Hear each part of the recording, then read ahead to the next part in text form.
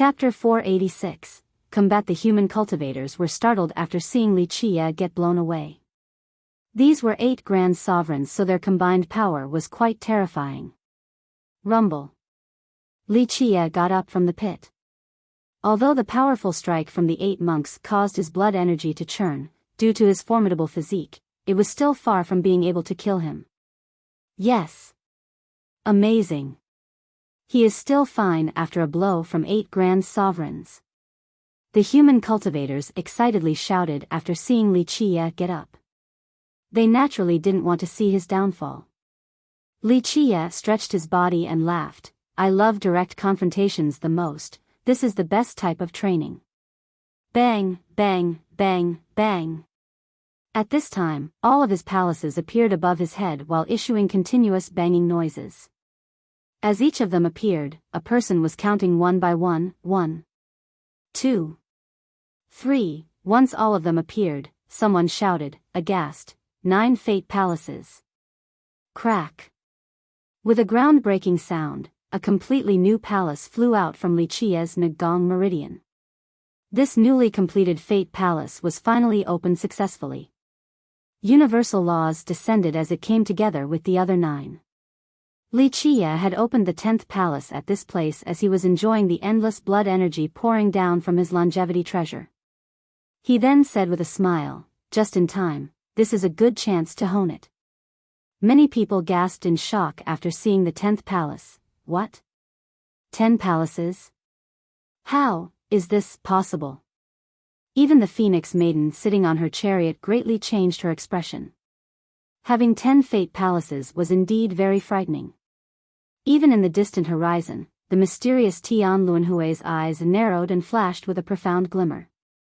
10 fate palaces. Suddenly, people both young and old became dejected. 9 deserves utmost veneration, 10 strives for extreme perfection. This was common knowledge to all cultivators. The limit for even the most devilish genius was 9 palaces. Attempting to get the 10th would mean that they're striving for extreme perfection.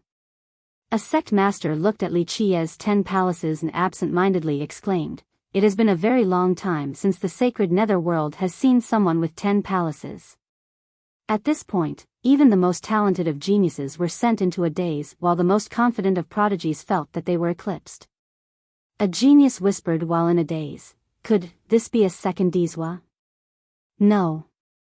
Maybe, from now on, the sacred netherworld will have 4 heroes? However, Wuxia's terrifying display did not stop there. Stars began to illuminate the sky. The 10 palaces turned into a kingdom as 9 stars also rose. An endless kingdom appeared above Wuxia's head as these bright stars turned into a bright starry sky. 4 palaces to form a domain, 8 palaces to form a kingdom. Wuxia had 10 palaces with 9 stars illuminating his kingdom. Suddenly, this kingdom was no longer a kingdom, it had become its own world with a majestic worldly energy and an endless life force. The power of the Grand Tao, along with other energy sources that stemmed from this kingdom, all poured into Wuxia's body. Wuxia now carried the force of an entire world. It was not a borrowed strength nor an illusion, he truly grasped this powerful source of energy. Having 9 stars meant eternal prestige and having 10 palaces embodied perfection. An eternal perfect kingdom was called a heavenly kingdom, something that could turn into its own world. A few undyings hiding behind the curtains were alarmed as they said, 9 stars for eternal prestige and 10 palaces for perfection. This is an eternal and perfect kingdom. Is this Brett still human? The power of an entire world encompassed Wuxia, creating a horrifying and awe-inspiring scene. A young genius couldn't help but loudly curse, fuck, 9 stars and 10 palaces. How are we going to live from now on?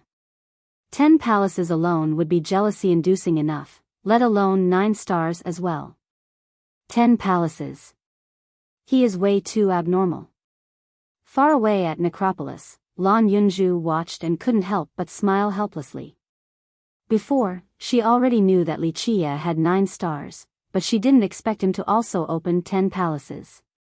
Lan Yunju was an amazing genius with dual saint talents, but even someone who others claimed to be a devilish genius like her was still overshadowed by Li Qia's miracle. Chirong Wanshua's group was also dumbfounded. Having 9 stars and 10 palaces was a legend to them, an unreachable miracle, a thing that they did not even dare to think about. But today, this legend and miracle was very close to them. We cannot let this person live. The Titanic Crescent Saint Child and the Ghost Insect Evil Child exclaimed in horror. Li Qia's achievement was too big of a threat to imperial descendants like them. Although he may not be as strong as Dizwa right now, he would be a second Dizwa very soon. At that time, it would no longer be 3 heroes but 4 heroes instead in the sacred netherworld. Li Qia provoked the Zen Ghost 8 Buddhas. Come, let me see just how strong 8 grand sovereigns are. Show me the might of the myriad one physique. Boom! The 8 Buddhas chose the most direct response to Li Qia's provocation. The 8 lined-up monks jumped up like a leaping dragon with continuous roars. Them soaring in the sky tore apart space itself as if there was no spatial resistance. In just a split second, the 8 of them instantly aimed to strike Li Qia's chest. Scram! Li Qia let out a loud roar and then slammed his fists down like 2 mountains. At this moment, the eternal and perfect kingdom exuded an untold and majestic power. The stars in the sky were blinding as this world's power encompassed Li Qia. Bang! The dragon-like 8 Buddhas could not handle Li Qia's fists even though they were grand sovereigns. The power of a world slammed down, causing them all to fly straight into a mountain range, piercing through several peaks.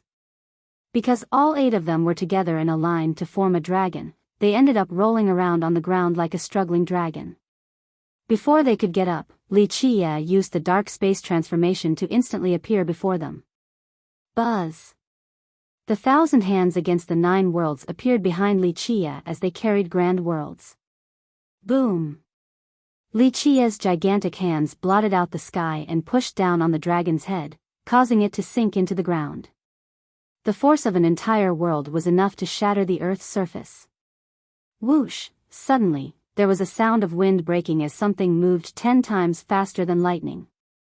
When Li Qia was pushing the dragon head down to the ground, its scorpion's tail was going to pierce right into his chest like a lance. However, before it could reach his chest, another pair of Li Qia's hands quickly caught the tail and then slammed it down into the ground. Boom! Another pair of hands descended from the sky and struck the middle section of the dragon. The squirming Buddhas were out of breath from the heavy suppression of Li Qia. In an instant, 6 hands held down the dragon.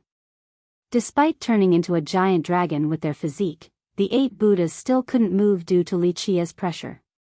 Bang, bang, bang! The 1,000 hands pushed down hard like a storm while utilizing the Kuan Peng's earth transformation. These hands didn't only carry the power of a world, they also had the force of countless boulders. Rumble. The earth and sky shattered. At this time, Li Qia became the embodiment of a 1,000 hands overlord, rendering the Buddha dragon powerless. Since they were pinned down to the ground, they could only take the beating. Li Qia used the most simple method to deal with them. Fists rained down upon the 8 helpless grand sovereigns. People shuddered at this sight with chills.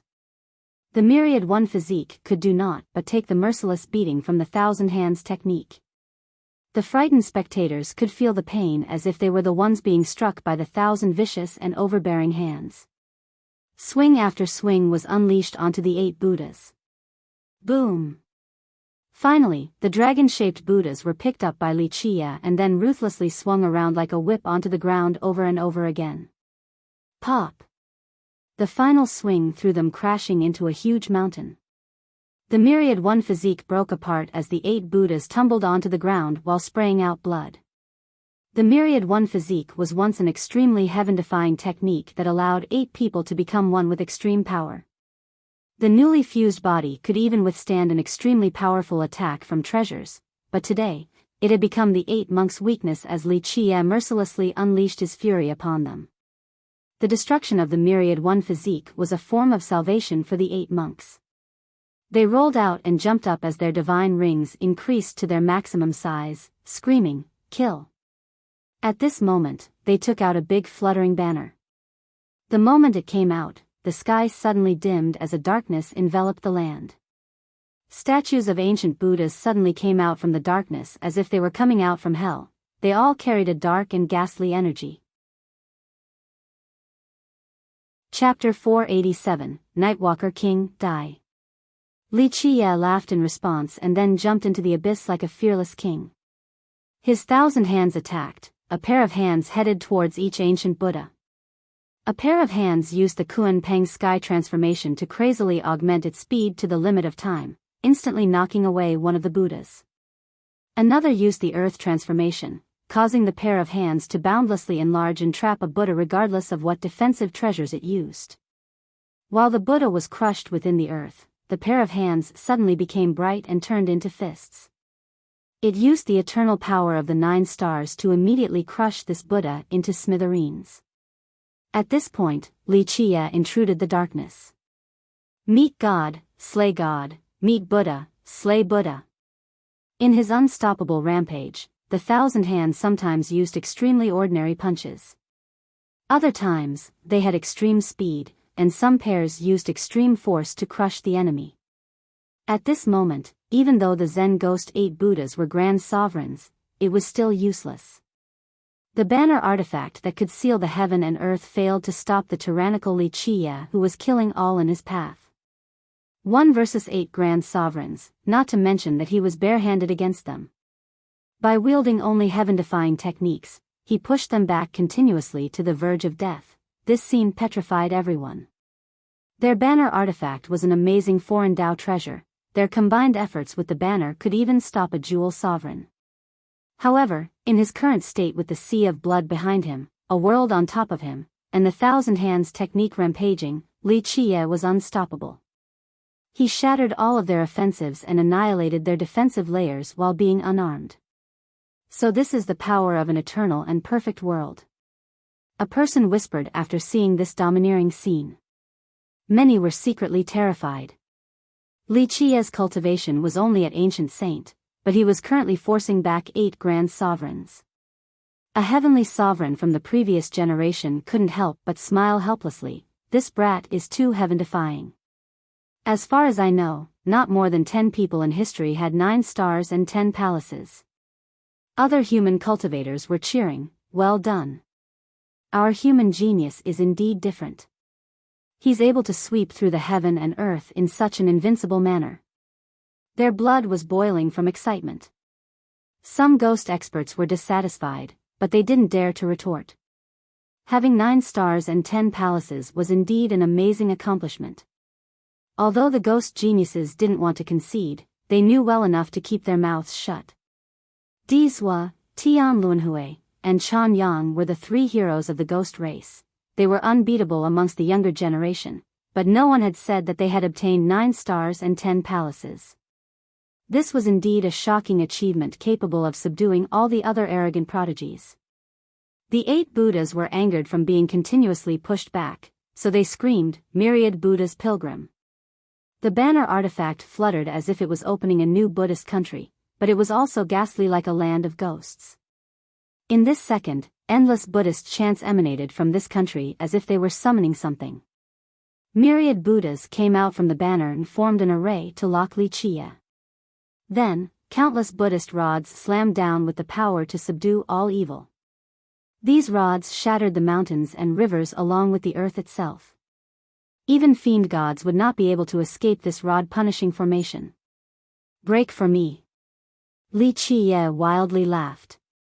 His 1,000 hands then rose into the air and utilized the last transformation of the Kunpeng's 6 variants, the Galaxy Transformation. A boundless galaxy loomed over the Buddhist country of the 8 monks. Thousands of gigantic palms covered the entire country. Bang, bang, bang.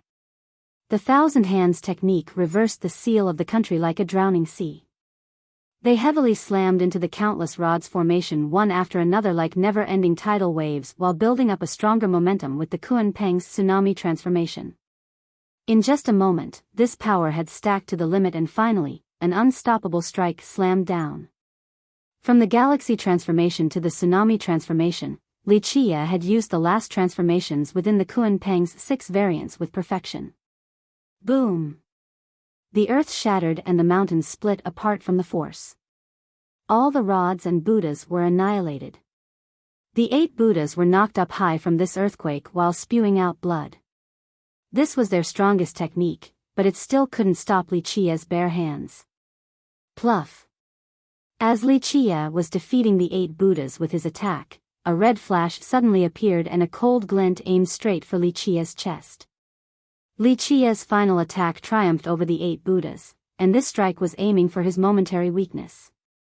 In this split second, a ghost-like person's sneak attacked Li Chia, aiming to kill him with one blow. Li Chia reacted very quickly, but this blade still managed to cross his chest, leaving behind a bloody wound.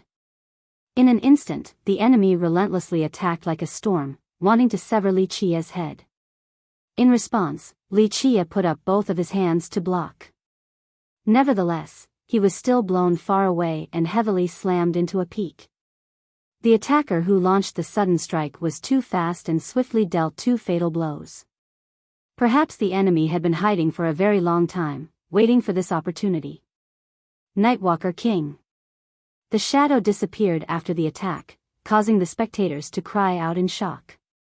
The Nightwalker King, the most terrifying character in the Nightwalker sect who was very good in the art of assassination. Although he was not an assassin by trade, he still commanded fear from many sacred nether inhabitants. Yi Sha was his apprentice, so he attacked Li Chia to take revenge. However, even this sneak attack was not enough to kill Li Chia. Li Chia crawled up from the debris. He was still alive and kicking as he spoke, again. Die. After a crazed battle cry, a loud rumble emerged. The earth shook as if there was a huge beast stampeding in the area. A gigantic stone golem rushed forward like a mad bull and slammed into Li Chia with its gigantic body. Scram! Li Chia coldly shouted and unleashed a sky-shattering fist into the gigantic stone golem's chest. Boom! This fist from Li Chia could shatter a mountain, but when it met this golem's fist, it was as if he had struck a mountain of steel. This gigantic golem was completely unscathed. Bang! While Li Chia was still surprised, he was knocked away by this huge golem. Ha ha ha! Little brat, I am impervious to all attacks. This huge golem laughed and then approached Li Chia at an extreme speed just like a mad bull. Grand Completion Diamond King Physique. Li Chia now realized that this huge golem cultivated the Diamond King Physique, one of the 24 King Physiques. It was one of the 2 King Physiques in the same branch as the indestructible Diamond Immortal Physique. Armored Heavenly Sovereign. A spectator emotionally exclaimed after seeing the huge stone golem, a heavenly sovereign with a Grand Completion Diamond King Physique. The armored heavenly sovereign stampeded like a bull with a fierce momentum, slamming into Li Chia once more. His body was invulnerable, thus it was his most powerful weapon. Li Chia understood the opponent's characteristics, so he shouted, "Go down!" With a cry, he decisively slammed down with his foot as his life wheel began to crazily spin while channeling the revolving crescent sun law. His flood-like blood energy caused his power from the Grand Tao to surge. His 10 palaces kingdom poured down an endless amount of power, and the 9 stars that filled the sky granted him the power of a world. Li Chia still didn't use his hell-suppressing godly physique. He only utilized his unparalleled blood energy to trample the armored heavenly sovereign. However, the sovereign was like an unkillable cockroach. Although Li Chia's tyrannical force slammed him to the point of vomiting blood, it still couldn't kill him. While being under Li Chia's foot, the armored heavenly sovereign crazily laughed, "Ha ha ha. You can't kill me." His Grand Completion Diamond King Physique could even withstand a virtuous Paragon True Treasure's attack, so one could only imagine how tough his body was. Is that so? Li Chia chuckled. The starry sky suddenly became bright. Inside the 10 Palaces Kingdom, the Terra's root poured worldly energy into Li Chia. In an instant, Li Chia not only had the power of an entire world, but also worldly energy. The moment his foot stomped down again, it was as if 3,000 worlds were pressuring the armored heavenly sovereign. Crank crack. Series of bone-breaking sounds appeared as the armored heavenly sovereign bellowed miserably while spilling blood. This one stomp was beyond his body's defensive threshold, but he still didn't die. You can't kill me. I am a grand completion diamond physique. The armored heavenly sovereign shouted. However, his words no longer carried the same confidence as before. At this point, many spectators felt chills. The armored heavenly sovereign was a real sovereign with a grand completion diamond physique. His body could stop the suppression from a heavenly king and attacks from a virtuous paragon life treasure, but now his bones were being broken from an ancient saint's stomp. How terrifying was this development? Chapter 488, Bloody Training. At this time, everyone understood the true power of having 9 stars and 10 palaces. This was a miracle that allowed the eternal and perfect kingdom to unleash an absolute power capable of crushing everything. Kill him. At this time, the 8 Buddhas that were still alive came again.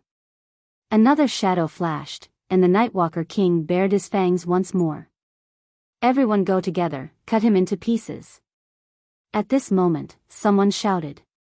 Many weapons and treasures began to attack as several thousand experts rushed to attack. Those who wanted to take his life were surrounding him like a pack of wolves. They now understood that no one could kill him one-on-one. Even a heavenly king would find it difficult to kill this 9 stars and 10 palaces miracle. This brat was already too heaven-defying, so others could no longer remain patient. They all jumped out to attack Li Qie. This is even better. Li Qie wildly laughed. He kicked away the armored heavenly sovereign beneath his foot. The Terra's root that grew like a divine tree sucked up the boundless worldly energy, the kingdom's energy, and the energy from the stars and gave it to Li Qie in the form of a heavenly waterfall. Li Qie utilized the 1,000 hands technique to its limit as all of his hands raised the 3,000 worlds behind him. Kill. He did not cower in the face of the gigantic army and instead was excited to see blood. One hand held a saber while the other one held an iron sword. One was channeling the Kuan Peng's 6 variants while the other was creating an inescapable net. Roar. The Kuan Peng flew into the sky while creating a noise that shook the 9 heavens. The primordial Kuan Peng swept everywhere, causing a downpour of blood. Li Qie's foundation turned into this primordial Kuan Peng that wildly swung its wings to kill several hundred royal nobles, enlightened beings, and ancient saints. We have to go together in order to flay him. Against Li Qie's domination, a little sovereign crazily cried out and then took the vanguard. He was immediately followed by several thousand experts to enter the battlefield. Calm River Ghost Monarch, Nether Wellbone Demon, Onyx Mountain Corpse King, 8 Slaughter Heavenly Sovereign. All of these famed great characters in the sacred netherworld joined the battle. Very good. Li Qie became fiercer as the battle progressed. The sky-traversing 8 saber came for the Zen Ghost 8 Buddhas while the Trinity Sword made the Nightwalker King flee in shame. A sky-covering hand captured the armored heavenly sovereign while another plucked out a bundle of dry grass. This bundle of grass suddenly turned into heavenly swords that were surrounded by stars. This was the grass sword attacking immortal law. One grass sword to sweep through 1,000 enemies. A single swing of this grass sword caused the heads of enlightened beings and ancient saints to roll, creating a scene of carnage in the sky. One wouldn't be able to know whether the Nightwalker King's sneak attack was successful or if it was just a trap by Li Qie, but this was no longer important. The only thing that remained of the Nightwalker King was his bisected corpse. Murder him. More crazed enemies rushed forth. I'm going to kill all of you. Li Qie let out a long laugh and screamed. He then soared forward with an incomparable and domineering presence while chasing after the escaping armored heavenly sovereign. No, the armored heavenly sovereign let out a scream in horror. However, Li Qie, with his world power, crushed the sovereign into a pulp. Even his grand completion diamond physique could not stop Li Qie's tyrannical kick.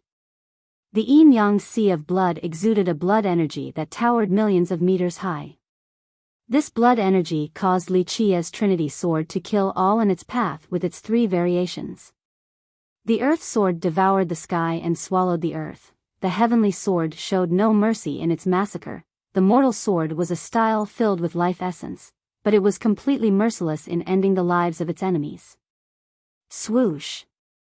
Although the calm river ghost monarch managed to cut off one of Li Qia's 1,000 hands, the newly grown hand tore off the monarch's head.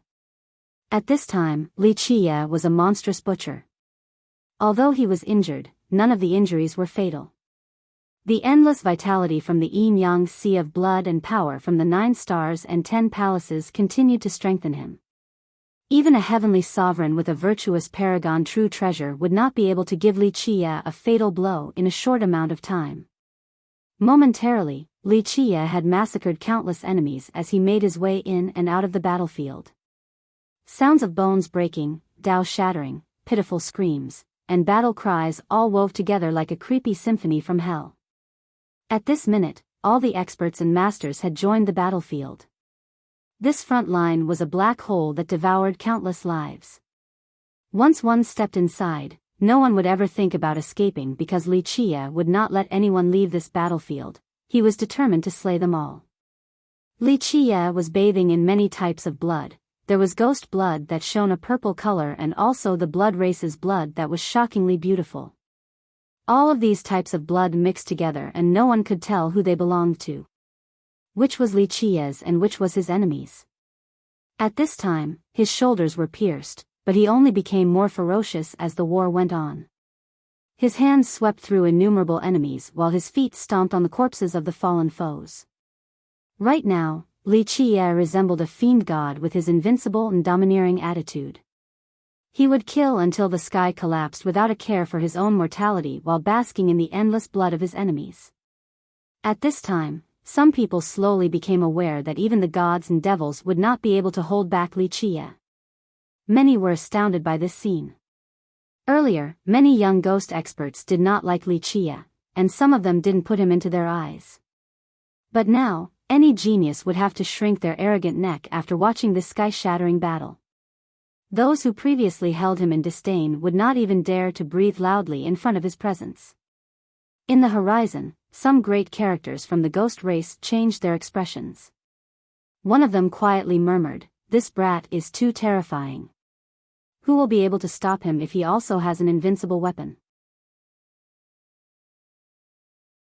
Chapter 489, Massacring tens of thousands of enemies from the beginning until now, Li Qia had not used any powerful weapons.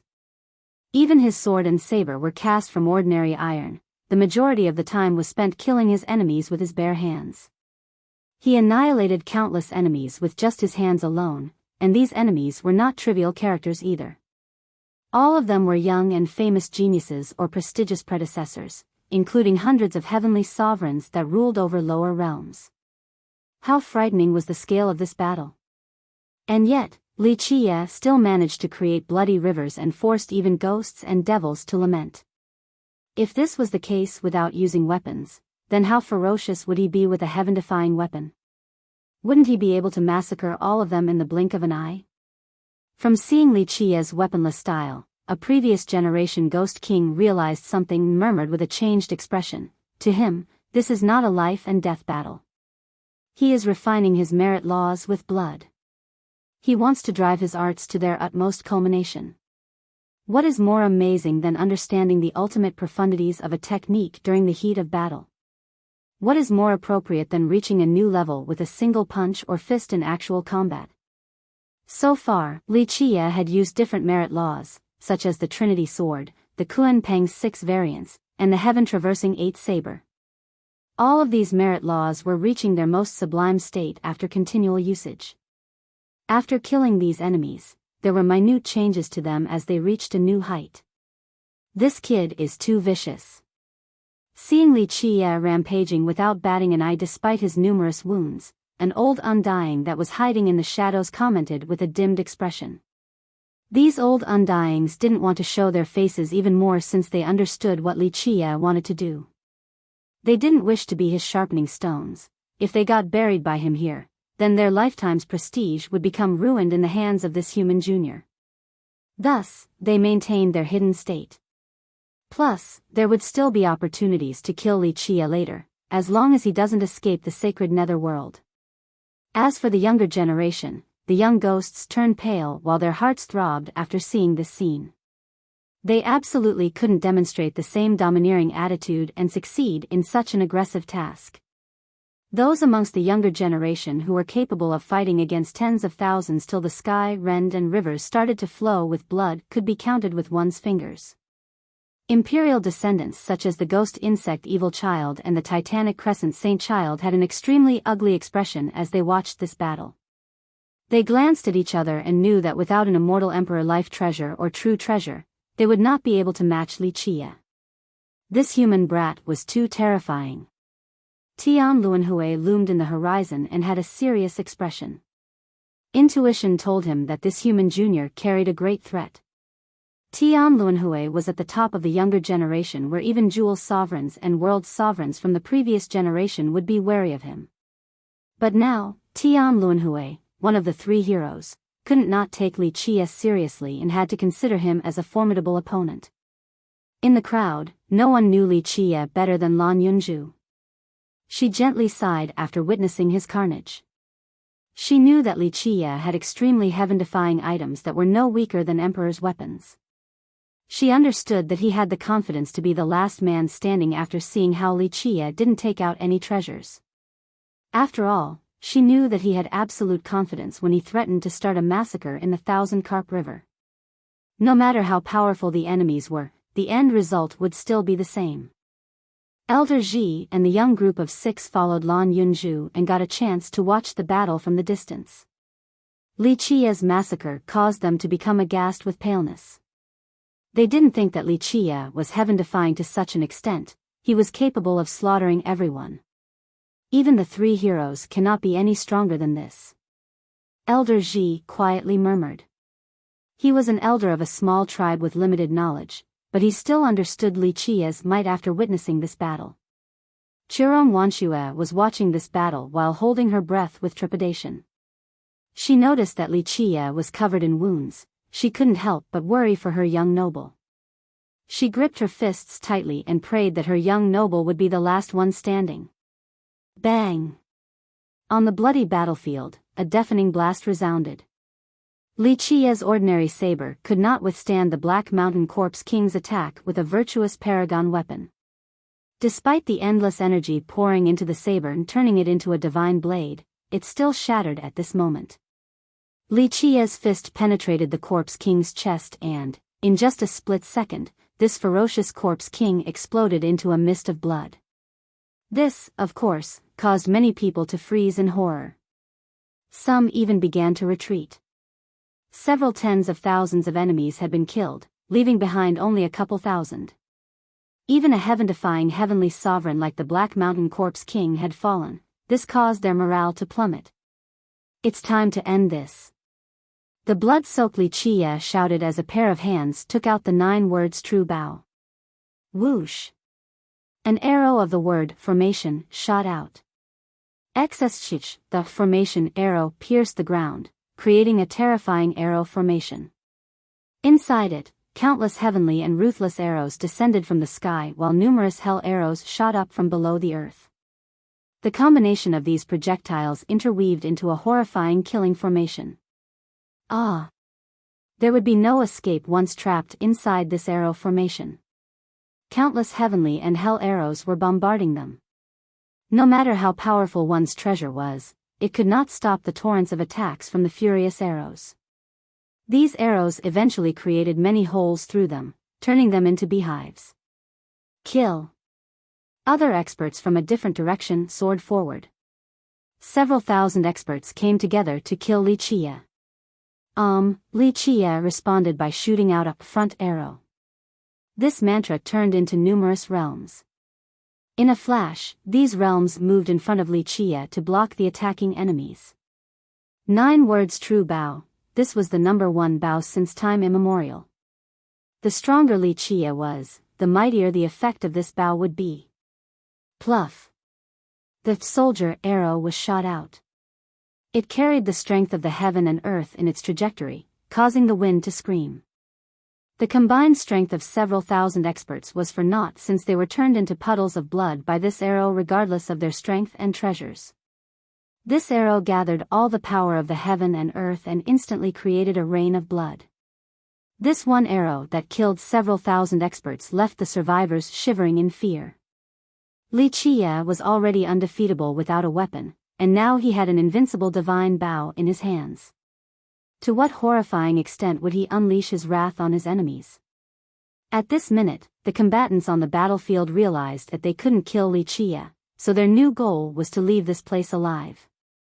While these lucky survivors decided to retreat, the divine spark phoenix maiden in the sky thunderously commanded, "Begin." In an instant, the giant army that protected the phoenix maiden rushed onto the battlefield. Each person held a tiny stove. Once opened, these tiny stoves spewed out a sparkling black light. With a pop, these small stoves sucked up all the blood and flesh on the battlefield. The corpses here formed mountains and the blood ran like rivers, but this army with their stoves were able to suck up everything. Seeing this scene, many people in the horizon lost their minds in fear. An expert shouted to the others that were still on the battlefield, "Run, run now. It's the divine spark blood burn." Boom! A giant blood cauldron was created after a deafening explosion. This huge blood cauldron devoured the entire battlefield, including the army of the divine spark country. Ah! Miserable screams emanated. The blood cauldron sucked up unprepared experts and instantly refined them into mists of blood that were drained into its body. Rumble. At this time, the blood cauldron roared with curling crimson mists swirling around it, causing others to feel chills. Divine spark blood burn, this is a method where both sides are destroyed. The enemy or the user, one of these two will perish. It's on a whole new level compared to sacrificing one's blood to fight the enemy. A ghost expert felt his skin tingling as he exclaimed. At this time, the blood cauldron became even more strangely beautiful. It was like a blood-sucking demonic furnace that caused all spectators to shiver. The great characters that were watching instantly knew what happened after seeing the cauldron's new form. The several thousand people on the battlefield have probably been sacrificed already. They quietly whispered. This is a forbidden technique of the divine spark country, blood sacrifice. A sect master from a ghost sect said, "The divine spark phoenix maiden is too cruel." The divine spark blood burn was the most terrifying and forbidden technique of the divine spark country. It used one's own blood or the enemy's blood as the blood offering. At this moment, the divine spark army had turned into this blood cauldron, devouring the battlefield alongside several tens of thousands of ghost experts. They would keep using this blood sacrifice until they killed Li Qie. If necessary, even the army itself would sacrifice themselves. The Phoenix Maiden has made her move. Chapter 490. Divine Spark Bloodburn. A member of the ghost race scowled in disagreement. This Phoenix Maiden has zero regard for other people's lives. She even dared to sacrifice the blood of members of the ghost race. However, this was only to express their dissatisfaction. No one actually dared to touch the Phoenix Maiden since she was Dee's fiancée. Her cruel method garnered discontent, but great characters of the ghost race were reluctant to fall out with her because of this. Bang, bang, bang. The blood cauldron rocked back and forth. A huge palm print emerged on the surface. It was apparent that Li Qie wanted to break through the wall from inside the blood cauldron to escape. This blood cauldron was powerful beyond imagination, so even though Li Qie was destroying everything inside to the extent where he managed to deform the cauldron, he still couldn't break through the walls. After waves of attacks, the noises in the blood cauldron quieted down before eventually disappearing altogether. It seemed as though Li Qie couldn't break the cauldron and had finally been refined inside. Noticing the silent atmosphere, a person murmured, "Li Qie probably lost." This move was too cruel and Li Qie could only die before this blood ceremony. Another ghost member's heart was thumping fast as he uttered, "The divine spark bloodburn is really terrifying, what a vicious move."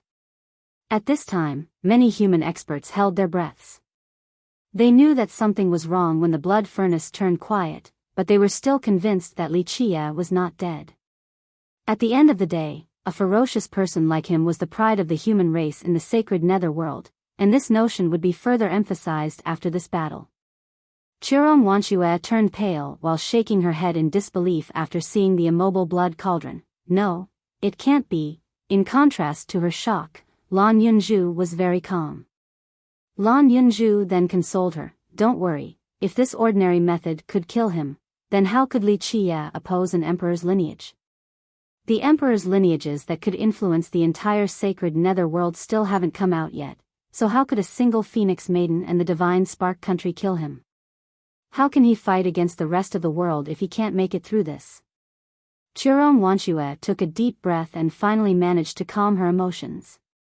She then gazed intensely at the blood cauldron and hoped that Li Qie could come out alive more than anyone else. The Phoenix Maiden's method was quite impressive. Seeing the quiet cauldron, a ghost expert emotionally stated.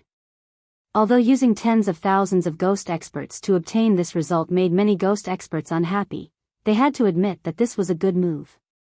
Perhaps, in the beginning, the Phoenix Maiden had predicted the worst possible outcome. The great bounty that she issued was only to call in more lackeys. At the end, once necessary, she would use them as a blood sacrifice to kill Li Qie. Maybe everyone here were just pawns in her plan. Both Li Qie and the experts that sought to claim the bounty had been played. Even the great characters from the ghost race shuddered. The Phoenix Maiden's method was brilliant. She was not all brawn and no brain.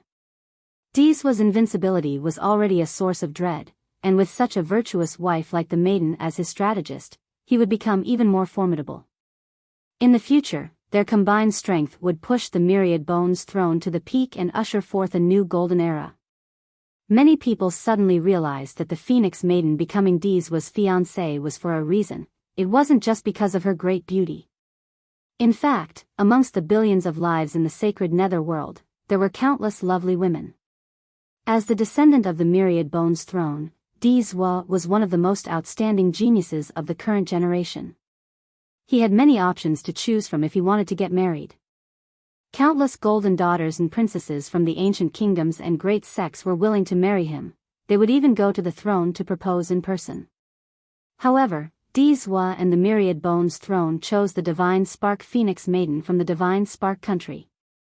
Although it was still a first-rank country, this status was far from being comparable to the monstrous existence that is the Throne of Bones.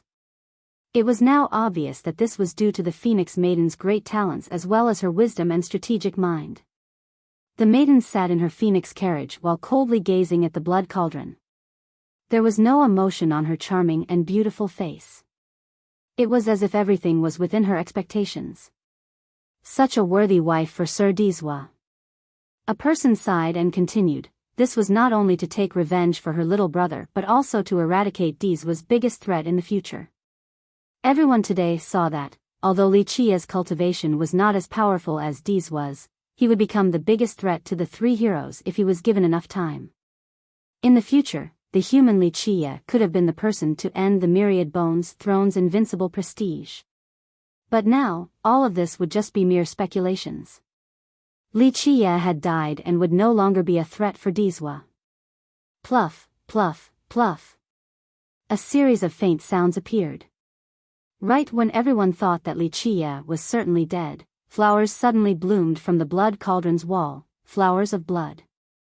Seeing how the cauldron suddenly became filled with wreaths of dense, bloody mists, many spectators started to exclaim, "What is happening?" The cauldron suddenly began to burn furiously with crimson lights.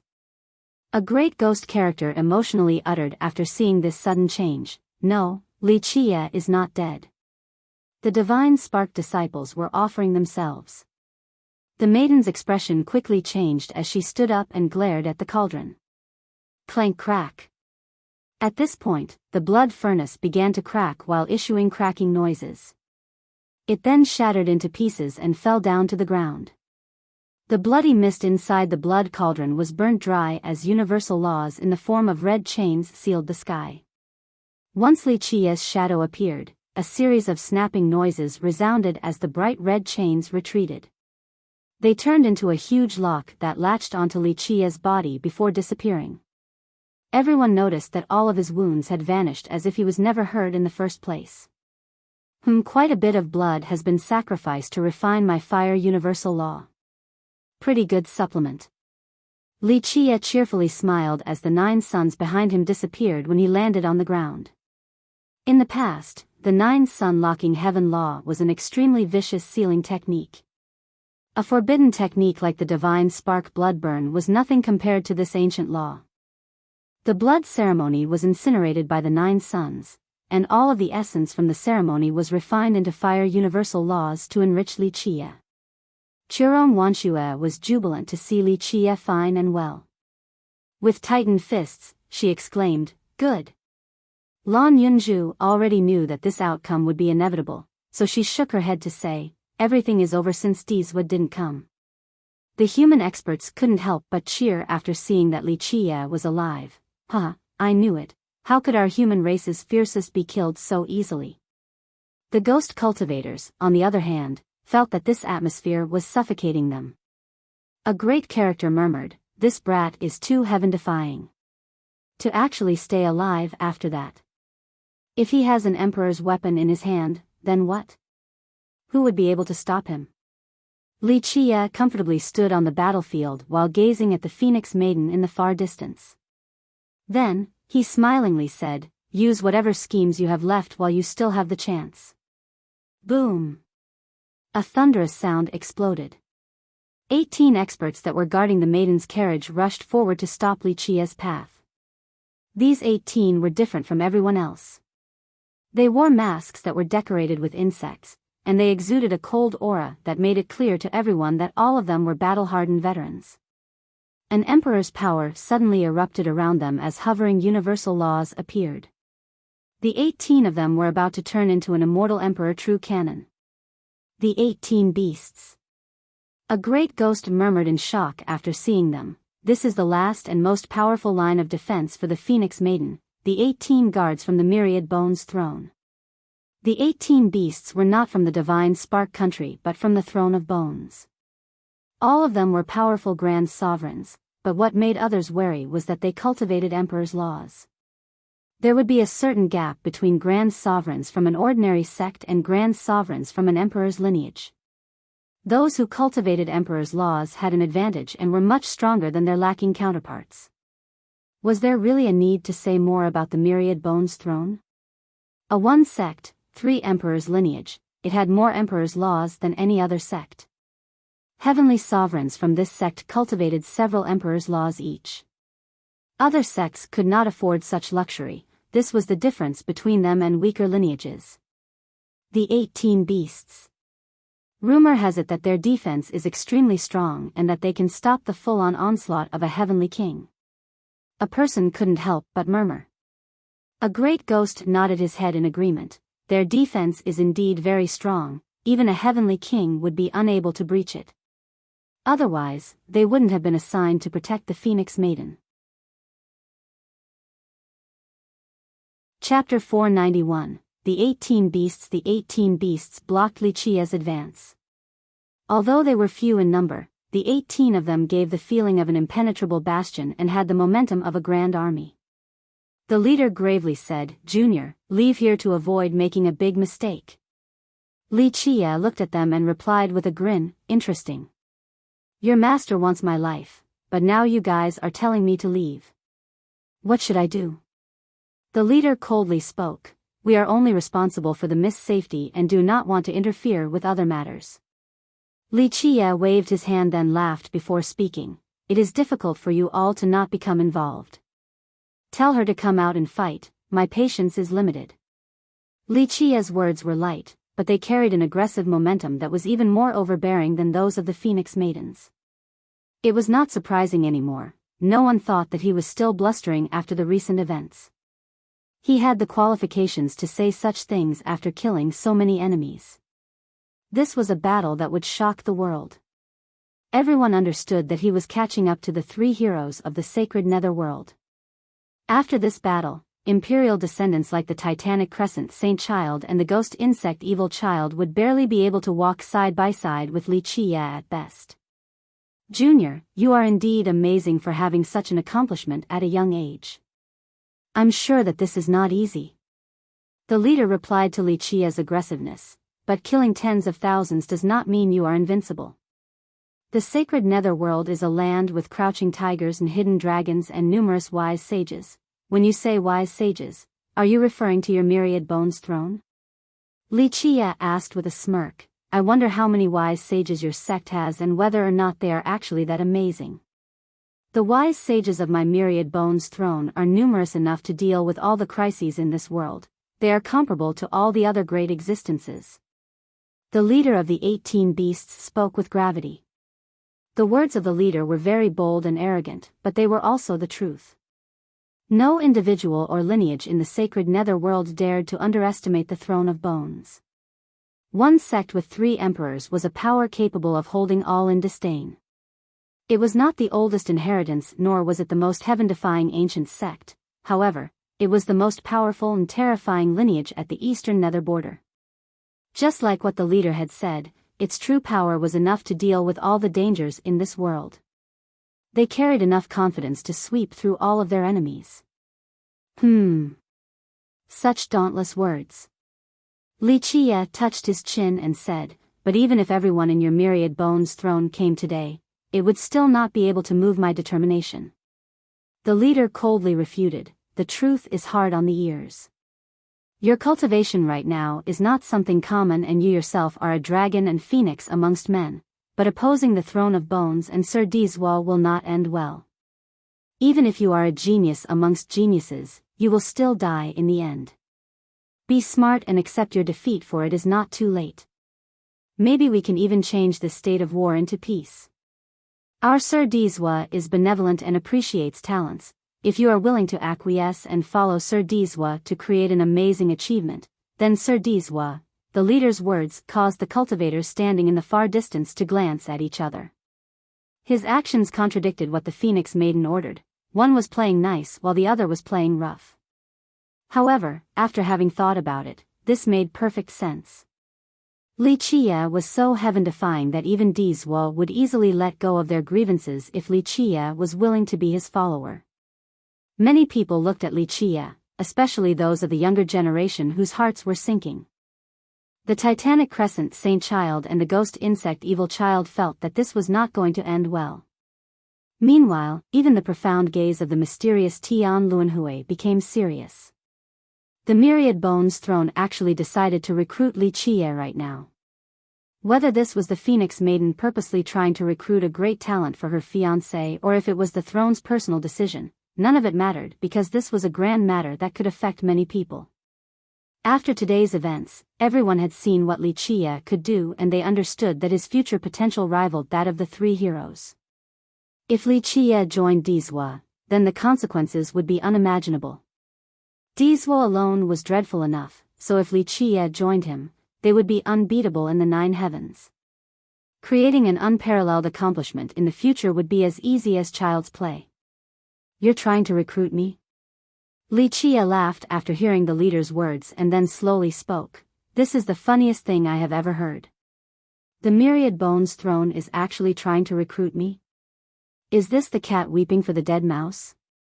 Li Qia's response caused the leader to look back at the Phoenix Maiden in the distance. Just looking at the Phoenix Maiden's expression was enough to tell the leader what was on her mind. Our Myriad Bones Throne is benevolent and is willing to work with the wise sages in this world to build a better future. The leader said in a serious manner, as a cultivator, our blades being stained with blood is a normal occurrence. Carrying out revenge is also common, and smiling to dispel previous feuds occurs even more frequently. As the proverb says, an exchange of blows may lead to friendship. It also says that it is better to squash enmity rather than to keep it alive. Our Myriad Bones Throne loves new talents, and our Sir Dizwa will be happy to become friends with you. I'm really touched. Li Qia laughed and shook his head to say, these words are very finely crafted, but the truth points to a different conclusion. Earlier, I've just killed tens of thousands of the Divine Spark Army along with your future queen's little brother, but now you say you want to become friends with me. I simply cannot believe these words. The leader then repeated, enemies should loosen the knot, not tighten it. Our myriad bones throne truly wishes to discuss the Grand Tao with friends and all the wise sages in this world. Moreover, you are a great hero, so you need a big state to achieve your grand vision. Our myriad bones throne is the forerunner in the search of the Grand Tao. We are an immemorial lineage and all the Tao in the 9 worlds have something to do with our throne. I trust that we will have something suitable for you. The Phoenix Maiden who was sitting in the sky slowly added, great cultivators in this world can let go of all feuds with a smile. If you are willing to help our ghost race prosper, then we will be happy to accept you as a friend and let bygones be bygones. Even the Phoenix Maiden was open to mediation in order to recruit Wuxia. This caused many people to shudder. Many ghosts were unhappy with the maiden's words. Earlier, it was a sky-shattering battle till death, but now she was happy to make peace with Wuxia. This exasperated many ghosts. However, after carefully thinking about it, they would also be happy to do the same. 1,000 troops were easy to come by, but a general was hard to find. Just like what the 18 Beasts leader said, the Throne of Bones has enough power and strength to deal with all dangers. However, they needed talents, especially a talent like Wuxia. Dizwa aspired to become an immortal emperor, so if they could have a matchless talent like Wuxia, Dizwa would have an invincible general under his wings to open the path to his eternal legacy in the future. The leader gave Wuxia steps to climb down from, and the Phoenix Maiden did as well. As a matter of fact, the Phoenix Maiden tried to make peace with Wuxia in a natural manner. The Phoenix Maiden is really a wonderful wife. A ghost sect master was annoyed after listening to what was being said, but he had to admit, those who accomplish grand matters do not care for trivial details. Tens of thousands to trade for one general is worth it. Tens of thousands to trade for one general was a common occurrence. Since time immemorial, many invincible generals were once rivals to the immortal emperors in their youth but later on discarded their feuds with a smile.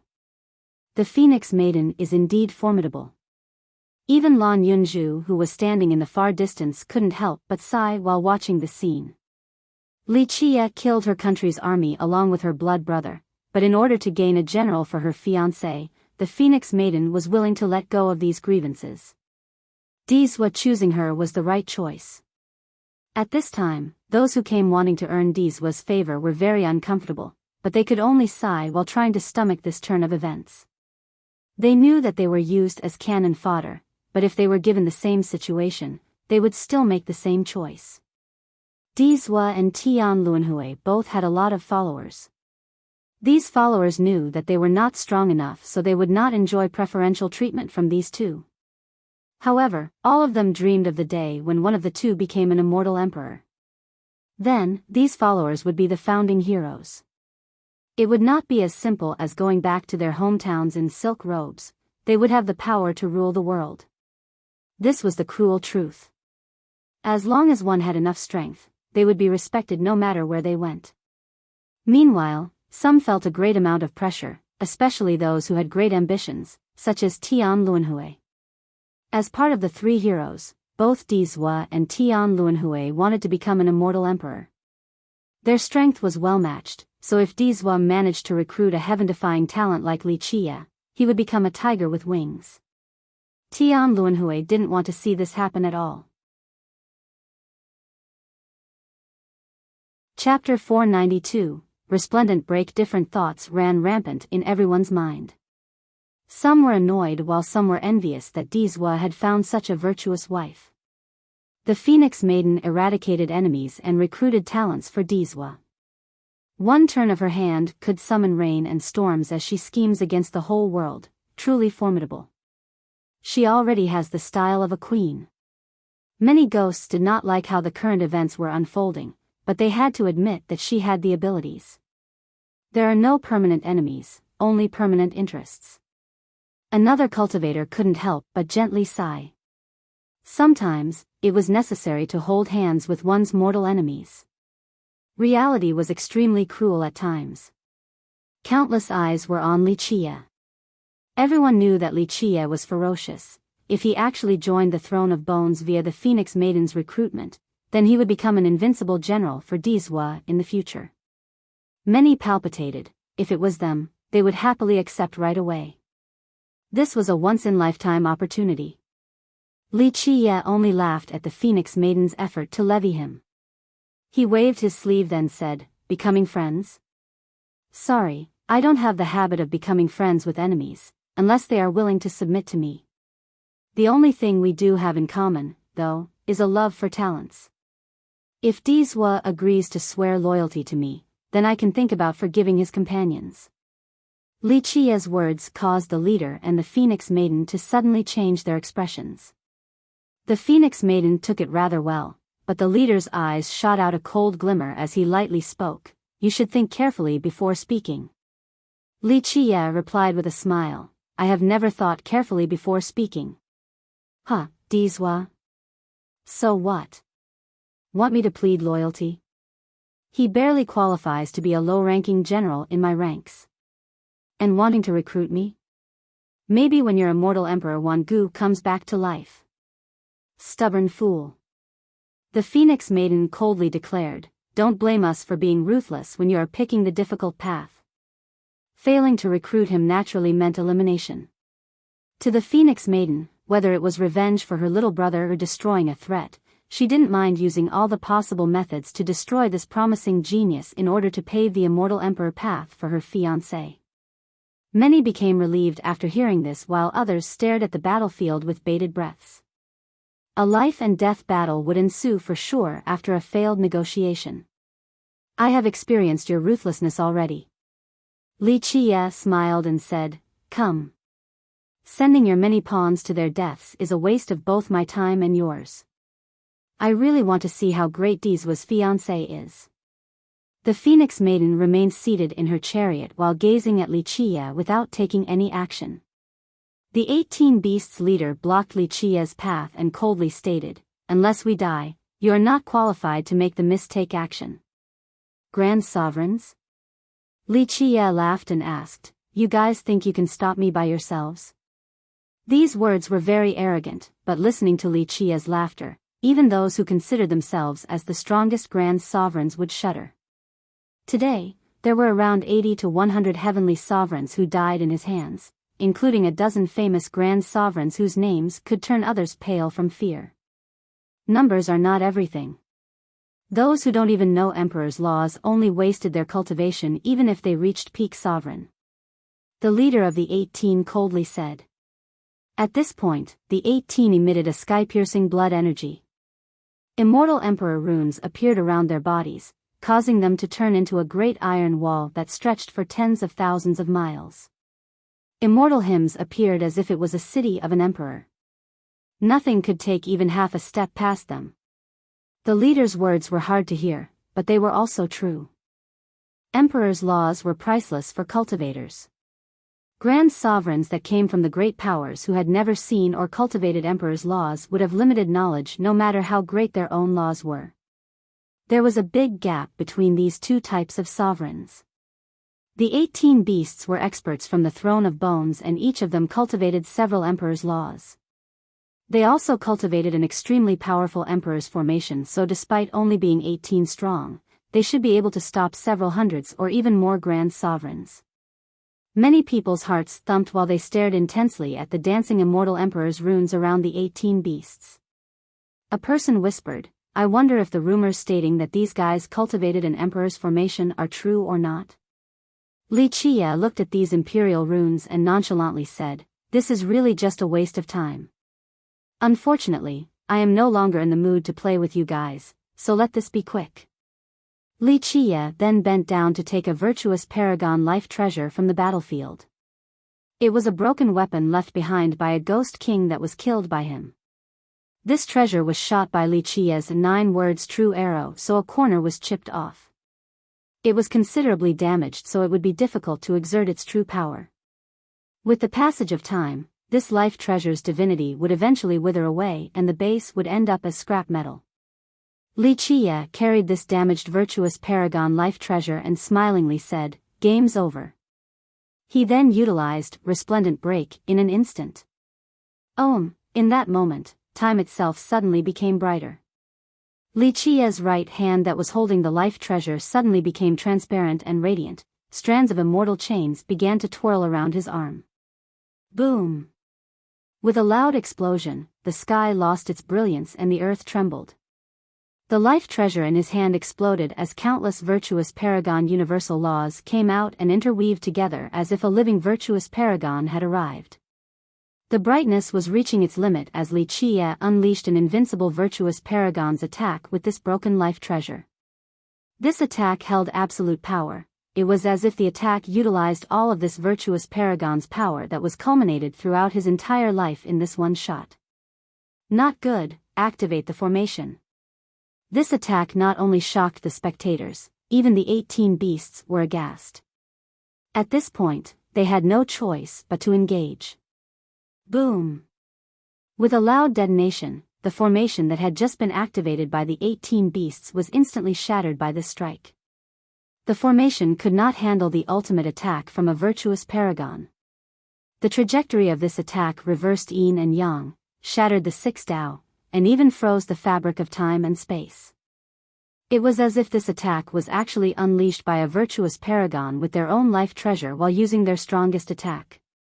How powerful was such a blow? Not to mention heavenly sovereigns, even a heavenly king would be rendered into ashes.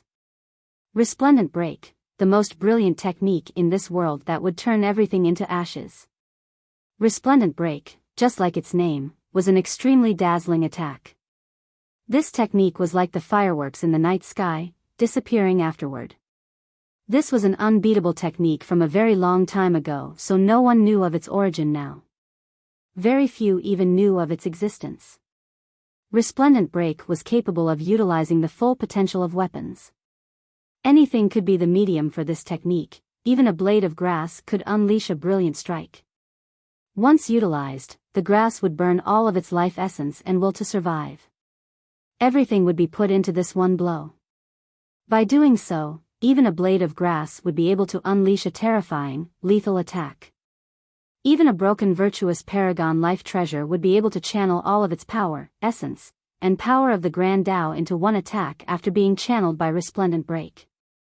It burned all of the universal laws and refined merit laws within the treasure. It was as if a virtuous paragon personally unleashed their most powerful blow. If anything, it was even stronger than such an attack. After one blow, the weapon would run out of everything since it would have burned it all on this invincible attack. The price was that the weapon would be destroyed after using up all of its brilliance. Boom! With a blast, this resplendent break descended. Blood sprayed everywhere and flesh left the bones as countless pieces of meaty remains fell down. This attack broke the 18 beasts' defense. They didn't even have the chance to utilize the strongest variation of their formation. This strike left them dead with dismembered corpses. The weapon also couldn't escape the fate of turning into nothingness, so there was not even a trace of its remnants. This attack had burnt everything the weapon contained despite it being crafted with divine metal. One move killing grand sovereigns was simply too shocking. In a short period of time, the entire scene was enveloped with a horrifying silence. This was truly too unbelievable. All became dumbfounded as they stared at the rain of blood with dull expressions. They felt that it was difficult to breathe and that it was nearing the point of suffocation. Everyone knew about the power of a virtuous paragon life treasure, but its potential would be greatly limited once broken. Even if it was an intact life treasure, unless it was personally used by a virtuous paragon, it would not be able to unleash its strongest attack. Resplendent break. Chapter 493, Phoenix Maiden. To battle a person who used a virtuous paragon life treasure at a lower realm would only be able to create a proportional force. However, even another virtuous paragon would not be able to use someone else's life treasure to 100% of its true potential, let alone unleash its ultimate and strongest blow. This was an impossible matter. To cultivators, their own weapons were always the most powerful. But now, this invincible attack's extreme brilliance stunned everyone. Such a thing had never happened before. An old undying who was hiding behind the curtains of night shuddered in fear after seeing this scene. What is that, merit law? This attack was too heaven-defying and too terrifying. Even the ghost insect Evil Child and the Titanic Crescent Saint Child who hailed from emperors' lineages held their breaths. Not to mention emperors' laws, they had even cultivated heaven's will secret laws.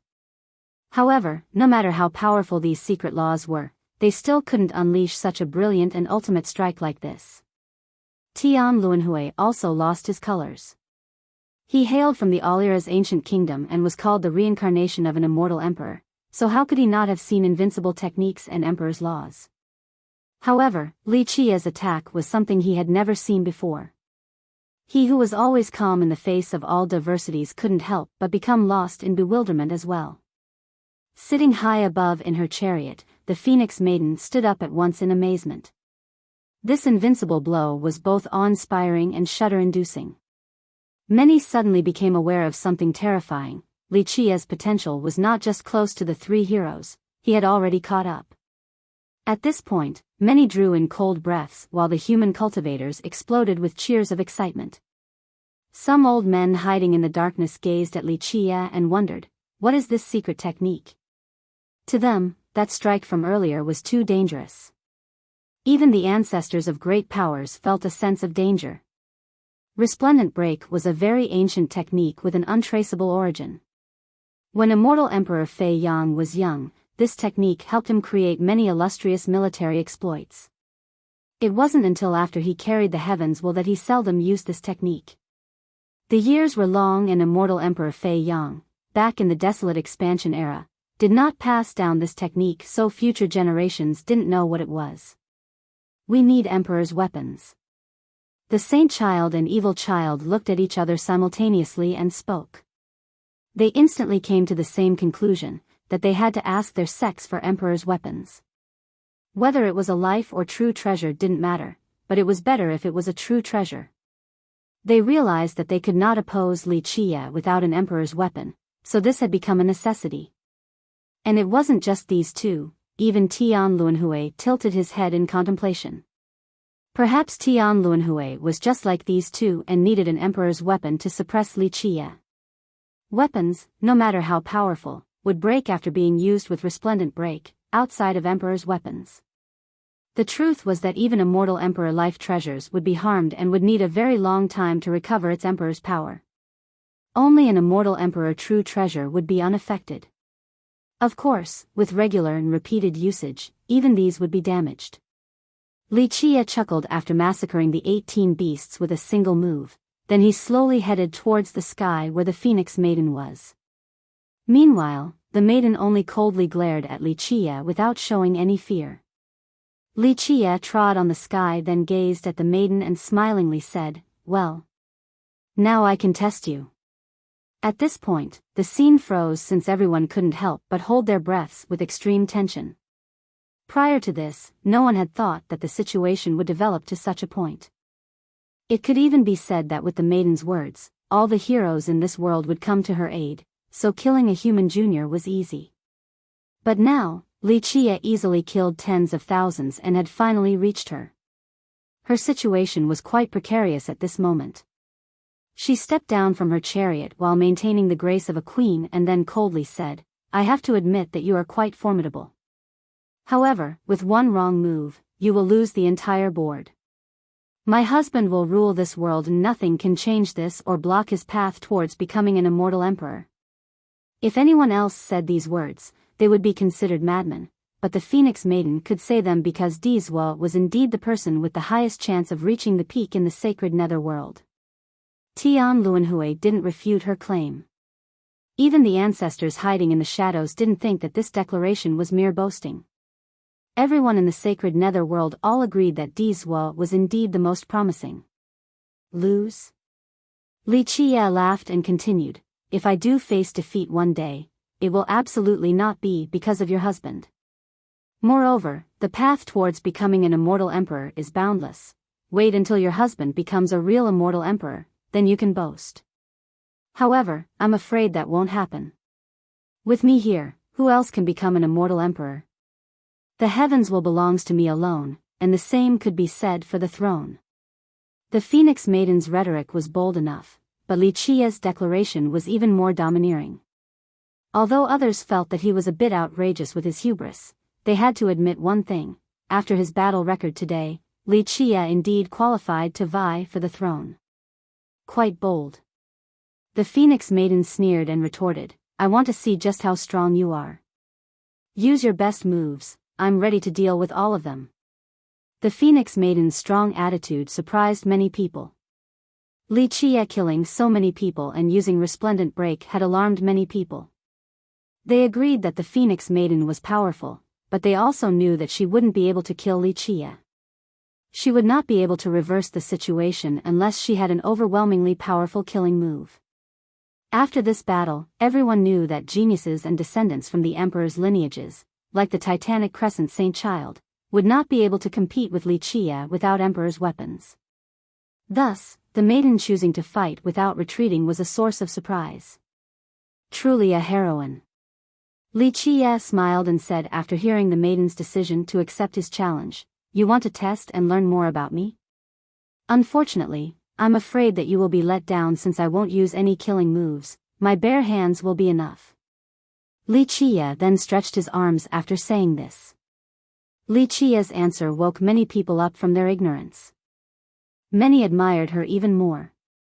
Li Qia was very heaven-defying, but the maiden chose to fight him not out of impulse, it was to purposely test him. Since the beginning, he was fighting without any weapons. Even though he had used amazing merit laws, others still felt that he was only training and did not show his real potential. Especially when he unleashed Resplendent Break, everyone understood that he was hiding a lot of means, and this made them shudder. Now, the maiden boldly meeting him was to test his limits in order to pave a straight path for her husband. Since this has come this far, there was no chance for reconciliation between the two of them. One side must die. At this time, no one knew much about Li Qia. Although Dizhua was considered invincible, he didn't have the advantage in this situation.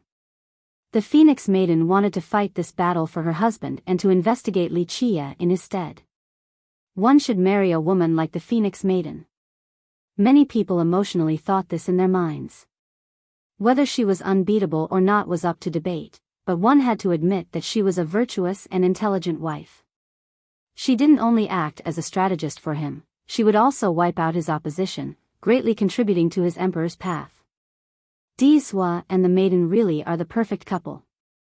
At this point, countless spectators were envious of Dizhua.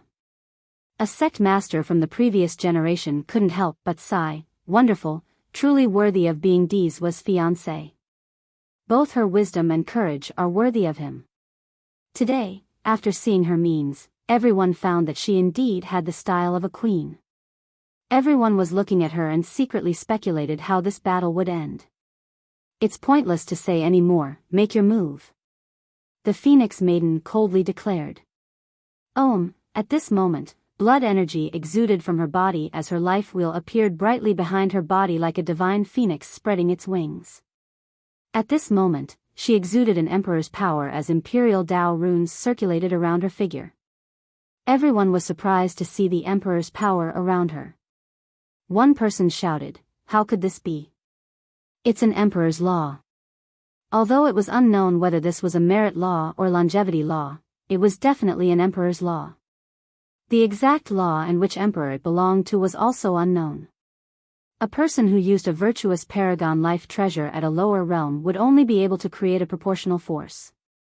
However, even another virtuous paragon would not be able to use someone else's life treasure to 100% of its true potential, let alone unleash its ultimate and strongest blow. This was an impossible matter. To cultivators, their own weapons were always the most powerful. But now, this invincible attack's extreme brilliance stunned everyone. Such a thing had never happened before. An old undying who was hiding behind the curtains shuddered in fear after seeing this scene. "What is that, merit law?" Chapter 494, Coming of the Phoenix. However, it was impossible. Although the Divine Spark country was a first-rate great power, it couldn't have longevity laws or merit laws of immortal emperors. Otherwise, they wouldn't have been able to keep it hidden until now. After seeing this, everyone realized that her emperor's law didn't come from the Divine Spark country, but rather the Myriad Bones throne. Having thought to this point, they became quite agitated. The myriad bones throne greatly invested in this and gave her an emperor's law even before she officially married into their sect. Passing a merit law to an outsider was not something one person could decide, not even the descendant. Without a doubt, the Phoenix Maiden had been accepted by the elders of the Myriad Bones throne. This meant that the throne had extreme trust in and greatly valued the maiden. Wuxia looked at the imperial runes hovering around her body and smilingly said, "Interesting, but emperor's laws are nothing to me. Use your best moves before it is too late." Having said this, he then activated the 1,000 hands against the 9 worlds. At this minute, Wuxia's 1,000 hands supported myriad worlds. No matter how vast the world was, he would still be able to lift it. Everyone had seen this technique before. With this, although he was alone, he was even stronger than 1,000 others. Anyone who faced this technique would instantly fall into a disadvantageous situation. The Phoenix Maiden didn't dare to take it lightly and quietly shouted as her divine rings opened. 41 divine rings clearly hovered around her, giving her an even more sacred appearance. A jewel sovereign. Even the older generation was moved after seeing the maiden's power. Becoming a heavenly sovereign at this young age was difficult even for cultivators who came from great powers. A young heavenly sovereign was a genius amongst geniuses. And now, the Phoenix Maiden had 41 divine rings. 50 was the number for the grand change.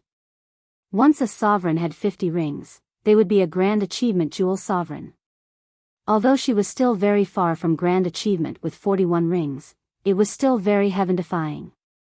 Even imperial descendants at this age would not necessarily reach the realm of jewel sovereign.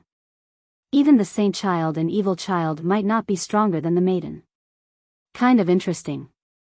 Wuxia chuckled and commented. Wuxia's life will also appeared with the roaring yin-yang sea of blood behind it. Tidal waves of blood soared high into the sky as if it was about to drown out the stars. People's legs shivered after seeing Wuxia's eruption of power. The sea of blood was too dominating. With such a longevity treasure, he would be able to stop any invincible merit law.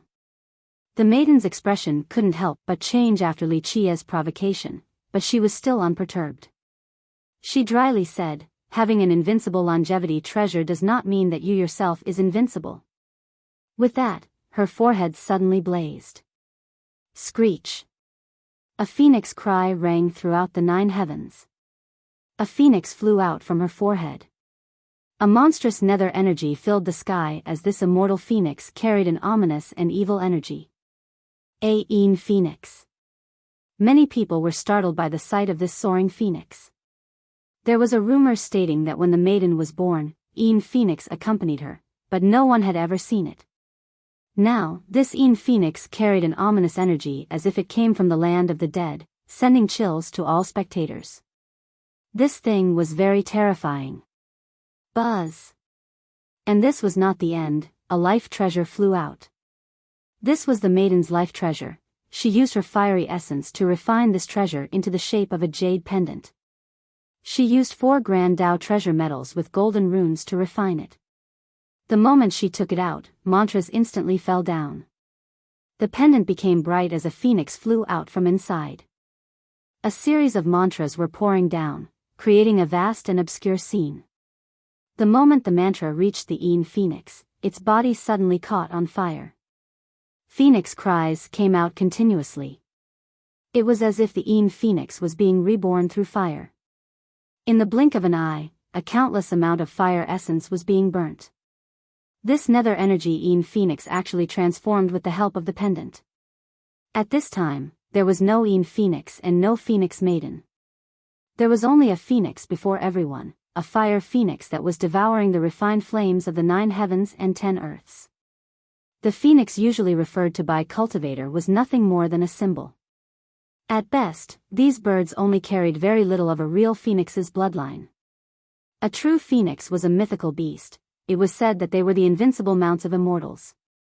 The moment this fire phoenix appeared, everyone felt that it was a real phoenix since it sent out the extremely ancient atmosphere of a real divine beast. It seemed to be able to devour the entire world and refine the six Tao as if it was the only undefeatable being in existence. Many couldn't help but shiver with weakened legs at its appearance.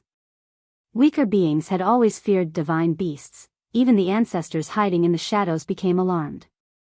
Even though they clearly knew that it was not a real phoenix, its divine beast aura was very real and terrorizing. Coming of the Phoenix, a pretty incredible grand Tao treasure medal. Although it is only a 4 words mantra, it is still very rare. 4 words becoming an inseparable one. This treasure medal is more precious than even a 9 words treasure medal, truly priceless. Li Qiye couldn't help but marvel at the sight. Grand Tao treasure medals contained Grand Tao runes. The more runes it contained, the more precious it would be. However, if they had runes that became a complete phrase, then this was no longer the case. A single mantra treasure medal was sometimes even more precious than a 9 runes treasure medal. Coming of the Phoenix was the mantra phrase of the Phoenix Maiden's treasure medal that was refined by her. Although there were only 4 words, it was still extremely heaven-defying because the 4 words became an inseparable one. The power of Coming of the Phoenix was countless times stronger than an ordinary 4-rune word. It was as if this refined pendant was specifically tailored to the Phoenix Maiden because it allowed for her Een Phoenix to instantly be reborn from the flames. The Een Phoenix was already very powerful, but after obtaining the mantra from the pendant, it became a legendary fire phoenix. The mantra gave it the same divine aura of the legendary bird. Just think about it, how terrifying was the aura of a divine beast. No one had ever seen one, but they knew that it was an existence comparable to immortals. No wonder why Li Qiye couldn't help himself from being amazed at this fire phoenix before him. This treasure medal was absolutely priceless. RMMBBBB. The fire phoenix's claw was coming. Under its wings, the heaven and earth seemingly became small as the stars in the sky were only specks of dust, not enough to reach the apex. Go! Li Qiye didn't retreat at all against the incoming phoenix's claw. The yin-yang sea of blood soared and drowned the sky with its bloody ties. In this instant, Li Qiye used the 1,000 hands to its maximum potential. The hands lifted 3,000 worlds while shining brightly. An endless amount of life essence filled the sky as a gigantic hand came to meet this encroaching claw. Boom! However, no matter how heaven-defying Li Qiye's 1,000 hands were, they couldn't stop the legendary divine beast's aura. This fire phoenix was too tyrannical and incredible. Because of this, Li Qiye was dragged down from the sky by this claw and trampled on the muddy ground. This tyrannical claw caused everyone to gasp. An ancestor from a great power uttered, "The myriad bones throne intends to train her into becoming an unparalleled queen." The prowess of the Phoenix Maiden could not be satisfied by the training potential of the divine spark country. The country definitely couldn't have a priceless treasure like the Coming of the Phoenix. This had to be given to her by the Throne of Bones. Rumble. Li Qiye burst out from the rubble, blowing away numerous bits of debris with extreme speed. Screech. Phoenix cries filled the sky. Although Li Qiye was fast, the fire phoenix was even faster. Li Qiye had just flown up, but the phoenix, with its wings spread, struck him again with an incomparable speed. Li Qiye was blown away once more and spurted out blood. How terrifying! Is this an invincible divine beast? An ancestor exclaimed after seeing the fire phoenix's perfect combination of speed and power. This thing was unbelievable. Boom! Li Qiye heavily slammed into a mountain range and knocked down several peaks while his blood painted the ground red. Many people drew in cold breaths at such an impactful scene. Now, they finally understood what the divine aura from a divine beast was. After knocking Li Qiye away with its wings, it hovered around in the sky as if it was staring at its prey while exuding its monstrous divine aura that caused people to shiver. Everyone knew that this was not a real fire phoenix or a real divine beast, but this divine aura was very real. Even a heavenly gaze would not be able to tell its fake properties. Crash. Li Qiye climbed up from the collapsed peaks. Although bloodied, his spirit was still lively, He didn't look like a wounded man at all. However, it was impossible. Although the divine spark country was a first-rate great power, it couldn't have longevity laws or merit laws of immortal emperors. Otherwise, they wouldn't have been able to keep it hidden until now. After seeing this, everyone realized that her emperor's law didn't come from the divine spark country, but rather the myriad bones throne. Having thought to this point, they became quite agitated. The myriad bones throne greatly invested in this and gave her an emperor's law even before she officially married into their sect. Passing a merit law to an outsider was not something one person could decide, not even the descendant. Chapter 495, Kunpeng vs. Phoenix. Unfortunately, you're not a real phoenix. Li Qie climbed up in high spirits and said with a smile, "You're truly fierce, but that is not enough to kill me. If this is your divine beast aura, then I'll show you the style of the king of myriad beasts." Boom! At this moment, all of Li Qie's blood energy appeared and turned into a sea of blood that covered the sky. Primordial energy surrounded his body and suddenly mixed together with his surging blood energy. At this time, he seemed to have opened the primordial chaos, causing it to flood the world. His fate palace opened so his true fate floated out with its Tao foundation. With a long roar, the Tao foundation harmonized with the true fate and a gigantic Kunpeng appeared. This Kunpeng's wings blotted out the sky and then opened its mouth to suck in all of the primordial energy. It then flapped its wings, causing the endless primordial force to pour down like a waterfall. At this point, Li Qie was no longer there and only a primordial Kunpeng remained. Li Qie's real body, true fate, and his Tao foundation had turned into this gigantic primordial Kunpeng. This primordial Kunpeng directly flew up for thousands of miles in the sky and covered the 9 heavens. Its wings blotted out the sun as if the entire sacred netherworld could not contain its monstrous body. A Kunpeng. Many people couldn't help but look up. They all felt that its wings alone could cause the entire earth to collapse. This is not a regular Kunpeng. A great character with deep insight murmured. Seeing the primordial energy descending from the Kunpeng caused others to have the illusion that this Kunpeng was creating a new heaven and earth. The fire phoenix did not retreat in the face of this Kunpeng and made the world know of its roar, screech. It then flew up into the sky with its wings, leaving behind a blazing trail. In the high firmament, its tail created a gigantic fire tornado that incinerated the entire world. Countless refined flames turned into a fiery storm, engulfing the primordial Kunpeng. The Kunpeng retaliated with a shriek and flapped its wings. It was the largest existence of all beasts. Legends of mythical beasts regarded the Kunpeng as the one that had the largest body, something that was capable of swallowing the heaven and earth. The moment its wings flapped, the 9 firmaments shattered. The fiery storm was fanned out by its wings like a tiny spark dying out. Buzz! The void fragmented as the Kunpeng's wings assaulted the earth. It then soared downward and instantly hit the fire phoenix despite the fiery bird counterattacking with its most powerful blow. After a resounding blast, the fire phoenix was blown through layers of clouds in the sky and was sent all the way down towards the ground. Although the fire phoenix was extremely fast, the primordial Kunpeng was even faster. As the phoenix was still falling, the Kunpeng chased after it with an incalculable speed. Its claws from the high sky grabbed onto the fire phoenix.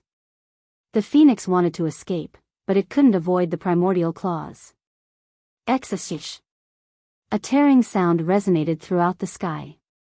The fire phoenix's wings were forcefully torn apart by the Kunpeng. In an instant, the Kunpeng succeeded in landing a fatal blow. This scene was truly too brutal and many shuddered at such a sight as if the wings that were torn apart were their very own limbs. Boom! The fire phoenix, with its wings torn asunder, fell from up high and heavily slammed into the ground, causing many mountains to collapse. PFFB. Blood sprayed everywhere. The fire phoenix disappeared and the divine spark phoenix maiden appeared again in everyone's eyes. She sprayed out a mouthful of blood as she tried to get up with her bloodied body. This won't do, you alone are not enough to test me. Li Qie was in the form of the Kunpeng and floated in the sky like a tyrant, causing others to shiver at his declaration. Kunpeng's 6 variants. This law was created by immortal Emperor Min Ren after observing a Kunpeng. Li Qie used this technique to turn his Tao foundation into a Kunpeng and then refined it with the worldly prime liquid into a primordial Kunpeng. This would be considered an existence before the creation of the heaven and earth, so if one truly existed, then it would be an invincible being across the eons. The maiden's fire phoenix was indeed heaven-defying as it was a mythical bird, but even a mythical bird would still have a huge gap when compared to a primordial Kunpeng. Crash! The phoenix chariot of the maiden came and instantly took her to escape. It had a very fast speed, nearly without equal. However, even a swifter speed could not be as fast as the primordial Kunpeng. You want to escape? It's too late. The Kunpeng chased after the carriage and caught it with its sharp claws. Enough with your arrogance. The maiden rushed out from the carriage and channeled all of her merit laws. Endless divine flames like those from a fire phoenix rushed before the Kunpeng's chest. Boom! She was quite impressive, but the Kunpeng simply flapped its wings, making her seem like a kite with its string cut as she fell down from the sky. The Kunpeng soared right after her and caught her in its claws. Not good, it is over for the maiden. The crowd exclaimed after seeing the gravely wounded maiden falling into Li Qie's hands.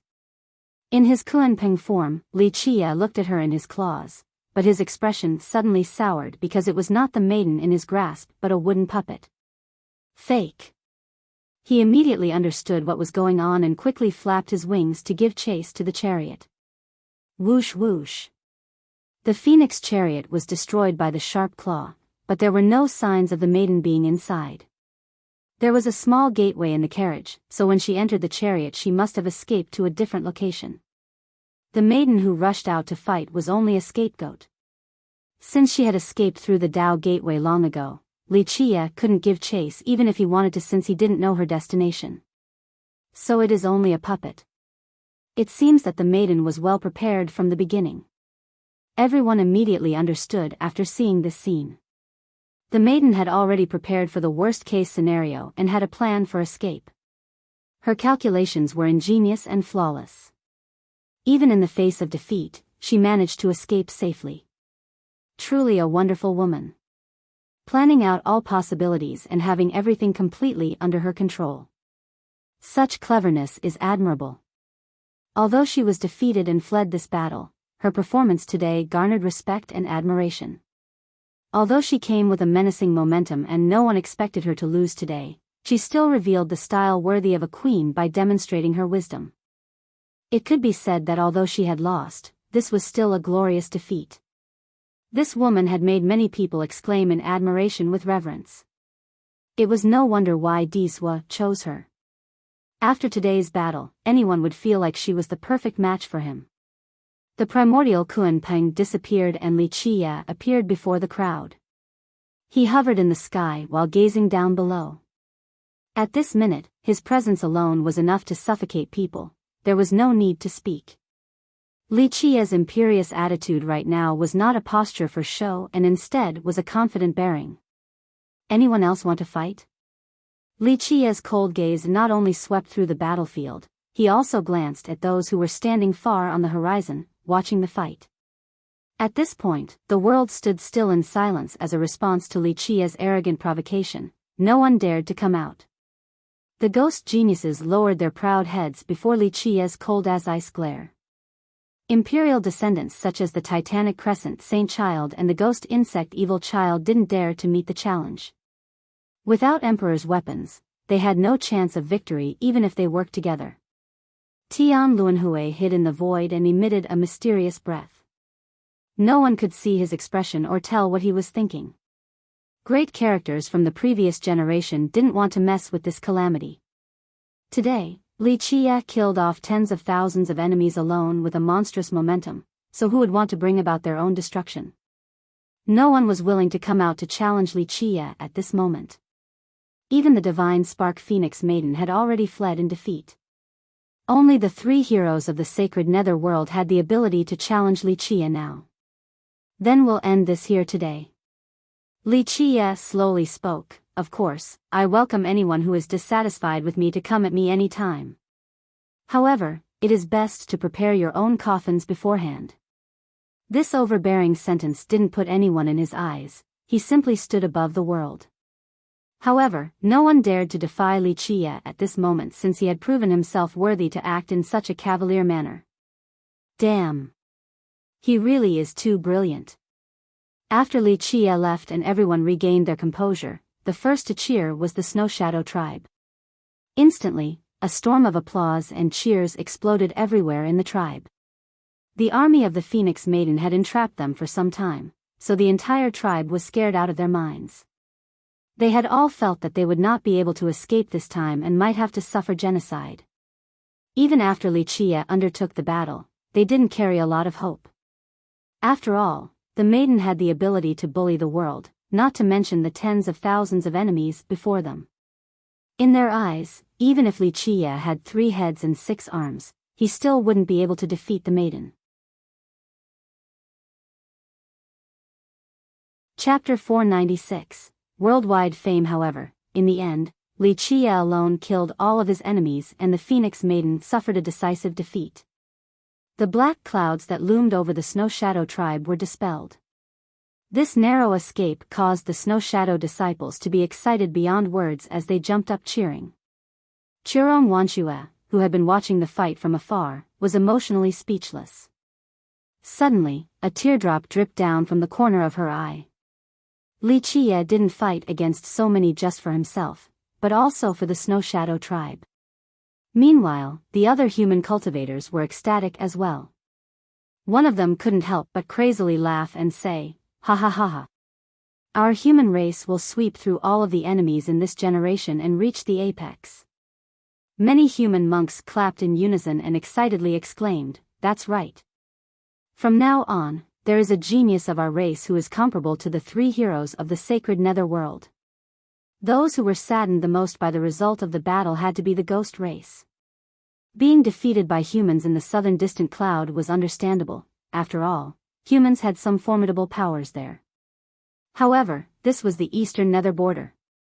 Tens of thousands of experts joined together only to be annihilated by Li Chia in the end. Li Chia had now established his fame with this battle and shattered the pride of the ghost race. Ghosts had always considered themselves to be the rulers of the sacred netherworld, especially when the 3 heroes in the current generation were so absolutely brilliant. All of them assumed that the immortal emperor of this world would definitely be a ghost, so they look at the other races, like humans and demons, with disdain in their eyes. But today, Li Chia swept through his enemies and defeated the Phoenix Maiden. This in turn also struck the ghost's arrogant momentum quite hard. It could be said that the ghost race had lost all face after this battle. Once Li Chia met up with Lan Yunju's group, she said with a cheerful smile, "Hey, uncle, you will become famous overnight after this battle. From now on, only the 3 heroes will be comparable to you." Li Chia looked at her and replied, "Girl, you are really looking down on me. Putting the 3 trash heroes on the same level as me. Who do you think I am?" Despite his overbearing attitude, Elder Ji and the other Snow Shadow disciples didn't think that he was boasting. Lan Yunju angrily glared at him and then playfully said, "Oh, uncle, don't you know that humility is a virtue? Just a little bit of praise and you are already in over your head, have you no shame?" Li Chia burst out in laughter and then told Chiron Wanshua, "Go back and check on the situation, your disciples need a chief to take care of them." Chiron Wanshua was too emotional to speak as her eyes became all teary. In the end, she only gently spoke, "Thank you." Peng Zhuang's group of 6 looked at Li Chia. In the beginning, they thought that he was only an ordinary human cultivator. They didn't expect that Li Chia would eventually sweep through the world and be someone on the same level as the 3 heroes, so they felt quite proud to have known Li Chia. Peng Zhuang gave him a thumbs up and said, "Young noble, no, big boss, you are truly invincible. You're so amazing." The 6 of them couldn't help but take pride in having become friends with Li Chia, walking shoulder to shoulder with him during their time together. Existences like the three heroes were people that little characters like them could only look up to. After thanking Li Qie, Zhurong Wanxue quickly brought Peng Zhuang's group and Elder Zhu back to the Snow Shadow tribe. After having survived this storm, the disciples were still anxious and needed Zhurong Wanxue to run the show. After she left, Lan Yunzhu told Li Qie, Master's group will arrive tomorrow at the latest. Will you open the prime ominous grave right now? Li Qie shook his head and replied, No, I'm not in a hurry right now. I learned quite a lot and must reflect on it. I have a new perspective on battles and maybe I'll be able to create an invincible technique. This bloody battle refined everything Li Qie had learned and combined them together, especially his 1,000 hands against the 9 worlds. It had reached a new apex. The seed of a supreme merit law had been formed in his head, so he needed time to try to understand the fruits of this battle. I'll keep a lookout for you. Lan Yunzhu didn't say anything else and immediately prepared a safe place for him. She would act as his Dao protector. As Lan Yunzhu had said, Li Qie became famous overnight from this one battle. His fame spread across the nether border and he became a hot topic for many cultivators, especially those who saw the battle with their own eyes. These people had the chance to retell the events in a grandiloquent manner. Fierce Li Qie, this title resounded everywhere in a short period of time with a thunderous magnitude no less than tales of the three heroes. Fierce Li Qie is the pride of our human race. Some human cultivators even came up with a slogan for him. While people were discussing this battle, there was also another matter to note, the prime ominous key. It was hard to avoid this issue when Li Qie was brought up. When will Li Qie open the prime ominous grave? No one dared to ask him directly, so they could only speculate. However, people would wait until he opened the grave. After the battle, even more people from various sects went and camped right outside of the prime ominous grave. In a matter of days, a multitude of groups from all over the world camped in this location, waiting for Li Qie to open the grave. They wanted to follow him inside, but whether anyone would have any success or not was up to their own fortune. The news that the grave would be opened was momentous and quickly spread throughout the sacred nether world.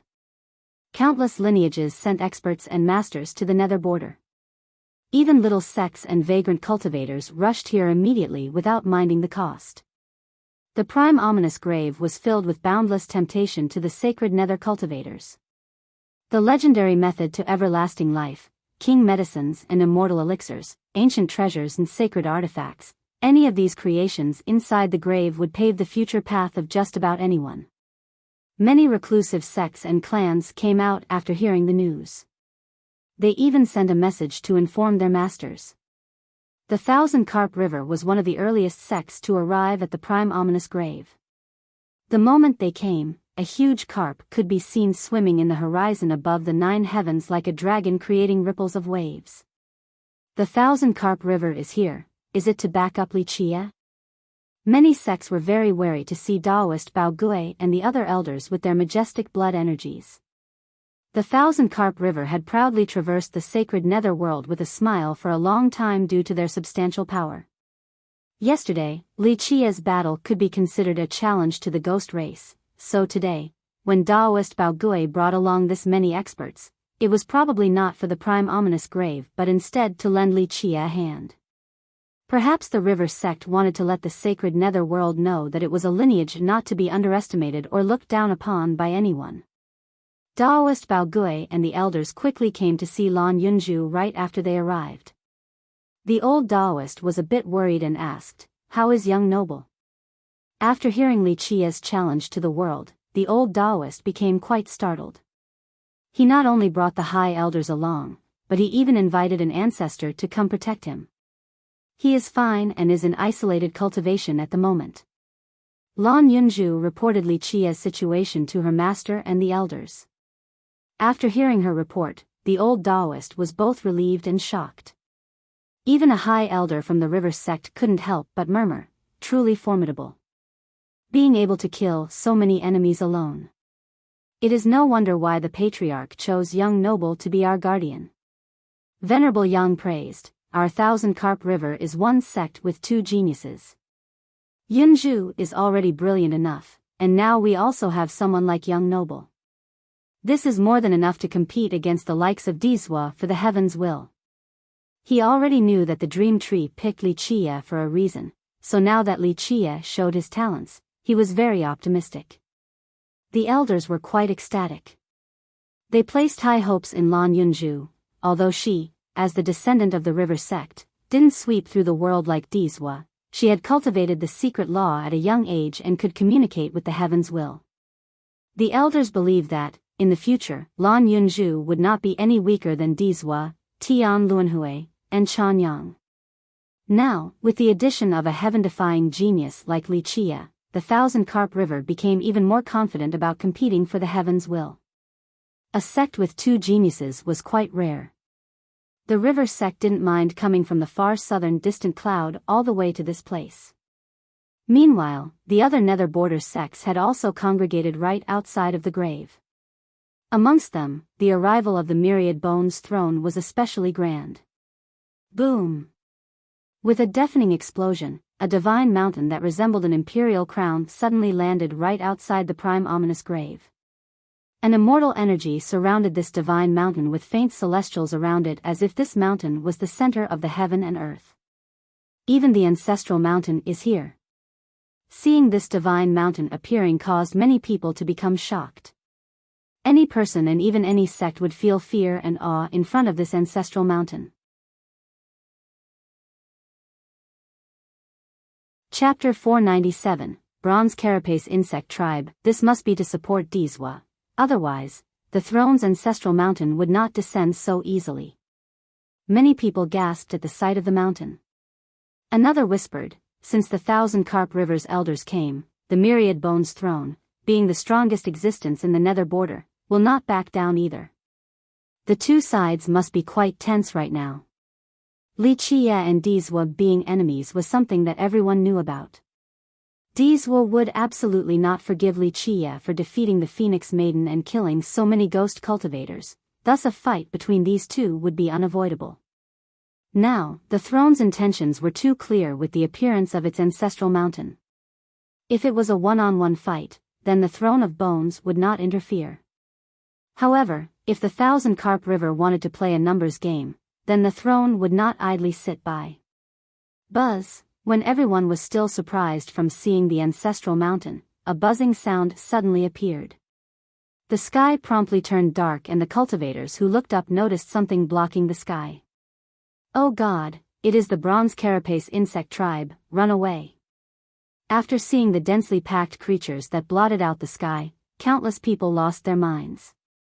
Zietziai, at this moment, countless winged insects came together to form a human-shaped existence the size of a mountain. The moment all the insects' bronze wings came together, the bronze giant's outline became clear to all. Despite it only being an amalgamation of insects, it was difficult to tell that this bronze giant wasn't a real being. The giant let out a menacing laughter and said, "Ha ha ha. No need to be so alarmed. My Bronze Carapace Insect Tribe is here for the prime ominous grave, not to massacre the innocent." Having heard this, many people who were fleeing paused, but they quickly resumed their retreat since they got the creeps from looking at the bronze giant from afar. The Bronze Carapace Insect Tribe was an extremely frightening branch of the ghost race. Anyone would feel a chill when their name was brought up in the sacred netherworld. This tribe had existed for a very long time, and some even speculated that this tribe was born before the Desolate Era. Although it had never produced an immortal emperor, legends say that an ancestor of this tribe from an archaic era had eaten an existence that rivaled an immortal emperor. And this was not the most terrifying aspect of this insect tribe. Instead, it was their ability to reproduce. As long as the conditions were right, they would immediately reproduce. This meant that the tribe could produce millions of offspring within a very short amount of time. Therefore, opposing the insect tribe meant opposing a force that could never be killed off completely. The lands that were ravaged by them appeared to have been devoured by locusts since they devoured absolutely anything. Their bodies were extremely tough and difficult to kill. In other words, the members of this tribe were like cockroaches. One cockroach was tolerable, but 1 million unkillable cockroaches would be quite terrifying. There had been a saying in the sacred netherworld, it is better to offend an emperor's lineage than to create a feud with the bronze carapace insect tribe. The arrival of these insects alarmed many people. No one hoped to become the meal of these insects. They would eat just about anything, even the dirt on the ground. Once eaten by these insects, they would not even spare a single bone of your body. Many people shivered and fled after imagining such a fate. So the bronze carapace king didn't mind the far distance and came from the misty field all the way here. At this time, a scholarly voice appeared.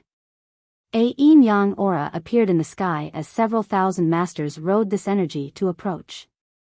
The moment this yin-yang energy arrived right outside the prime ominous grave, it turned into a huge yin-yang symbol. Then everyone finally saw a middle-aged man who sat in the middle. He wore a robe with a yin-yang pattern while exuding a transcendent scholarly aura. It was easy to tell that he was a dashing man in his earlier years. Even the bronze carapace king didn't dare to neglect the proper cordial procedure as he quickly asked, "So it is the yin-yang master, excuse my delayed greeting." Yin-yang master, the father of Chanyang and the yin-yang gate sect master. People shuddered after hearing the name. The yin-yang gate was a great lineage in the eastern nether border established by immortal Emperor Yin-yang. In contemporary times, when it came to the yin-yang gate, one had to talk about two people, the yin-yang master and Chanyang. Plenty of approbation could be heard regarding the yin-yang master since he was the father of Chanyang. Just who was Chanyang? One of the three heroes, someone comparable to Dizwa. However, the most dreadful part about Chanyang was that he was chosen by the ancestral realm to be their inheritor. The ancestral realm was at the zenith of the sacred netherworld. It was the origin ground of the ghost race, the holiest and sacred location. A legend stated that in a very distant era, the ancestral realm led the ghost race to glory. Many ghosts believed that there wouldn't be any ghost tribes today if it wasn't for the ancestral realm. For millions of years, most ghost immortal emperors more or less had something to do with the ancestral realm. For example, Immortal Emperor Yi Shi, Immortal Emperor Er Shi, Immortal Emperor Yin Yang, and Immortal Emperor Chong Huang. All of them were inextricably linked to the realm. Being the descendant of the ancestral realm was a very shocking matter because even if the person couldn't become an immortal emperor in the future, being the master of the ancestral realm meant that he would be the highest existence in the sacred netherworld, an uncrowned king of all ghosts. All the ghost tribes understood the significance behind this matter. Becoming the ancestral realm's descendant signaled a lifetime of glory and granted the ability to order the rest of the world. Such a throne was coveted by countless geniuses.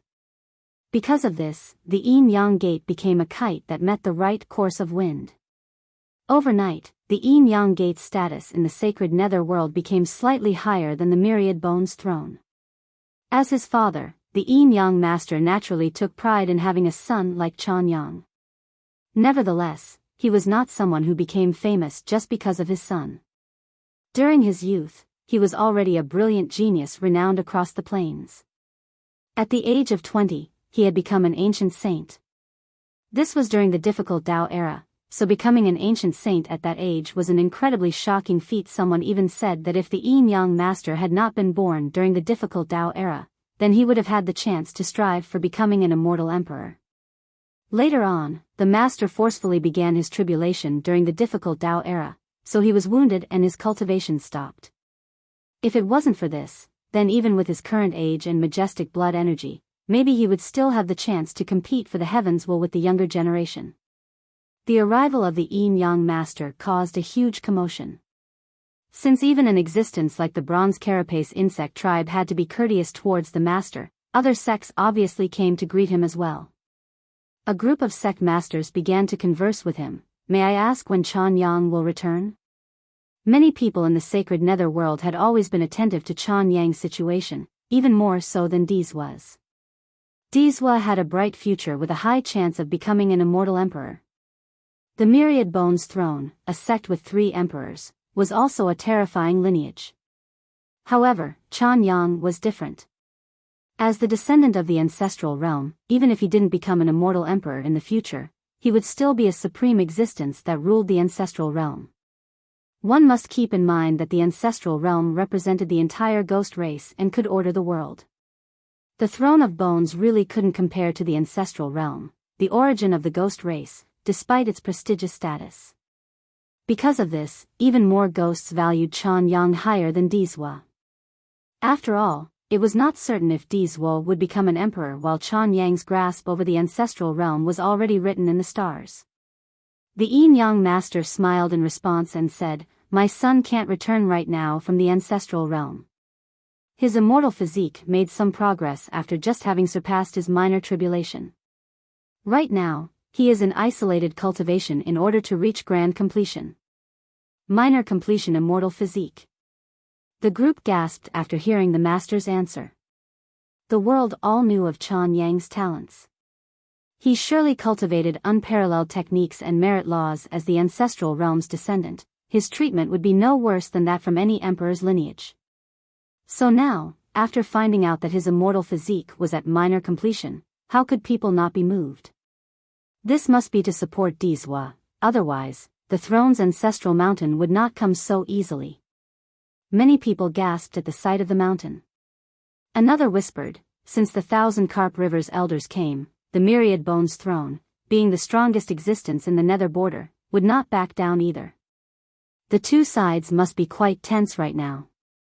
Li Qia and Dizhua being enemies was something that everyone knew about. Dizhua would absolutely not forgive Li Qia for defeating the Phoenix Maiden and killing so many ghost cultivators, thus a fight between these two would be unavoidable. Now, the throne's intentions were too clear with the appearance of its ancestral mountain. If it was a one-on-one fight, then the throne of bones would not interfere.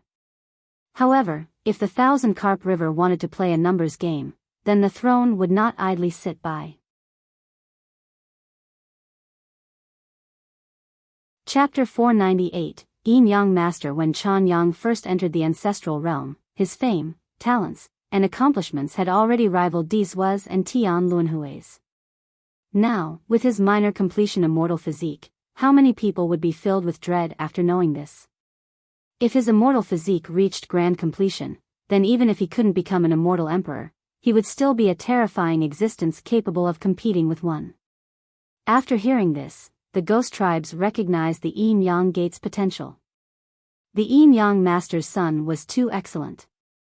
Not only would he be the descendant of the ancestral realm, but he would also have a grand completion immortal physique in the future. The master and his sex position rose higher once again. Minor completion immortal physique.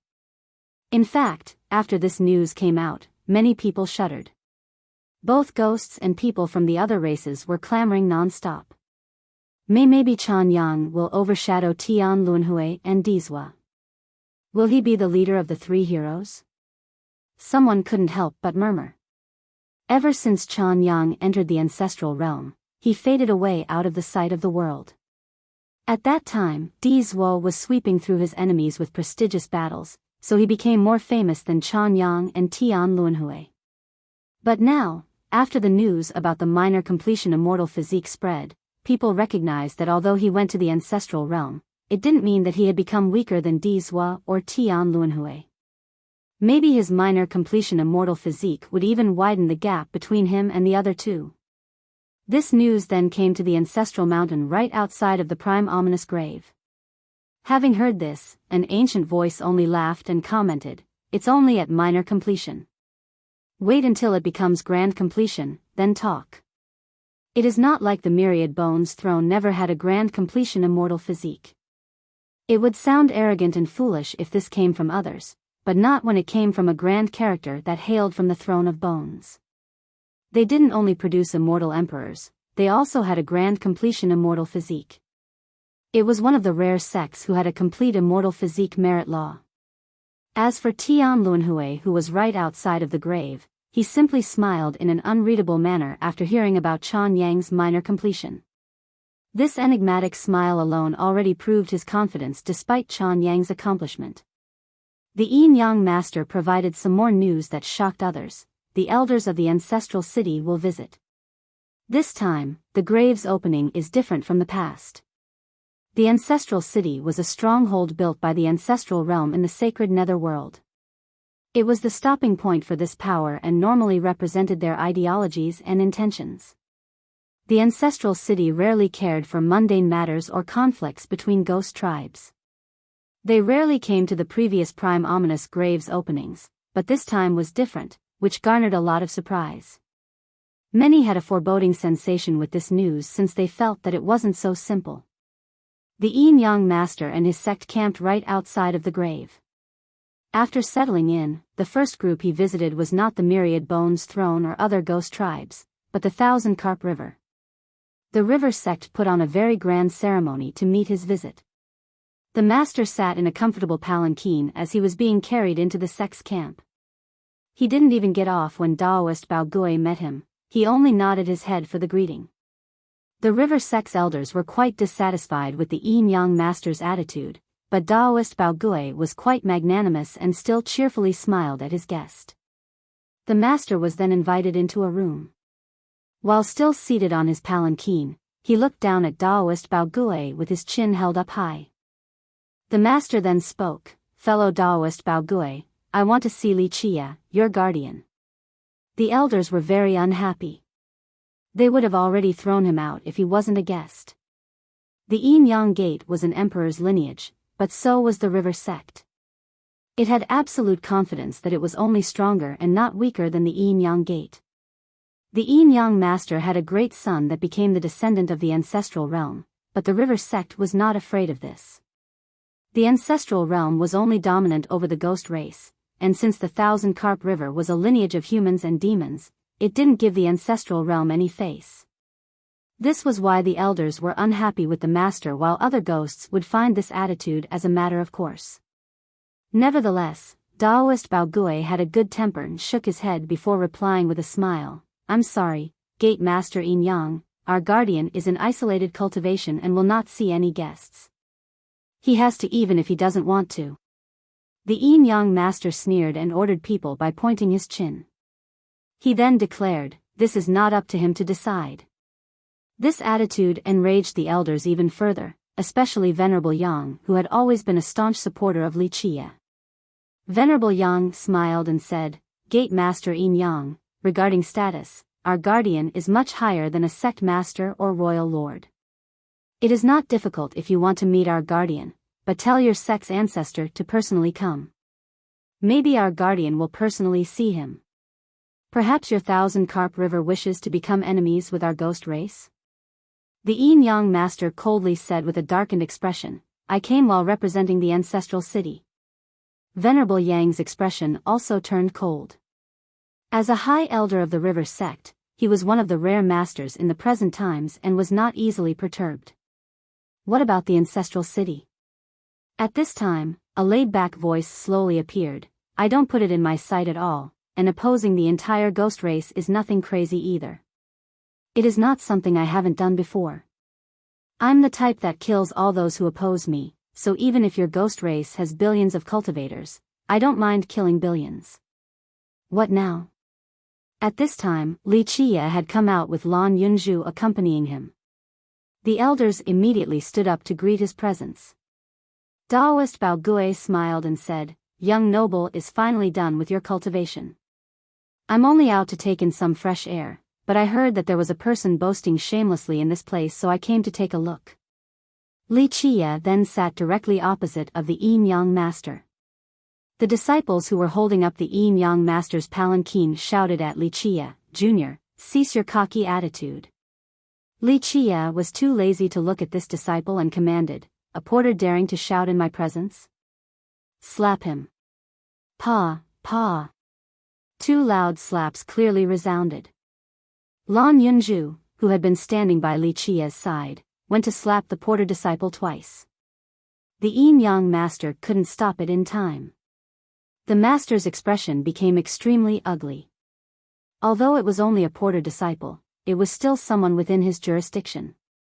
Now, Lan Yunzhu had slapped the porter in front of him. This was not showing him any face, thus prompting the master's strong response. "You don't know the immensity of the heaven and earth." Li Chia rudely interrupted him. "The height of the heavens cannot disturb me, and no matter how thick the earth is, I can still crush it with one stomp." He calmly continued his declaration, in this 9 heavens and 10 earths, your father can come and go wherever I please. If you don't have anything else to say, then scram. Don't act audaciously within my territory. Quickly spew out your garbage. Li Qia's crude and dominating words caused the river sect's elders' jaws to drop to the ground and their eyes to open up wide. People with their status really shouldn't speak in such an arrogant and vulgar manner. The yin-yang master angrily shivered while pointing at Li Qia and shouted, "Junior, you." Li Qia became tired of the master, so he stood up to tell Daoist Bao Gui, "Sect master, see our guest out. My time is precious, don't let this mouthful of arse waste it." Daoist Bao Gui didn't know whether to laugh or cry. Li Qia's aggressive style did not befit a great power's etiquette, but the elders were happy to see the yin-yang master become so angry. They were very unhappy with the master, but because of their status, they couldn't just mouth him off. Li Qia's words relieved them of their exasperation. "Stop." Seeing Li Qia leaving, the yin-yang master hurriedly exclaimed. His blood energy soared as waves of bright lights condensed. It seemed that he was about to attack. Seeing the master's posture and how he was aiming to attack Li Qia, Venerable Yang stood up and smiled. "Oh? Gate Master Yin Yang wants to do something? This old man will be happy to entertain you. I wonder if a new talent like Gate Master Yin Yang has reached the virtuous Paragon realm yet." Venerable Yang was a high elder of the river sect, so his power was quite mighty and could even be considered at an unfathomable level. A sect master couldn't provoke him, not even a sect master from an emperor's lineage. The yin-yang master suddenly felt quite oppressed. This was the river sect's territory and all of their elders and even high elders were present. He would absolutely be at a disadvantage if a fight broke out, but he still found it difficult to swallow this anger. "All of you listen carefully." The yin-yang master dryly said, "The ancestral realm wants the prime ominous key. If the 1,000 Carp River doesn't hand it over, then it means war." Chapter 499, Simple Precious Tree, Scram. Li Qia didn't bother to give the yin-yang master a glimpse as he dismissively spoke. "While you are still a guest, scram immediately. Even if you are a virtuous paragon, annoy me and I'll cut off your head to use it as my chamber pot. The ancestral realm ain't shit. I don't give a damn about a bunch of ghosts hiding underground. Go back and inform those old geezers that if they threaten me, I'll go and dismantle their nest." These aggressive words left everyone silly, including the stunned group of Daoist Bao Gui. Too domineering. This was the ancestral realm. Since time immemorial, no one had ever talked about dismantling it. Even an immortal emperor had to think twice before saying these words. Now, he had done it. Li Qia opened his mouth and talked about destroying the ancestral realm. This sentence was too overbearing and was capable of creating a total mess of everything. "Gate Master Yin Yang, please take your leave. Our guardian will not hand the prime ominous key over. Since the key is in the possession of our guardian, it is also the 1,000 Carp River's possession. We will not hand the key over with both hands extended." As they reached this impasse, Daoist Bao Gui came forward to force the guest to leave. The yin-yang master's expression kept on changing colors in an unsightly manner. Today, being yelled at by a junior left him in an extremely humiliated state. He coldly scowled before saying, "When the ancestral realm's punishment descends, you all better be ready."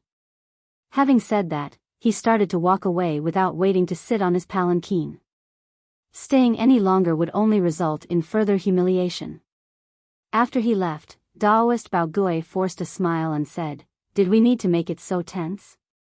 We could have just refused to hand it over." Forcing the 1,000 Carp River to hand over the key was absolutely out of the question, but there was no need to break all pretense. A polite refusal could have worked. "It is fine. Sooner or later, we would fall out with them anyway." Li Qia said with a smile, "Sooner or later, I'll dismantle the ancestral realm." "You are talking about the ancestral realm." The elders and Venerable Yang couldn't disguise their astonishment at Li Qia's words. "So what?" Li Qia continued on, "Even immortal emperors will disappear one day, let alone the ancestral realm. As long as it is my will, tearing it down isn't a big deal. The group from the southern distant cloud couldn't help but awkwardly smile. This was too crazy. Even an immortal emperor would not say such a thing, but Li Qie had declared it so. If anyone heard this, they would think that he had gone insane. Lan Yunju finally got the chance to ask now that Li Qie left his cultivation session, "Do we open the prime ominous grave now?" "Not yet. For the last several days, I've been busy cultivating a new merit law. In the future, it will be an emperor's law or something even better." The older group couldn't help but shudder inside. They knew that Li Qie was not speaking nonsense. He was at such a young age with a low cultivation, yet he was already able to create his own merit law, and one that was on the path of the emperor at that. How heaven-defying was this? Lan Yunju was quite curious. Her dual saint talents were quite formidable no matter which era it was. She was the type that would always garner attention. However, she couldn't take the same steps as Li Qie. The myriad bones throne and the yin-yang gate both came, as well as the bronze carapace insect tribe from the far misty field. All the other ghost tribes in the sacred netherworld came one after another. There were even some ancient and reclusive clans. Among them, the one that received the greatest fanfare was the Alira's ancient kingdom. A huge continent flew from the horizon and swept through the sky. It was majestic and the size of an entire country. On this continent were towering pavilions and ancient buildings, both mysterious and powerful. This giant landmass was a source of shock. The unknowing would think that it was an entire country. It landed right outside of the prime ominous grave, and Tian Luanhui himself came to greet its people. He trod on sky and flew upward. A mysterious aura that spanned for miles like an endless grand Tao paved the path below his feet. People couldn't help but swoon at his style. As one of the three heroes and someone called the reincarnation of an immortal emperor, Tian Luanhui's style was no less than anyone else's. With the arrival of these great powers, the grave became filled with people eagerly awaiting for Li Qie to open the prime ominous grave as soon as possible. If it was like before, these people would have already taken action to seize the key. But now, anyone who wished to do so would have to think very carefully. People shivered at the thought of Li Qie killing tens of thousands by himself in one battle. Moreover, the elders of the river sect were also here and they completely supported him. Even an emperor's lineage wouldn't want to declare war on the Thousand Carp River just for the prime ominous key. So in the end, everyone waited for Li Qie to quickly open the grave. Many smaller sects were nervous at the sight of so many great powers. A weaker sect master began counting and gasped, "Hidden Earth Ghost Tribe, 100 Saints Clan, 9 Dragons Peak. Even the War Clan is here. This is a reclusive clan that produced an immortal emperor once." Someone else added, "Not only the War Clan, but even an ancient ghost tribe like the Iron Ghost also came." The prime ominous grave was opening, but there was ample time so even the reclusive clans of this world came out to play. All the smaller powers became frightened by their auras. This was the biggest event in the recent years. All of the most powerful tribes and sects in the sacred netherworld were here. Rumble. While many people were still stunned, the earth suddenly shook. A tree suddenly grew from right outside the grave and instantly pierced up to the sky, covering half of the horizon. The fog lingering above made it difficult for others to see what was happening up there, but there were faint shadows on the tree. Simple precious tree. A person took a deep breath and exclaimed. Even the simple mountain immortal kingdom came. Countless people were stunned once they saw this tree. Even great characters inside the throne of bones ancestral mountain and the elders above the giant Alira's continent were surprised. Inside the ancestral mountain, a great character murmured, "They moved the simple precious tree here, just what are they trying to do?" Many people were jealous of this huge tree, simple precious tree. This is something left behind by the legendary immortal emperor Du. The simple mountain immortal kingdom was just like the Thousand Carp River, a lineage erected in the southern distant cloud. It could be said that it was the #1 power in this region, a one sect, two emperors lineage. At a certain level, both the Immortal Kingdom and the River Sect represented the human race. The kingdom's first emperor, as well as its founder, was Immortal Emperor Diyu, and he was a charming spirit. Its second immortal emperor was Immortal Emperor Fan Chen, a human. Because of this, they had produced many powerful human experts that had reached the peak in the past. In the southern distant cloud, human cultivators considered the Thousand Carp River and the Immortal Kingdom as the two main human lineages. Because of them, human cultivators had a place to stay in the sacred nether world. All were shocked to see this precious tree, including the Throne of Bones, the Alira's ancient kingdom, and even the reclusive clans. This precious tree came from Immortal Emperor Diyu, and there were many speculations about its origin. Some thought that Immortal Emperor Diyu used his blood energy to cultivate this tree, but later on, people thought that he obtained the tree from the prime ominous grave at a young age. All the way to the present day, this tree was a very powerful treasure of the Immortal Kingdom, and it rarely left the kingdom's territory. The sacred nether inhabitants even considered this tree to be the ancient kingdom's defining and protecting treasure. Its mysterious wonders were on par with Immortal Emperor true treasures. In fact, it might even be greater than such treasures.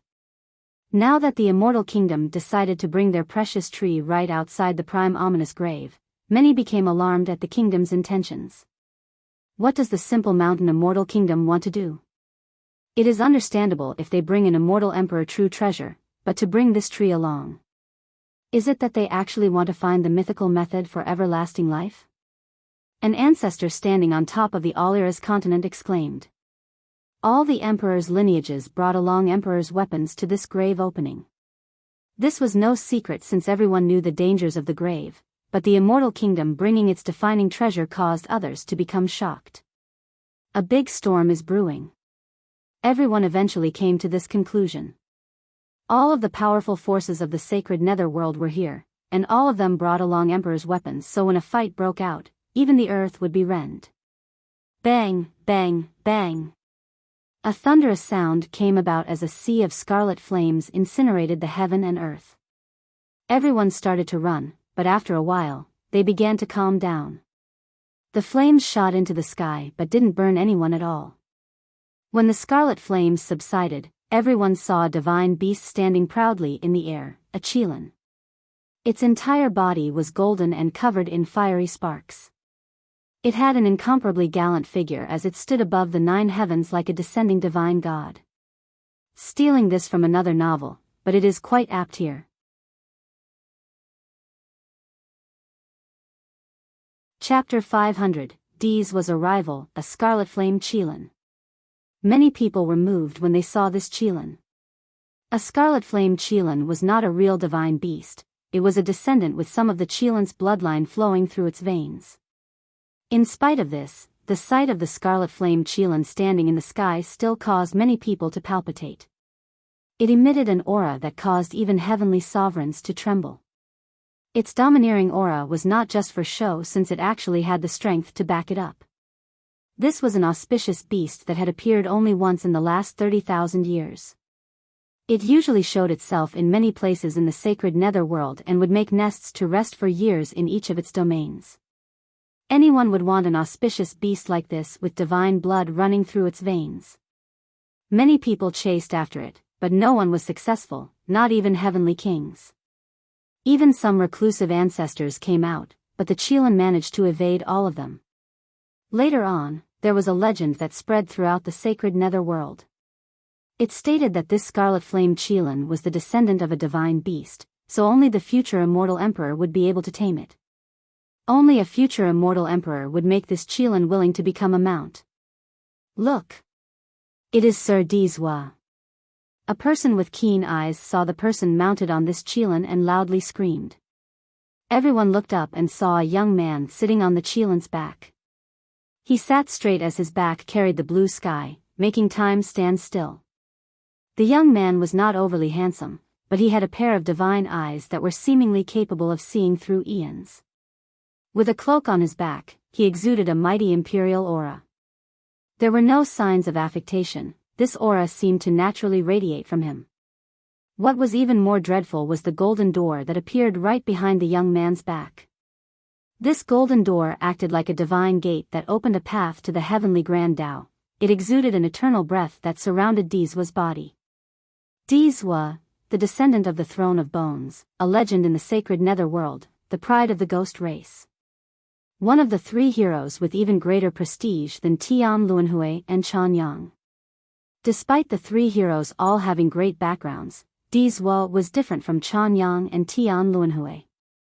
It was undeniable that both Tian Luanhui's and Chan Yang's talents, efforts, and lineages were no less than Dizwa's, but they were born with a golden spoon and were already fated to become extraordinary. Tian Luanhui was presumed to be the reincarnation of an immortal emperor, while Chan Yang was chosen by the ancestral realm during his youth. Fate itself had decided that these two would be able to reach the peak while stunning the world. However, Dizwa's achievements and glories were hard-earned by him. It was indisputable that coming from the Throne of Bones was great, but Dizwa was not the only genius there. He faced a plethora of competition from a young age. Nevertheless, he used his talents and hard work to prove his worth and eventually sat on the descendant's throne. Dizwa once continuously challenged the world and his own limits, using blood to cast his fame. When he was 10, he was able to defeat royal nobles. When he was 15, ancient saints were placed beneath his feet. And when he was 18, he used an invincible momentum to kill an entire country in an earth-shattering battle that caused rivers of blood to flow. Dizwa's battle record was worthy of pride no matter which era one looked at. While Tian Luanhui and Chan Yang were enveloped in an aura of extraordinariness since birth, Dizwa fought his way through bloody battles to earn his reputation. Thus, he exerted a greater and more tangible pressure compared to the other two. As a result, many of the young and old generations in the sacred netherworld called him Sir Dizwa. The legendary Imperial Gate. I heard that when the young immortal Emperor Wangu reached a certain level, he also had an imperial gate just like this. This is a symbol of being enlightened by a supreme Grand Tao. The group emotionally uttered after seeing the golden gate behind Dizwa's back. Immortal Emperor Wangu was the progenitor of the Myriad Bones throne, the first emperor of the ghost race. He originated from a great clan where its members, after having learned a supreme Grand Tao, would have a golden gate behind their backs.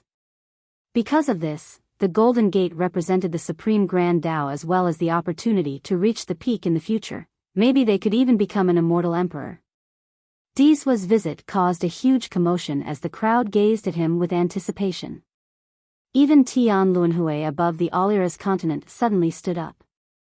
His arrival caused the descendants of emperors' lineages, like the Titanic Crescent Saint Child and the Ghost Insect Evil Child, to be unable to sit still.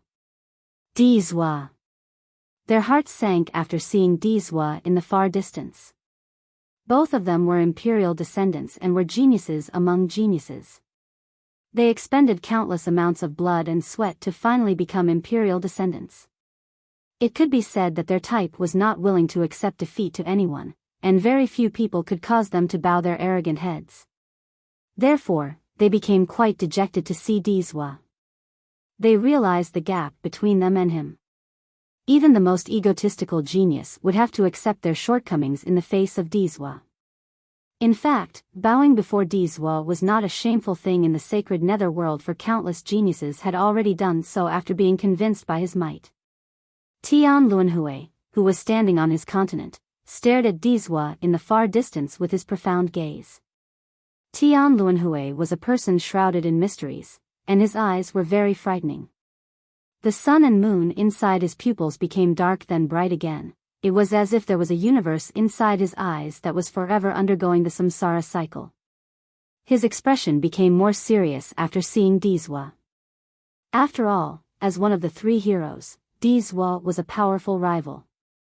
The three heroes had never broken the friendly posture and no one had heard of them fighting before. In fact, rumor has it that the three of them were good friends. However, all three knew very clearly that the path to the heavens was destined to be brutal. There was only one heaven's will, so one day, the three heroes of the sacred netherworld would have to fight each other. This was why the three of them had always considered the others as their strongest rivals. Even members of the previous generation had to click their tongues approvingly after seeing Dizwa riding the Scarlet Flame Qilin, Sir Dizwa has tamed the Scarlet Flame Qilin. This Qilin had appeared in the sacred netherworld many times over a long period of time, but it had never submitted to anyone before, so how could people not be amazed now that Dizwa had accomplished this feat? A group of sect masters and royal lords clapped their hands and applauded. Sir Dizwa is indeed a young immortal emperor. It is not too strange for him to be able to do so. Moreover, divine blood flows in that Qilin, so it knows how to pick its master. Boom!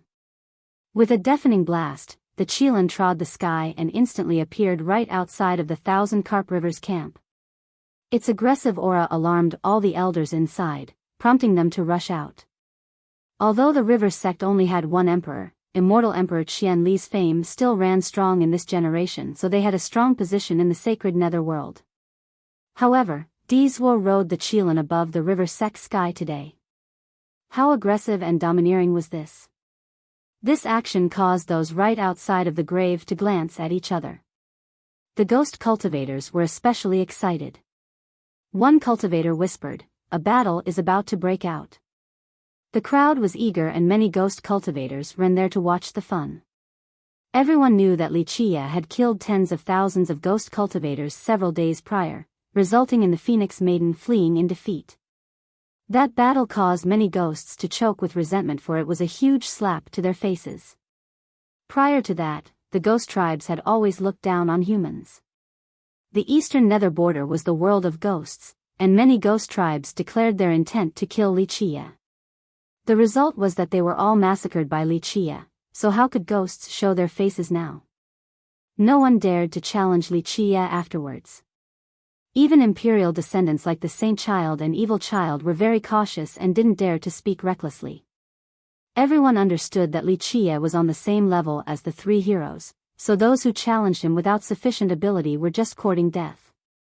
Right now, Dizwa was riding his Qilin above the river sect, so his purpose was as clear as day.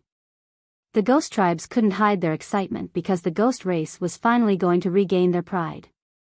They waited for Sir Dizwa to kill Wuxia. Dizwa looked down at the river sect as his voice traveled far. "Where is Wuxia?" Issuing a challenge right above the sky of the river sect was a very overbearing move. "What is your business, fellow Daoist Dizwa?"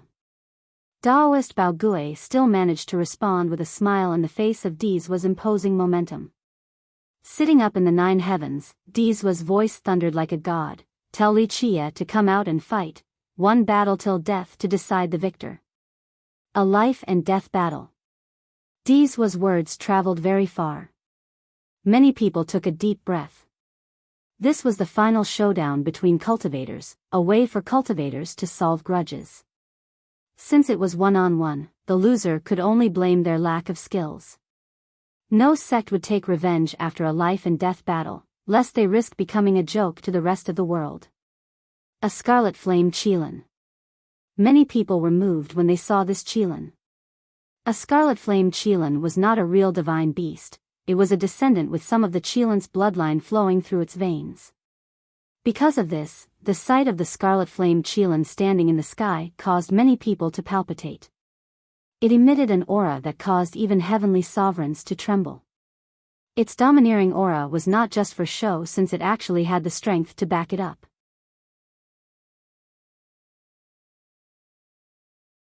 Chapter 501, Xian Fan. Everyone was aware that the Phoenix Maiden was Dizwa's fiancée. She fled in defeat, so it was understandable that Dizwa, as her fiancé, would take her side. However, no one expected for it to escalate to a life and death battle. But then again, it was not too strange either. Wuxia didn't only defeat the maiden but also killed the divine Spark Prince. The two sides had reached an irreconcilable point, so Dizwa would take revenge for his little brother-in-law. The crowd eagerly held their breaths, waiting to see if Wuxia would accept the challenge or not. The truth was that everyone was looking forward to this fight. "Fellow Daoist Dizwa, our guardian is training in seclusion." Daoist Baogui shook his head and said, "I'm afraid we can't meet your demand at this moment. If you want to fight, then wait till our guardian comes out." This answer invoked a rowdy commotion from the unhappy ghost cultivators. One of them scowled and said, "Humph. That Li guy is definitely too afraid to show up for the battle. Another one sneered, that is just what a human ant does, only picking on the weak. Well, Sir Dizwa can slay that brat Li as easily as turning his palm. At the moment, that ant is probably cowering in fear. Actually, he might have already run away. He doesn't have the choice to refuse. Dizwa's overbearing voice came again. It is better to tell him to come out, or else bear the consequences. What consequences? A lazy voice appeared. A wild dog like you will come and bite me? Li Chia leisurely appeared with Lan Yunju right behind him. He furrowed his brow at Dizwa and asked, "You want to fight?" Li Chia's arrival immediately shut the ghost cultivators up while the human cultivators instantly became excited. A human cultivator looked at the ghost cultivators who were yelling earlier and quipped, "Who is this Dizwa?" "Li Chia is our human race's young immortal emperor. You think someone like Dizwa can stop our young immortal emperor's path?" In the sacred nether world, the relationship between the humans and ghosts was quite poor. It was especially obvious since a few ghost tribes relied on their numbers and strength to bully the humans, causing resentment to form in the hearts of many human cultivators. Li Chia's sudden rise to fame and killing of ghost cultivators elated many humans with pride. The ghost cultivators became annoyed from the remark and refuted, "That Junior Li is nothing. Just wait and see. Our Sir Dizwa will kill him within 3 moves. And this was met by an instant rebuttal from the humans. What's so great about Dizwa? He isn't much compared to our young emperor. Our young emperor can also kill him within 3 moves. Suddenly, a bunch of cultivators began to argue, and many people joined both sides. The ghost race despised the humans while the humans also hated the ghosts. Dizwa sat in the sky above the Thousand Carp River's camp to look down at Li Chia as he gravely said, "I'm just afraid you won't fight." Li Chia cracked his knuckles. It was obvious that he was itching for a fight as he said, "We can fight any time." Recently, he had created a new merit law and he wanted to test its strength. Dizwa would make a great sharpening stone. "Very well. You choose the time." Dizwa said in a very domineering manner, "I shall take your dog life for sure.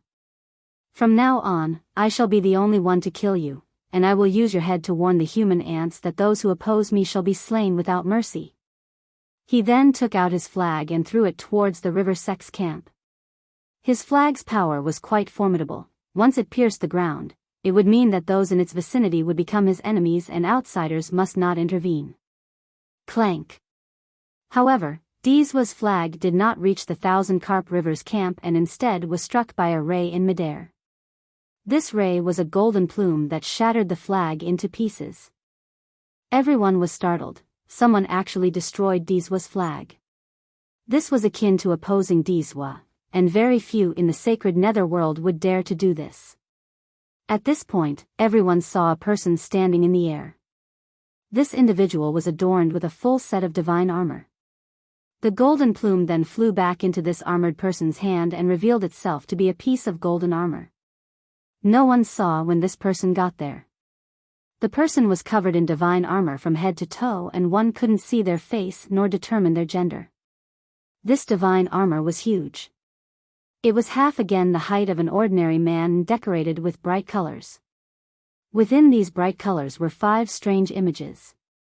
There was a divine tree that towered into the sky, a flame that burned the air, an immense earth that stretched far and wide, a vast ocean that spanned the horizon, and an open treasure trove glistening with wealth.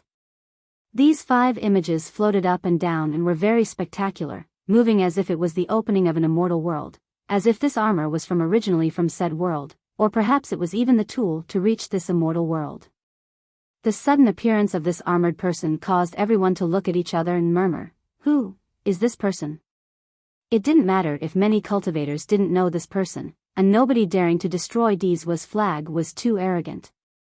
Dizwa's eyes became as bright as a divine lamp after seeing the person. He then exclaimed, "Xian Fan." 2 divine lights shot out from his eyes and flew towards the divine armor as if he wanted to see through it. "Lan Yunju," exclaimed by Li Chia's side, "they finally came out." This person is really heaven-defying.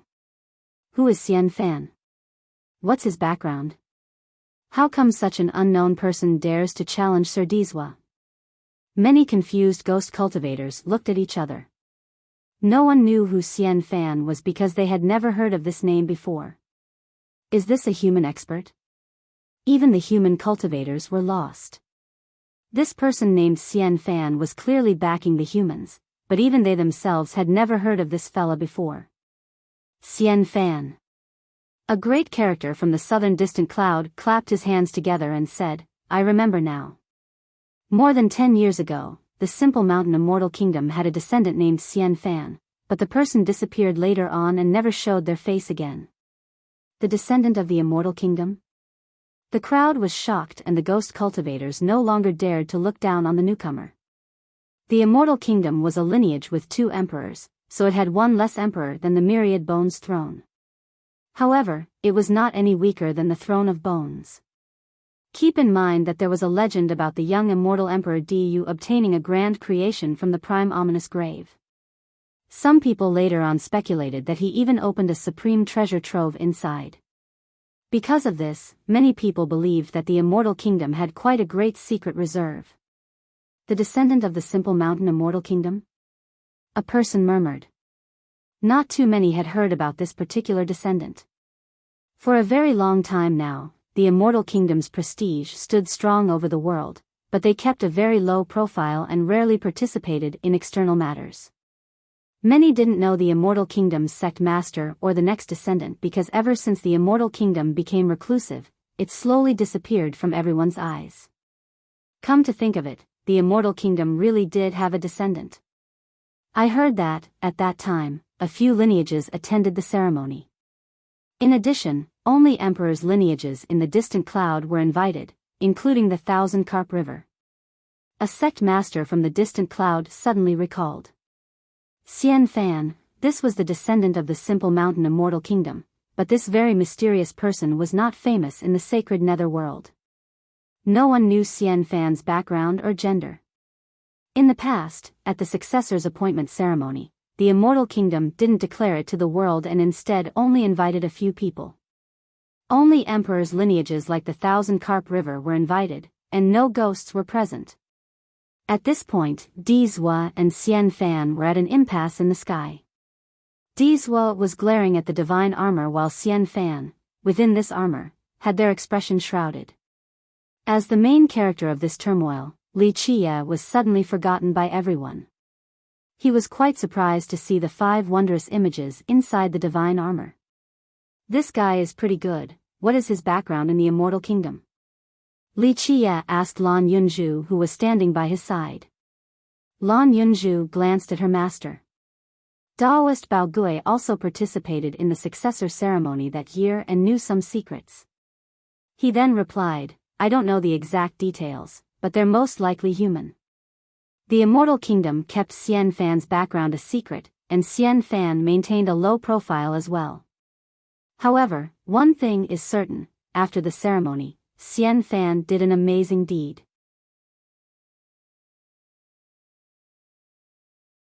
Chapter 502, 5 Elements Immortal Armor, they must have entered the immortal's domain. Li Qia looked at Xian Fan in the sky and said. Lan Yunzhu couldn't help but be taken aback, and even Daoist Bao Gui was astonished as he said, How does young noble know? Keep in mind that this matter was highly confidential. Moreover, characters like Daoist Bao Gui knew how to keep a secret, so this matter couldn't have spread easily. Li Qia chuckled and said, It's no big deal, the 5 elements immortal armor on Xian Fan's body makes it very obvious. This thing had always been hidden in the immortal's domain and no outsider had seen it before. One must go into the deepest parts of the immortal's domain and come out alive. Then, they would also be able to get some items, such as this 5 elements immortal armor. Young noble knows about the immortal's domain? Daoist Bao Gui couldn't help but ask in amazement, This is very secretive, very few outsiders know about it. Others are different, and I'm not included in this group. Li Qia smiled and continued, Future generations assumed that immortal Emperor Du uncovered a supreme treasure inside the prime ominous grave, but the truth was far from this. The emperor instead obtained an immortal land, the immortal's domain at the mouth of the immortal kingdom. He then smiled at the old Taoist and arched his chin towards Xian Fan, who was dealing with Dizhua, asking, "What does sect master know about this person?" "Very little. Although I participated in the successor's ceremony that year, I didn't meet Xian Fan. Very few know about Xian Fan's background and identity, including the simple mountain disciples. I only know that Xian Fan was dubbed the Descendant and the kingdom continued to keep Xian Fan's identity a secret."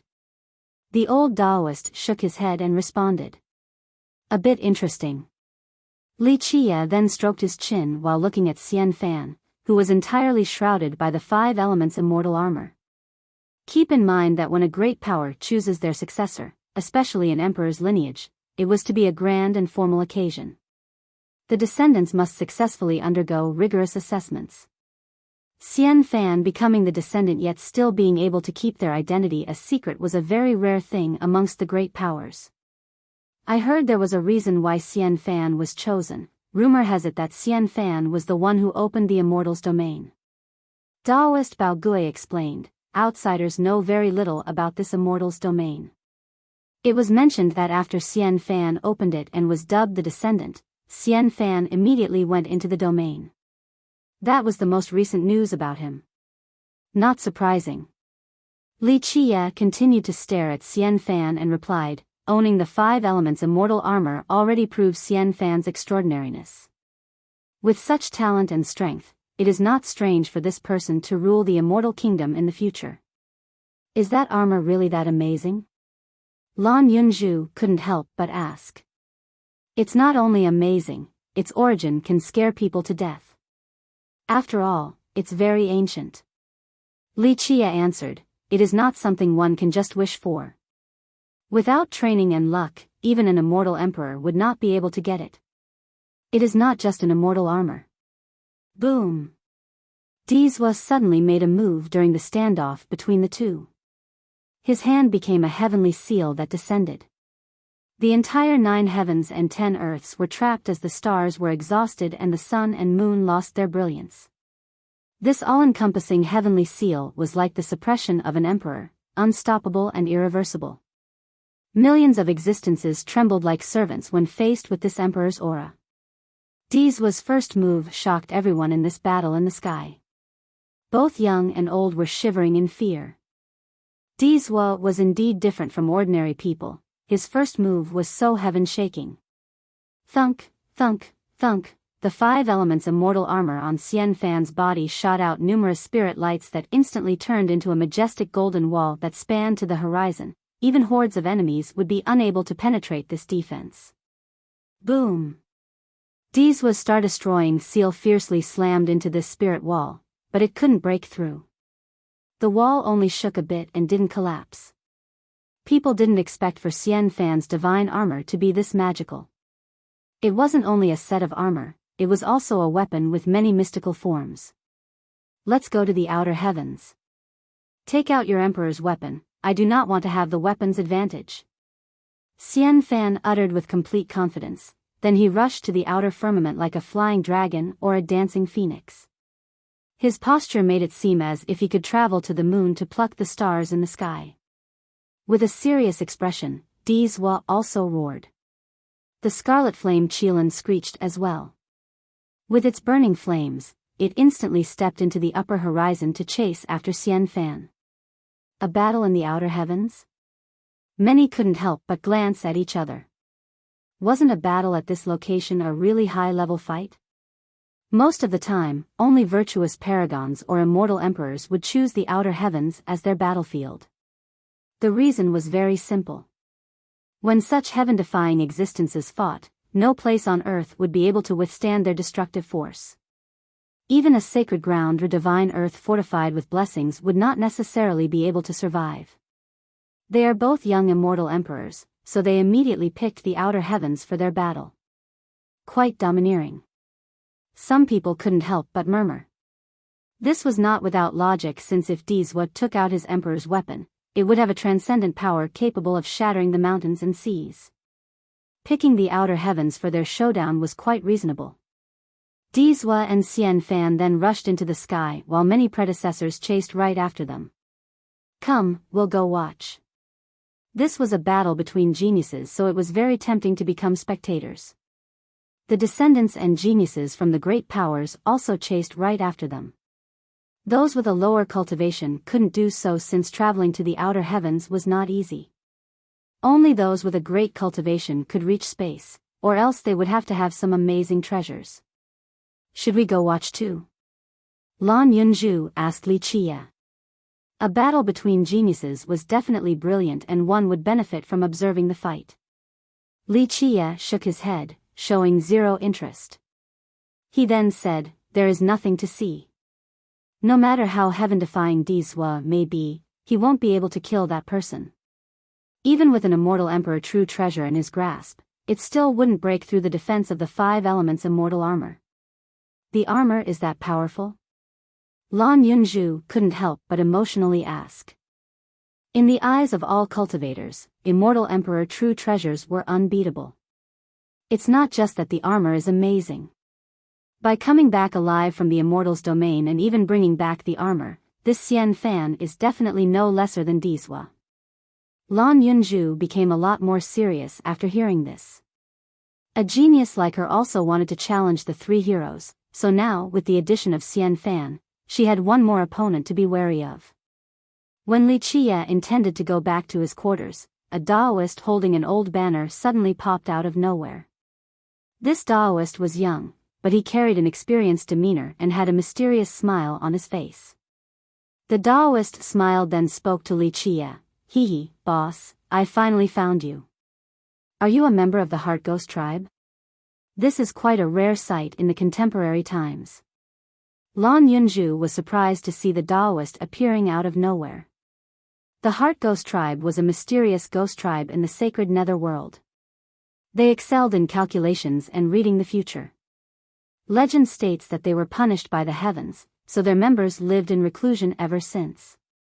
This Daoist was Daoist Heaven Calculating, the one who Li Qie met right outside of the lost mythical island, the one that had calculated Li Qie's fate. Although Lan Yunzhu revealed his origin, the Daoist was not surprised. He only smiled and said, Fairy Lan is indeed worthy of being the river Sex descendant. Your vision is as bright as a torch, quite impeccable. Alright, stop sucking up. Have you calculated it? Li Qie spoke to the Daoist.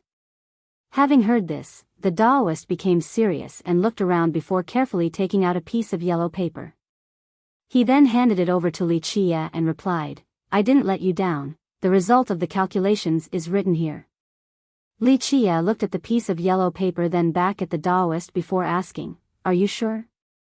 There are absolutely no mistakes. Absolutely zero mistakes, this little one guarantees it with his life.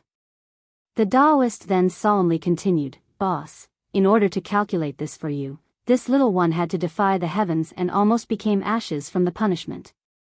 Lan Yunzhu was quite curious about what this Heart Ghost member calculated for Li Qie. Judging from their solemn expressions, it must be something very serious. Unfortunately, Lan Yunzhu couldn't see the contents of the paper before Li Qie put it away. After putting the piece of yellow paper away, Li Qie told the Daoist, Very good. Since you have done me a favor, I shall give you a creation. Follow me into the prime ominous grave, your fortune is waiting inside. The Daoist immediately became joyous and he smilingly said, This little one knew that Boss was an auspicious man. Meeting Boss is my fortune. Lan Yunzhu could only shake her head while thinking that this fella really knew how to flatter others.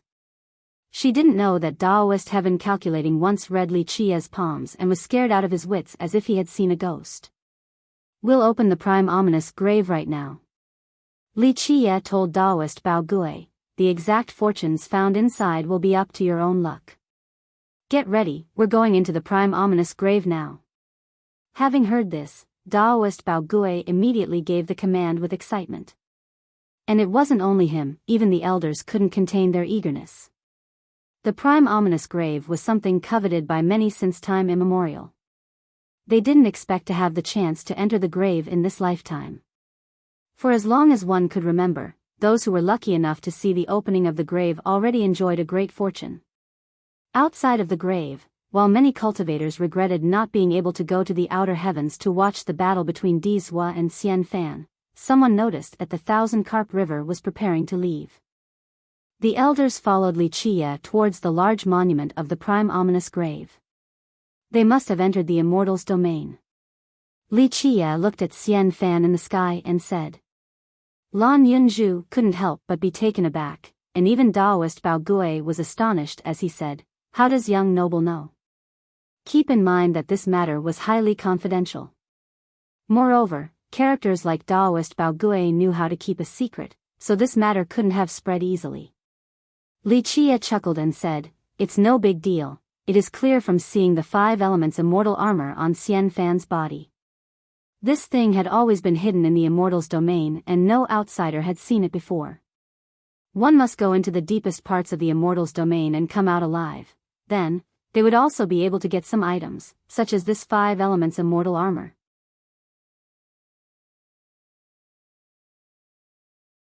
Chapter 503, Prime Ominous Graves Opening. Some cultivators shuddered once they saw Li Qie walking towards the huge monolith. They quickly told the seniors of their sects, "He is about to open the prime ominous grave." Everyone knew that the key was in his hands, so seeing Li Qie approach the grave caused many people to become excited. Was it time for the grave to be opened? Quickly pack up and get ready to enter the prime ominous grave. Suddenly, chaos spread like wildfire. Within the radius of 10,000 miles right outside of the grave, the atmosphere was boiling with commotion as all the armies began to pack up.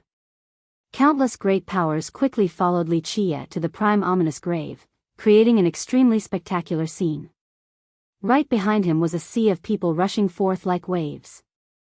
Many were extremely eager, they rubbed their hands together wishing that they could soar forward into the grave instantly. It's almost time. Finally, the prime ominous grave. Oh, how many generations have passed since it was last opened. The great powers such as the Myriad Bones Throne and the Alira's ancient kingdom followed as well. Everyone came for the grave, so now that it was nearing the time of its opening, no one wanted to give up this once-in-lifetime opportunity. Amitabha. A Buddhist chant resounded. Monk Daji suddenly appeared and chased right after Li Qie. He then cheerfully smiled and said, benefactorly, "Ah, wait, brotherly, you are about to open the grave, so do you have anything nice for me? Maybe you have a huge creation to give to me? Something nice for you?" However, before Li Qie could answer, right next to him, Lan Yunzhu fiercely glared at the monk and stated, "Jian Xian, I heard that you were playing around back at the Soaring Remembrance Village and tricking the villagers to get free meals. After bullying our Thousand Carp River like this, you still want us to treat you?" "No. No, no." Fairy Lan misunderstood. Monk Daji was startled and quickly explained, "Fairy Lan, this little monk is one who slays evil with a merciful heart. I definitely wouldn't take a single coin from the good men and women back at the village. My heart only wishes to enlighten others and save the world. I only went to the secular world for cultivation. Does enlightening others include being a monk who eats meat and drinks?" Lan Yunzhu stared at him and exclaimed, "Don't tell me you didn't eat bowl after bowl while gorging yourself with wine at my house." Monk Daji quickly replied, "Amitabha. Fairy Lan, there is a proverb, an empty sack cannot stand upright. When this monk slays evil, there are times where I will get hungry, right? Hee. Plus, this monk didn't eat that much, you are surely mistaken. The one who ate a lot was brotherly. When he was a guest at your house, he was treated very well. Uncle and aunt gave him good food and wine, and as for the reason, I'm sure Fairy Lan already knows." The monk then winked at Li Qie and Lan Yunzhu. With this accusation, Li Qie glared at him and said, "Fake monk, don't make up stuff or else I'll tell your fiancé where you are. Then we'll see where you will run." Before this many people, Monk Daji couldn't show that he was afraid of his wife, so he arched his chest and patted it before declaring, "Brotherly underestimates me too much. Since when was I afraid of a woman?" At this time, a red-clothed lady suddenly appeared behind the monk and coldly said, since when did you become so brave like this? This person was both Monk Daji's senior sister and his fiancée. Seeing the lady in red, Jian Xian's expression immediately changed as he turned around to run. However, Li Qie instantly made a move. Since Monk Daji was not ready, he was trapped by Li Qie. Hey, brother. What are you doing? Monk Daji exclaimed in fear. He couldn't run even if he wanted to since Li Qie had made him immobile. Nothing much, it's just that running all day long is not the right thing to do, so you have to properly face her. Li Qie smiled and said before throwing the monk towards the lady in red. Brotherly, you can't treat me like this. We are brothers, how can you sell out a brother like this? The monk started to scream. However, Li Qie ignored him and led the group across several mountains. The unwilling screams of the monk still echoed from afar, causing Lan Yunju to shake her head in amusement and say, he deserves it. Not wanting to be the Nether Crossing descendant and instead escaping to be a monk. He'll receive a good lesson now that he has been caught. Monk Daji was an interesting person. The Nether Crossing swamp was an emperor's lineage. To eventually become the sect master of such a lineage was something countless people desired. Unfortunately, he didn't give a damn and secretly escaped from the swamp, creating turmoil within the sect. The huge monument stood proudly on top of a mountain range and pierced straight into the clouds as if it was a door that guarded the hills behind it. Only by opening this monument would one be able to enter the grave, and this required the key from Necropolis. After the grave closes, no one would be able to keep the key since it would disappear. Even a heaven-defying immortal emperor would not be able to change this fact. And so, in order to open the grave once more, one had to go to Necropolis to find the key. Standing before this monument, everyone would sense a majestic atmosphere without exception. It was as if this place buried a supreme existence across the eons. However, no one knew whether such an existence was buried here or not. There was no name on this monument since it was carved out from a giant boulder. With a more careful observation, it didn't look like it was carved by men. Instead, it was more like this was the original appearance given by the heavens. When Li Qie stood before it, the crowd behind him also stopped. Everyone held their breaths, waiting for him to open the prime ominous grave. No one dared to steal the key from Li Qie's hands since the elders of the river sect were all here. Making a move at this time was akin to opposing the river sect. Not to mention average great powers, even emperors' lineages didn't want to do so. Moreover, everyone could go in, so why the need to break the friendly facade with the Thousand Carp River just for a key? While the rest were waiting, Li Qie took out the key. Although it was called a key, it was more like an edict scroll. Li Qie then opened this scroll and it emanated a bright brilliance. Dao runes appeared and lights jumped up and down like ripples of waves. These runes and lights eventually encompassed the entire monument. People became quite tense and excited to see this light cover the monument. It had been a very long time since the grave's previous opening. Just being here alone was considered to be the luckiest moment in their lives. Clang clang clank. At this time, huge characters began to fly out of the edict scroll, then they flew towards the monument and imprinted themselves onto it, creating powerful and divine clanking sounds. The words carved onto this monument were very archaic and were in shapes that resembled branches or tadpoles. Even the great characters from the Throne of Bones that were sealed underground didn't know what these words were. They were ancient to the point of being untraceable, even the longest living person would not be able to understand the contents. After the monument was completely carved with words, the entire thing lit up. With a series of rumbles, the huge monument slowly sank into the ground. Everyone nervously stared at the spot where the huge stone was sinking. No one wanted to miss a single detail. Rumble. After a series of sounds, the boulder finally went all the way down to the ground, and the mountain range right behind it opened. The entrance was like a great pass, like a prehistoric beast waiting with its mouth wide open to devour trespassers. It has been opened. Seeing this great pass, someone excitedly screamed. We'll go in now.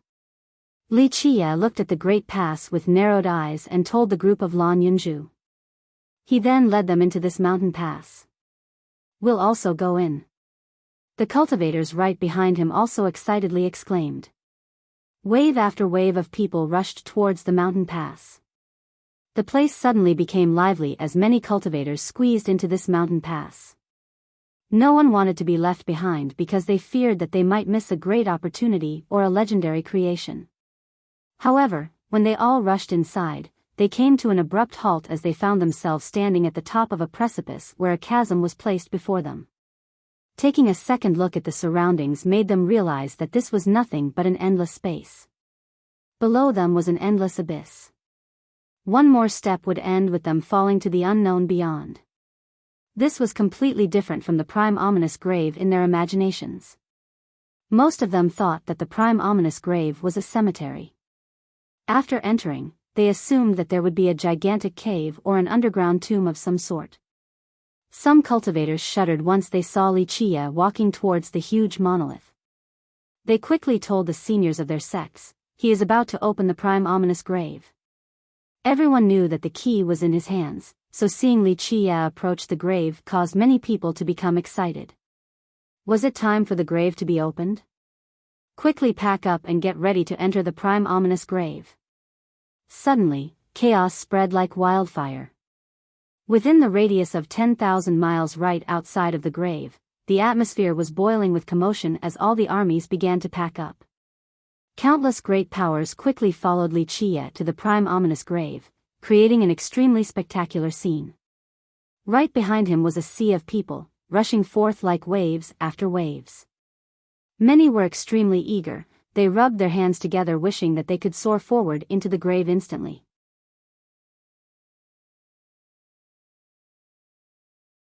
Chapter 504, Corpse Blood Cloud. However, there were neither graves nor underground tombs or even any coffins at that. It was nothing like their imaginations, there was only an endless void. This is the prime ominous grave? Someone asked with disappointment while standing before this vast nothingness. This is all there is? Another unwilling fella couldn't help but murmur. Maybe this is just the entrance and there are other places here. A sect master from a great power said, "Come, we'll go take a look." With that, he took out a flying ship and flew towards the emptiness. However, a terrifying event occurred. The moment the ship floated into the air, it seemed to have lost its power and fell into the abyss. Ah! Shrill screams emanated from below. The ship was carrying several hundred experts, so the sudden drop left them frightened. Since they were all experts, their first reaction was to fly out of the ship. However, the result was still the same, they couldn't fly. At this place, all cultivators lost their ability to fly. In this split second, no matter which spatial techniques they tried or what type of treasure they used, all was for naught. It was like a mortal stepping on air then falling right back down. These 100 cultivators lost their minds in horror as they yelled out ear-piercing screams in the air. Everyone witnessed these experts fall down into the endless abyss like shooting stars flying to an unknown destination. After seeing this scene, everyone became startled and some even shouted, "How could this be?" There were some cultivators and sects that wanted to fly, but they immediately halted their steps and shuddered in silence. A royal lord from a powerful country who was completely pale shouted with shaking legs, "Impossible." There were even heavenly sovereigns on board. Keep in mind that at a certain level, cultivators could fly up high and soar across the plains. This was common sense. If suddenly, cultivators were not able to fly, then this would be a huge hit to everyone. This is a void zone. Even a virtuous paragon would fall down and perish. Inside the ancestral mountain of the throne of bones, an ancient voice came forth. Shivers encroached upon the listeners. They didn't know what a void zone was, but if even virtuous paragons couldn't escape death, then they understood how terrifying a void zone must be. What is that over there? A keen observer pointed at something in the far distance and quickly asked. After they heard this question, everyone stared at the horizon and noticed groups of gigantic red clouds approaching. These clouds were as red as blood, it was as if blood was flowing out from them. They formed a line, creating the illusion of a river of blood from afar. In an instant, these blood clouds reached the cliff. When the first cloud touched the stone precipice, it immediately rebounded towards a different direction. The other red clouds also did the same. These are the legendary corpse blood clouds. An ethereal voice came from the simple precious tree. No one knew who the speaker was. Right when one group of red clouds reached the cliff, the simple precious tree instantly flew on top of these clouds with a swish. These clouds suddenly unleashed countless tentacles to devour this tree, but immortal lights from the tree descended to stop these blood tentacles. Under the watchful gaze of everyone present, the simple precious tree rode these blood clouds to the far distance, towards the unknown. After seeing the successful attempt, everyone immediately understood what was going on, so we have to ride these clouds. At this time, an old cultivator jumped on top of a nearby red cloud. The red cloud suddenly trembled as countless foggy strings that resembled tentacles rolled around this old cultivator's body. The unwary cultivator was immediately ensnared. Ah! This cultivator immediately turned into a bloody mist without leaving behind even a bone.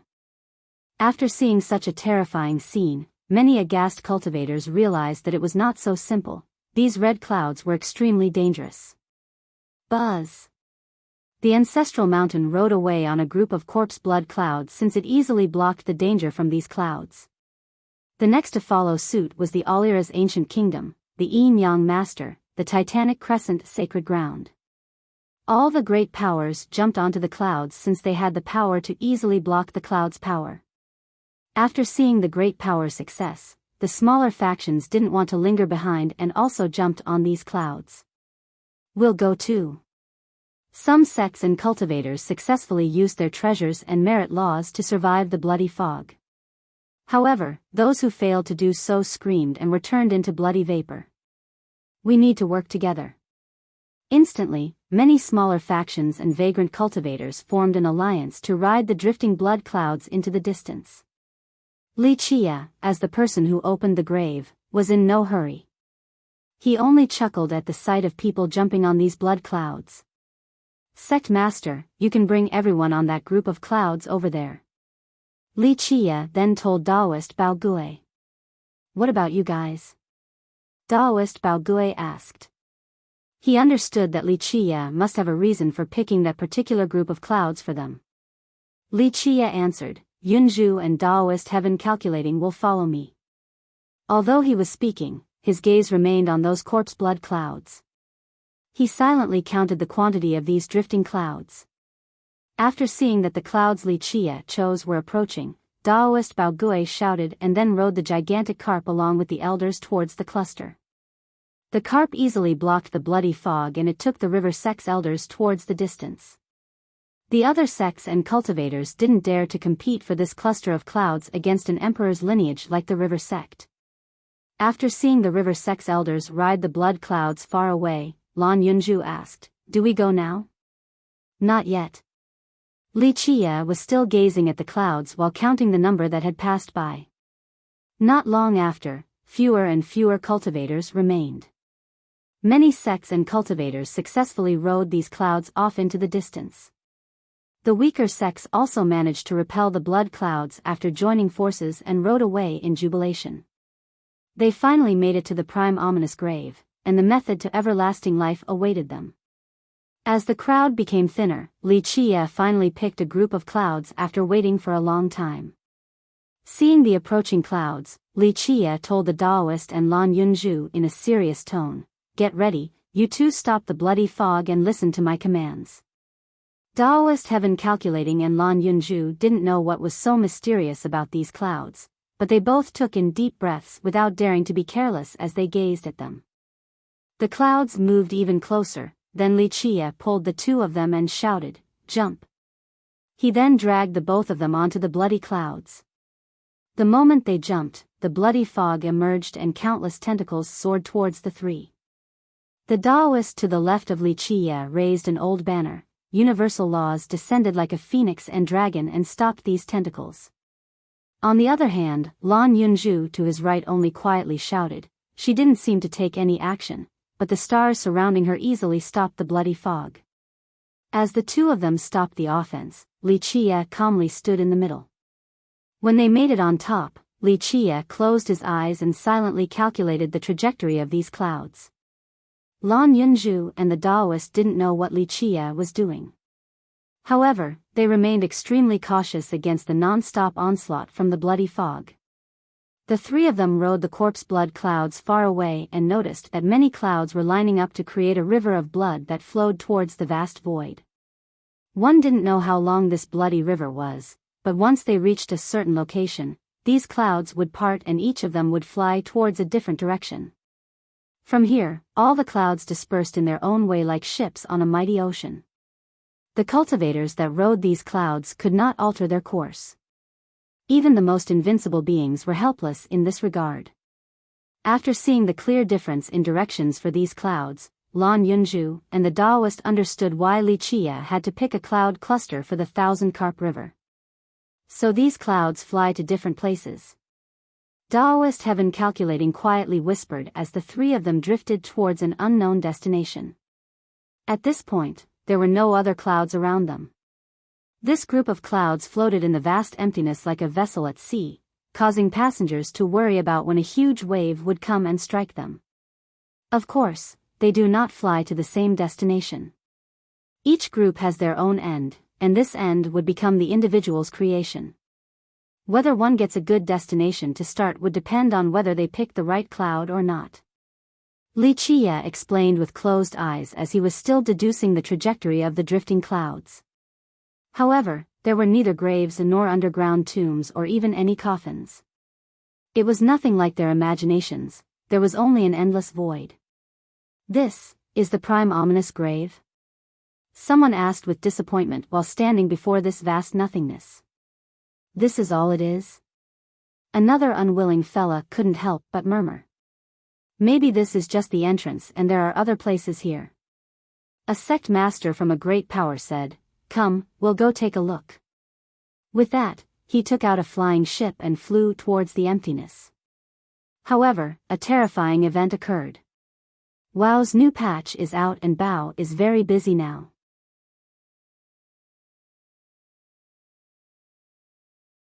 Chapter 505, Ominous Graves Secret Realms. How does one know whether the endpoint of a cloud is bad or good? Lan Yunju couldn't help but ask. However, Wuxia, with his eyes closed, had already focused his thoughts and didn't answer her question. The three of them rode the clouds for a very long time. All of a sudden, Wuxia spoke with a deep intonation, "Get ready to jump down." What? Wuxia's words caused the other two to exclaim in fear. This place was a boundless and endless expanse. Jumping down was no different than courting death. They saw, with their own eyes, the fate of the cultivators who jumped down. Jump! But the two didn't have time to think since Wuxia already pulled the two of them down from the clouds. The three of them started falling down like meteors and lost all control of themselves. Lan Yunju and the Taoist were almost scared to death. They tried to use flying techniques, but even the best technique would not be able to lift them in this place. They then wanted to take out flying treasures, but Wuxia yelled at them, "Don't move." The stunned Taoist and Lan Yunju finally resigned themselves and didn't take out their treasures. They then closed their eyes while free-falling. Ah! Screams tore through the sky while the three of them fell down like shooting stars into the bottomless void.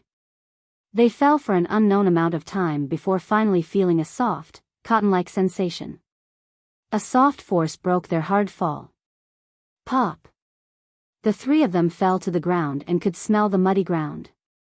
Lan Yunju and the Taoist became ecstatic. The smell of mud was indeed wonderful. After falling for so long, standing on hard ground made them feel very lucky. Being in control was such an exciting thing. After calming down, they took a look around and became dumbfounded.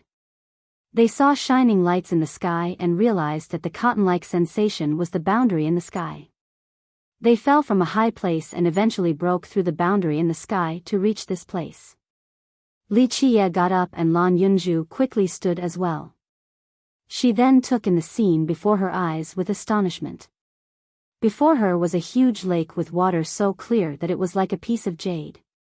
The soft blowing wind gave a comfortable feeling, and there were many rocks around this place. These round rocks that were randomly lying around formed a big rock. This scene would cause spectators to think that they were at some lake back in the sacred netherworld and not the prime ominous grave. The Taoist got up and asked in surprise after seeing the big lake, "Where is this place?" This scene greatly differed from the grave in his imagination. With rippling waves and clear water, unsuspecting people would think that this was a paradise. Who would suspect that they were in the prime ominous grave that was filled with ghastly and nether energy? A secret realm in the prime ominous grave. Li Qie sat down and calmly spoke. After entering the prime ominous grave and riding the blood clouds, there would be a stopping point. However, being at a bad stopping point would make it very difficult. After leaving the stopping point, one would reach a grave realm. What is this grave realm? The Taoist curiously asked. Li Qie looked at him and replied, "They are almost no different from continents, but going to the wrong place will result in death. However, if one goes towards the right direction, then they might gain a great creation. There are 5 grave realms in the prime ominous grave. As long as you can find a Tao platform, then you can teleport to any of the 5 grave realms. To those who come inside the grave, the first stopping point would be their first test of luck. Whether they can find anything or not will be up to their own fortune. However, once they reach the grave realms, it will no longer be left to just luck. In order to obtain king medicines or treasures, besides having the luck to reach the right place, they would also need sufficient strength, wisdom, and talents. In short, the stopping points are based on luck while the grave realms are based on one's ability. Li Qie continued with a smile, with sufficient strength, one might come back victoriously, but if unlucky, this might become their burial ground. This prime ominous grave. It is not dangerous yet also very dangerous. This would depend on the ambition of the individual. If one is satisfied with what they have, then the chance of leaving alive is high. After hearing Li Qie's explanation, the two obtained a better understanding of the prime ominous grave. Lan Yunzhu then looked at the big lake and asked, "What about a secret realm?" Li Qie responded, "Secret realms are not found inside grave realms. Just like its name, no one knows where these secret realms are located or how many there are. Entering a secret realm is pretty simple, one just has to jump down from a blood cloud. Of course, the requirement is that they have to pick the right spot so that what awaits them is indeed a secret realm and not death." How does one know where these secret realms are? The Taoist asked. Li Qie looked at him and shook his head to say, "No one knows. It is up to luck and fate. If you choose correctly, then congratulations, you have obtained a creation. If you choose incorrectly, then I'm sorry, you are dead. However, your Heart Ghost tribe has a peerless calculation technique, right? You can try it if you are interested." No, I don't want to try." The Taoist startlingly exclaimed while waving his hands, "A burial ground like this place is a taboo of the heaven and earth. One cannot just calculate it. If one forcefully does so, then a calamity would befall upon them. Our Heart Ghost tribe once had an ancestor who wanted to obtain the method of everlasting life in the prime ominous grave. I heard afterward that this ancestor forcefully calculated to search for this mythical method and was struck by lightning, dying on the spot. Moreover, at that time, the rest of our tribe also suffered the heaven's wrath and were struck by lightning for a whole day, resulting in heavy losses. That means, the prime ominous grave really has a method for everlasting life?" Lan Yunzhu couldn't help but emotionally inquire. "I'm not sure, but the forcefulness of our ancestor brought a calamity upon us. Logically speaking, this method should truly exist. If not, then there might be something else that the heavens doesn't want others to know."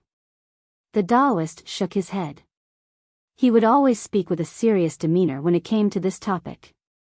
"The method for everlasting life? I know about this," Li Qie said with a smile.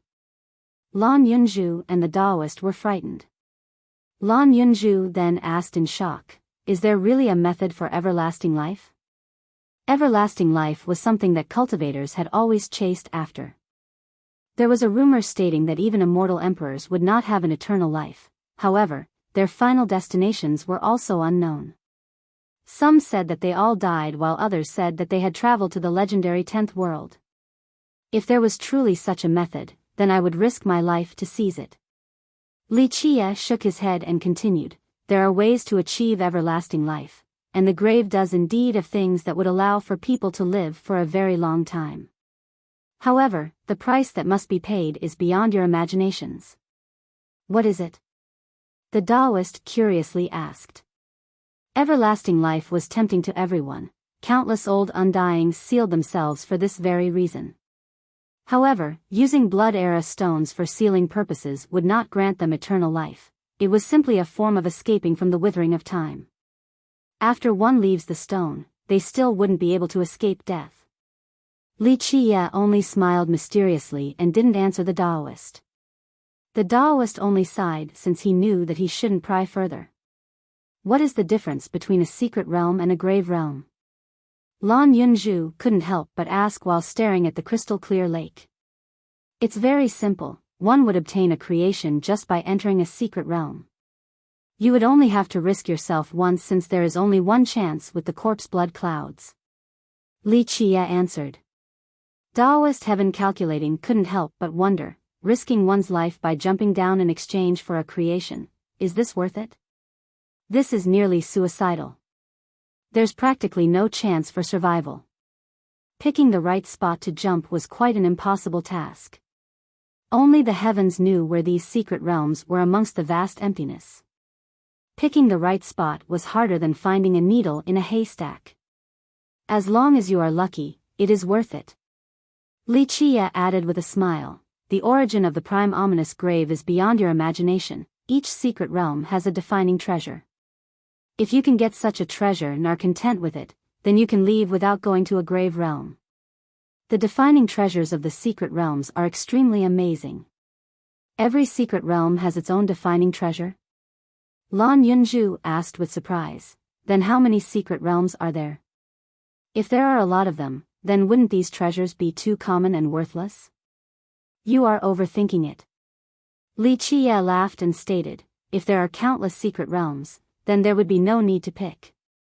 Just close your eyes and jump down since even a fool would be able to reach a secret realm. It is really difficult to find the exact amount of secret realms in the grave. In my opinion, there is only one. Oh God, there is only one? Taoist heaven calculating was scared out of his mind. He almost fell to the ground due to his weakened legs. With a blanched expression, he said, Boss, did you just guess? The probability of surviving is probably lower than fishing a needle out of the sea. How does one know whether the endpoint of a cloud is bad or good? Lan Yunzhu couldn't help but ask. However, Li Qie, with his eyes closed, had already focused his thoughts and didn't answer her question. The three of them rode the clouds for a very long time. All of a sudden, Li Qie spoke with a deep intonation, get ready to jump down. What? Li Qie's words caused the other two to exclaim in fear.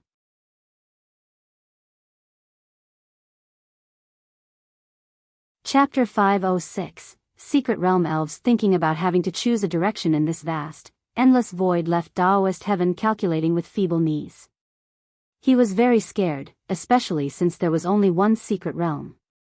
Earlier, if they were just a bit unlucky and picked the wrong time to jump, it would all be over. At this point, he couldn't help but become drenched in cold sweat. What, you don't trust me? Li Qie coldly glared at the Taoist and asked, besides, I wasn't afraid to die, so what are you afraid of? Is your life more valuable than mine? It's a bad habit of mine. The Taoist wryly laughed, the more one understands the workings of clairvoyance, the more they will be afraid of death. Ever since I was young, would calculate every time I went outside to see if there was any danger or not. But this little one knows that Sir is my auspicious spirit, and I'm sure that by following Sir, the star of luck will shine upon me. Li Qie laughed while enjoying the Taoist's ass-kissing. Enough with your haughty laughter. Li Qia's enjoyment caused Lan Yunju to angrily glare at him and say, "Within that endless void, how did you know that the secret realm was right here?" The truth was that, when Li Qia revealed that there might only be one secret realm in the entire prime ominous grave, she was also scared out of her wits. Recalling that one wrong jump might have killed them left her shivering in fear. She also didn't notice anything special about the spot that Li Qia chose. Even if she was asked to do it again, she wouldn't be able to find the exact same spot. There were no discernible characteristics in that vast and empty space. While Lan Yunju stated her question, Li Qia was looking at the large lake ahead in a daze. He ceased his thoughts and smiled mysteriously before answering, "That is a secret only meant for me to know." Of course, he couldn't tell her that he had been here before and how someone else had told him about the secret realms. After conducting many experiments, Li Qia finally stumbled upon the method to find this secret realm. Fortunately for him, he was immortal, thus having ample time. Like what the ancestral flow master had said before, the dark crow was immortal, thus Li Qia had the guts to experiment. Nevertheless, it still came at a cost along with a kind of pain that not just anyone could tolerate. Li Qia smiled and said, "Okay, the creations are right in front of you guys. Take your pick." Having said that, he walked closer to the large lake. Lan Yunju and Daoist Heaven Calculating also quickly chased after him. They went by the disorderly rock formation and inadvertently stepped on some round rocks. The moment they did so, two round rocks suddenly pushed them away and abruptly stood up. "Yah! Who is so blind as to actually step on me?" Lan Yunju and the Daoist became aghast when the two round rocks suddenly stood up and spoke. At this time, they stared at the two rocks while being dumbfounded. No, they were not rocks but clearly two people, two dwarves. These dwarves were short and stout, yet they had long and sharp ears. Their green skin and pointy noses resulted in a very funny and weird appearance. Cultivators usually saw many strange things, but to suddenly witness such a spectacle would frighten even the more courageous adventurers. The Daoist stared at the two dwarves in disbelief and exclaimed, "Oh man, what the hell is this thing? What the hell are you?" "We are the Secret Realms elves, understand, little brat?" Lan Yunju and the Daoist were stunned. The Secret Realms elves, this sounded very pleasant, but it was completely different from the elves in their imaginations. No one would ever believe a dwarf calling themselves an elf. "Don't mind them, they are new and didn't know that you guys were sleeping," Li Qia said with a wide smile. "Humph. No deals, no picking, don't bother us."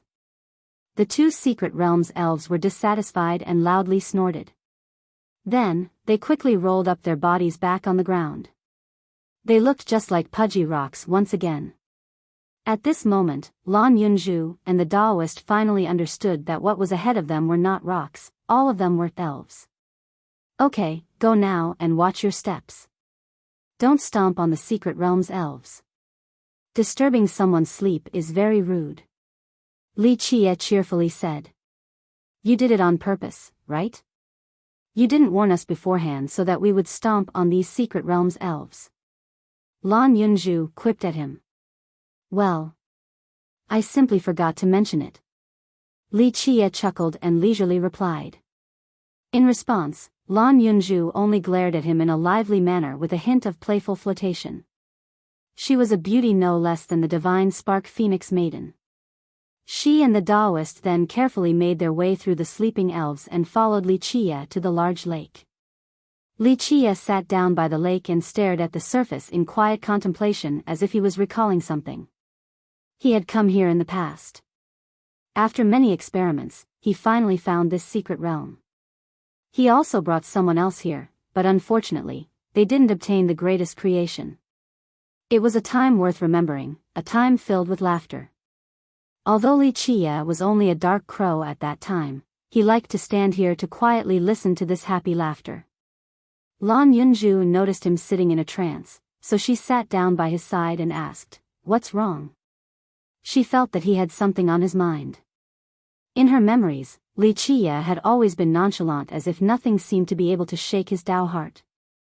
But this time, he had turned sentimental. This word didn't seem to be a suitable description for a ferocious and overbearing person like him. If it wasn't happening before her eyes, she would think that it was an illusion since she didn't expect this out of him. Li Qie withdrew his gaze, then looked over at Lan Yunju and asked, "Is the exquisite jewel from the Thousand Carp River still there?" "The exquisite jewel?" Lan Yunju answered, "That is our emperor's weapon, so of course it is still there. The jewel is an unbeatable foreign Tao mysterious treasure left behind by our patriarch. It was personally refined by the patriarch as well." However, this was not why she found it strange, it was more about Li Qie's sudden attention to it. The patriarch didn't only leave behind one immortal emperor life treasure, so she felt that something was amiss when Li Qie specifically brought up the jewel. "Why are you bringing it up?" Lan Yunju looked at him and asked, "Is there something strange about it?" Intuition told her that Li Qie knew more about the river sect than they themselves did. For example, the Yin Yang Pond and the Golden Divine Willow. "Just curious." Li Qie answered with a smile, "I've long heard about the fascinating exquisite jewel of your Thousand Carp River, so I couldn't help but ask. Everyone is inquisitive by nature to an extent." "Stop." Lan Yunju snappily glanced at him and said, "Uncle, don't act as if I don't know what you are like. Don't always lie without batting an eye, it is extremely obvious." "Then I'm very happy." Li Qie replied, "This shows that US husband and wife have a mental connection. You are like a worm in my stomach." "You are the worm." "So gross." The angry Lan Yunju tried to kick him while gritting her teeth. Her expression showed that she wanted to beat him up. On the side, Daoist Heaven Calculating just acted as if he didn't see anything. With the two flirting like this, as an outsider, the Daoist knew how to act. It was as if he was invisible. "Okay, since we are here, let us not waste any more time. You two can pick your own creations. Remember, there is only one chance. What you get is up to your own fortune." "The creation is in this lake?" Daoist Heaven Calculating asked and stared at the large lake. Coming from the Heart Ghost tribe, he was a very skilled diviner. Li Qie noticed the Daoist's interest in the lake and said, "Of course. There is a great creation in the lake. It is one that encompasses the entire secret realm. Do you want this one? I wonder if I am fated to obtain it." The Daoist indeed was very interested. He understood that when Li Qie said that it was a great creation, it must be indescribably heaven-defying and unparalleled. He already knew that following Li Qie into the prime ominous grave was a great fortune, so if he could obtain this creation, then his trip would be over. He understood the heaven's will and didn't want to be too greedy. Li Qie said, "Very well. If you have the ability, then I shall give you this great creation. Go first. If you can get it, then it belongs to you." "Thank you, sir." The Daoist was happy to hear this and quickly bowed towards Li Qie. After hearing this, he knew that Li Qie had a method of obtaining this creation, but Li Qie was giving him a chance. "This is how handsome I am."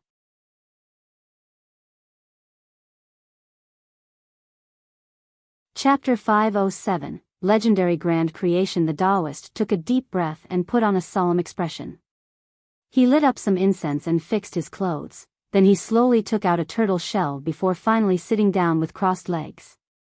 Seeing the Daoist's appearance, Lan Yunju laughed and asked, "You want to take the great creation, not someone's fortune. What are you taking out the turtle shell for?" The embarrassed Daoist smiled and answered, "Items created by the heavens are one of a kind and not just anyone can enjoy them. Even seizing it might not be a good thing, so I will calculate my own fate to see if I can bear such a supreme treasure or not." "There is such a belief?" Lan Yunju asked with skepticism.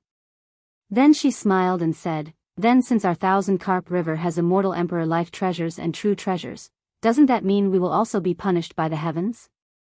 The Daoist shook his head in response, "Fairy Lan, our Heart Ghost tribe is different from the Thousand Carp River. Our divining tribe obeys the heavens while your Thousand Carp River goes against the heavens. If we calculate anything too amazing, we'll suffer a heavenly punishment. According to our calculations, your immortal Emperor Qianli continuously went against the heavens until they reached the level of immortal emperor. This means that, to a certain extent, the will of the heavens allowed the emperor to carry the heavens' will. The emperor then created a supreme emperor's foundation for the Thousand Carp River to protect it for millions of years. When it came to fortune-telling, the Taoist blabbered on incessantly. Against the heavens? In accordance with the will of the heavens? While she listened, Lan Yunzhu became very interested. Generally, cultivators didn't care for divination and only considered fortune-tellers to be street charlatans. Li Qie chuckled and shook his head to add, "This matter is very mysterious, but you can put it like this. Your Thousand Carp River is an emperor's lineage with sufficient strength. You guys have emperor's laws, so the sect has become quite mighty. Even those who want emperor's weapons would not dare to maneuver against you. But now let's talk about a smaller sect. For example, a smaller sect or a vagrant cultivator possessing several emperor's weapons or a mythical scripture, would they be able to protect them?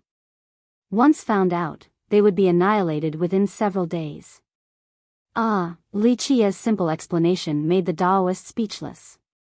He eventually added, "Sir's argument is indeed an alternative explanation, there is some truth to it." "Very well. In your divination teachings, there is this saying, only the courageous will prosper. It doesn't matter if you will be able to bear it or not, take the chance to grab it first then decide later." Which invincible existence didn't face hardships? Those who reached the apex all went through countless life and death trials and through baptisms of blood. Li Qie shook his head and continued with a grin, "Like you said before, you would calculate for yourself before leaving home. In a generation such as this, you might as well never leave the house since it is safest to stay there like a turtle in its shell." Well, the Taoist scratched his head and pondered for a while before replying, "Sir, makes a lot of sense. My habit of calculating can't be fixed." At this point, he couldn't help but ask, "Sir, how does one take the great creation from this place? You must have a certain something or win the acceptance of this secret realm." "There is another simple and direct method, just jump straight in. If you are lucky like a heaven's son, then maybe the secret realm will accept you and you will obtain the great creation after diving in." Li Qie smiled, then he added, "But think about it carefully. If you directly jump in, the probability of dying in there is a lot higher than coming out alive." Lan Yunzhu couldn't help but startlingly exclaim, "Didn't you say that there was no danger in a secret realm? Why would he die by jumping in? What is the point of even talking about the creation then? Where can you acquire a defining treasure so easily? Of course, obtaining a creation would be difficult as well." Li Qie shook his head with a smile. "Okay, let me calculate to see what item would be accepted by the secret realm." The Taoist took a deep breath and decided. In the end, he couldn't change his occupational habit. Craw, craw, craw, with a serious expression, the Taoist meticulously shook his turtle shell, creating crisp sounds. Ding ding ding ding. Finally, he threw the turtle shell to the ground to see how he could procure this great creation. Crack. However, the turtle shell immediately shattered the moment it touched the ground. With a blanched expression, the Taoist took several steps back while shivering as if he had just taken a hammer to the chest. Seeing this sudden development shook Lan Yunzhu with a jolt as she asked, "What happened?" "It is incalculable." Li Qie shook his head and answered, "The heavens' punishment." The Taoist no longer dared to divine any further.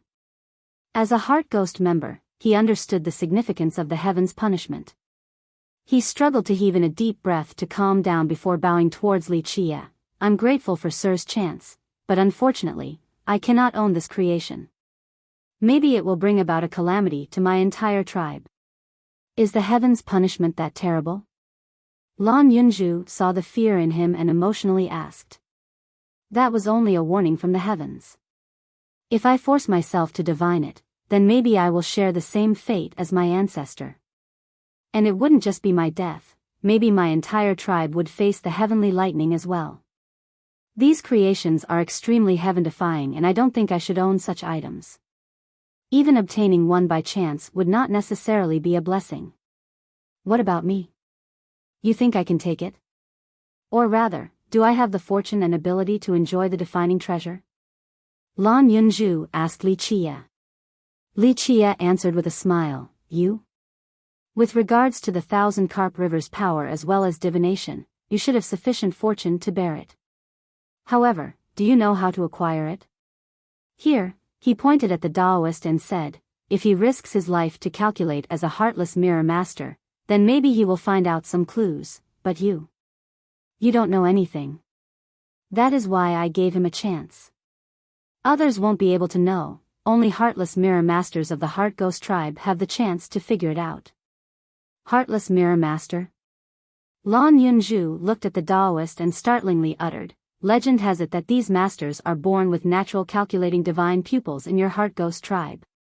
Indeed, Fairy Lan, I am naturally born without a heart mirror, so I am pitted by the heavens. The Taoist didn't dare to boast and only answered truthfully. However, being born with divine pupils for seeing is not necessarily a good thing. Everyone knew that Heart Ghost members were born with a heart mirror, but Taoist Heaven Calculating was born without one. Most members without a heart mirror would not be able to become a diviner. However, there was a certain chance of them having divine pupils. These people were called Heartless Mirror Masters and were destined to be great diviners since the moment of their birth. And so, only a Heartless Mirror Master like him has a certain chance of divining the secret. You, on the other hand, cannot unless you have something else to assist you. Li Qia said with a smile. Upon hearing this, Lan Yunju immediately looked at Li Qia and revealed a sparkling smile, a smile that encompassed charm and beauty, a smile that was crying for sympathy. She then said, then tell me about this creation, or just help me get it. Sorry, but you have to obtain this creation by yourself. Li Qia shook his head and added, me bringing you here is already a creation in and of itself. Lan Yunju angrily elbowed him and glared as she said, stingy, never mind then. Li Qia then shifted his attention to the Taoist and said, you still have a chance. If you can figure out the ultimate meaning, then you can still grab it without having to do anything. Granting you the power of the divine pupils could only be seen as the heavens loving heartless mirror masters. Thank you for your kindness. The Taoist was reasonable and said, obtaining this supreme treasure is useless if I won't be alive to enjoy it. This little one does not have the fortune to enjoy such a precious treasure. Humph. Fine, then just forget about this defining treasure. Lan Yunju coquettishly said, you can grab this thing yourself, I will go get a different creation. Quick, tell me how to get a different one. Li Qia chuckled and pointed at the sleeping elves by the lake, saying, go wake them up. You guys can pick an elf and trade something with them. Whatever you get will depend on your own fortune. Lan Yunju and the Taoist stared at the sleeping elves by the lake. They were like round rocks without any movement at all. What should we trade? Lan Yunju asked. Li Qia answered, it's very simple, they like golden things the most. Take out something with a sparkling golden color, but of course, gold is best. They like gold a lot. Lan Yunju and the Taoist suddenly became silent. In the eyes of mortals, gold was indeed very precious, but it was trash in the eyes of cultivators for they had no need for mortal items. Some vagrant cultivators, especially weaker ones who often mingled with the mundane world, would have a lot of gold in their pockets. Sadly, Lan Yunju came from an emperor's lineage so she had no need for such things.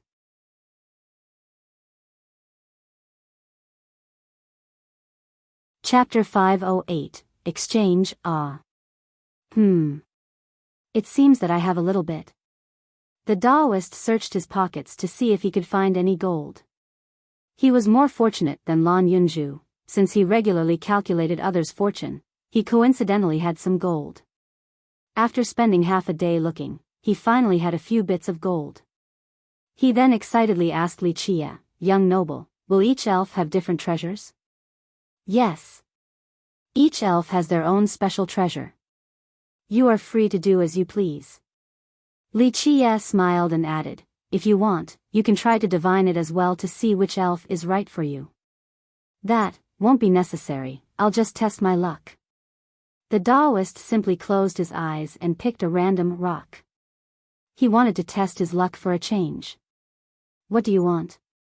The awakened elf was very annoyed. Any sleeper being woken would be unhappy. The elf then glared at the Taoist and angrily exclaimed, "Brat, if you are not here to trade, then I'll beat you into a pig's head." The Taoist opened his palm to show off the bits of gold and quickly said, "I want to trade for a creation."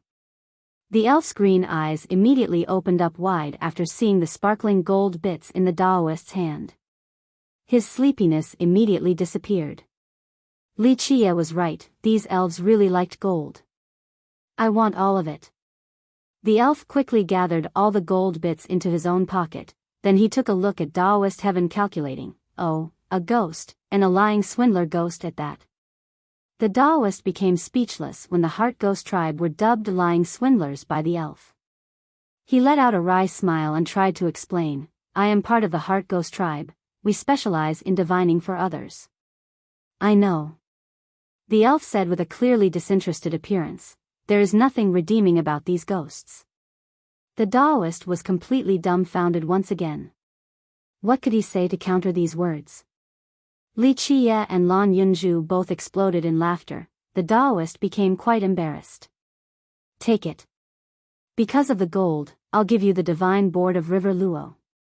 "Humph, if you didn't give me gold, I would never have decided to give you such a nice item like this." The elf threw a treasure towards the Taoist, then coiled up and went back to sleep. The Taoist looked at the divine board in his hands. His eyes brightened and he emotionally exclaimed, This is a great treasure for divining. It's even better than the turtle shell left behind by my ancestors." "Of course." Wuxia smiled and said, "Inside the prime ominous grave, the fortunes in this secret realm are amazing. As long as you have the luck to enter, you will have a great harvest. Thank you for your help." The Taoist bowed again towards Wuxia. If Wuxia didn't bring him along, then he wouldn't have been able to enter this secret realm. "Now it's your turn to test your luck." Wuxia smiled at Lan Yunju and continued, "If you are lucky, maybe you will be able to trade for something great." Lan Yunju looked at the group of elves but couldn't make a decision right away. After looking at them for a while, she then looked over at Wuxia with puppy dog eyes. "Don't look at me, I will not give you a treasure." Wuxia denied as he shook his head. Lan Yunju cheerfully smiled and said, "Uncle, your eyes are as bright as torches and are sharp enough to see through all things. Will you choose an elf for me?" She acted a bit coquettishly like a pampered child and continued on, "I know that uncle is a person who knows all things under the heavens and above the earth. My admiration for you spans as long as the endless rivers. Okay, stop flattering me, it's so fake." Wuxia angrily said, "I will pick an elf for you." Lan Yunju then threw a gentle and lovable smile at him and said, "I knew that uncle was a nice person. Don't keep on using the beauty trap or I'll really have you tonight." Wuxia's direct words left Lan Yunju flustered. She quickly elbowed his chest and angrily shouted, "Go die, pervert." Wuxia couldn't help but laugh. After looking for a while, he pointed to a sleeping elf. "That one, maybe you will have an unexpected harvest." Lan Yunju happily ran over and woke up the sleeping elf. "What do you have to trade with me?" The elf got up and asked. Lan Yunju immediately took out some shining golden items and placed them in front of the elf. Who said only the secret realm's elves liked bright things? Women also loved them. The items she took out were not treasures, they were just some of her jewelry. Even the most simple and elegant girl would carry some golden jewelry around, and female cultivators were no exceptions. The drowsiness immediately went away as the elf stared at Lan Yunju's items. This elf looked at one thing and touched another, all of them were definitely to his liking. Wuxia looked at the elf touching the items and smiled to say, Girls always have things that these elves like the most, they'll always have 8 to 10 pieces of golden jewelry. I want all of them." The elf shouted. This came as no surprise since Lan Yunju's jewelry were all very finely crafted. Who wouldn't like them? Lan Yunju then excitedly responded, "Then what treasure will you take out to trade with me?" The reverse time shuttle is something I really like, it's extremely precious. The elf took out a round container and replied. It was something that she traded for with Li Qia's guidance, so she liked it a lot. Okay, uncle, we both got treasures, so it is your turn. We can leave once you obtain a treasure too. Lan Yunzhu urged Li Qia. Li Qia sat by the lake and took out a treasure box. Inside was a burning turtle. This was the turtle taken from Night Sea, a young night turtle. After Li Qia's training, this turtle became very obedient, unlike its previous rebellious self. What kind of divine turtle is this? Lan Yunzhu noticed the flames on top of the divine universal chains and asked. Even the most unaware individual would know that this turtle was extraordinary. A young night turtle from Night Sea. Li Qia's forehead loosened up as a brilliance suddenly flashed. A universal law chain locked the turtle once again. There are turtles in Night Sea? The Taoist asked in astonishment. I've never heard of anyone fishing anything out of Night Sea besides night fish. Lan Yunzhu was also surprised. Up till this point, the people of the sacred nether world knew that Night Sea only had night fish. For millions of years, there had never been any tales indicating otherwise. Now, a turtle suddenly showed up from Night Sea. Anyone would know that this turtle must be extremely heaven-defying. Li Qia looked at the turtle in his palm and said, "We'll make a deal. You go get something for me, and I'll give you a creation as well as find someone to take you back to Night Sea. In the future, when you become accomplished with the Tao, the ancestral flow will take care of you inside Necropolis. Of course, if you don't want to, I won't force you, but I have to let you know that I will be making a turtle hot pot tonight. Don't even dream about escaping, it is useless with my divine chain around you. You call this a deal? You are clearly threatening it." Lan Yunzhu threw a frustrated glance at Li Qia and said. Li Qia's eyes squinted as he smiled and said, "You are right, I am threatening it and I'm not joking around." When Li Qia narrowed his eyes, not to mention Lan Yunzhu who knew him too well, even the turtle in his hand shuddered. It felt that if it couldn't escape, then its fate would be even worse than becoming turtle stew. "If you agree to the deal, then nod your head and I'll grant you a creation." Li Qia smiled and said. At this point, his demeanor appeared to be very harmless, but Lan Yunzhu and the Taoist both shivered. They felt that Li Qia's current appearance was the most frightening.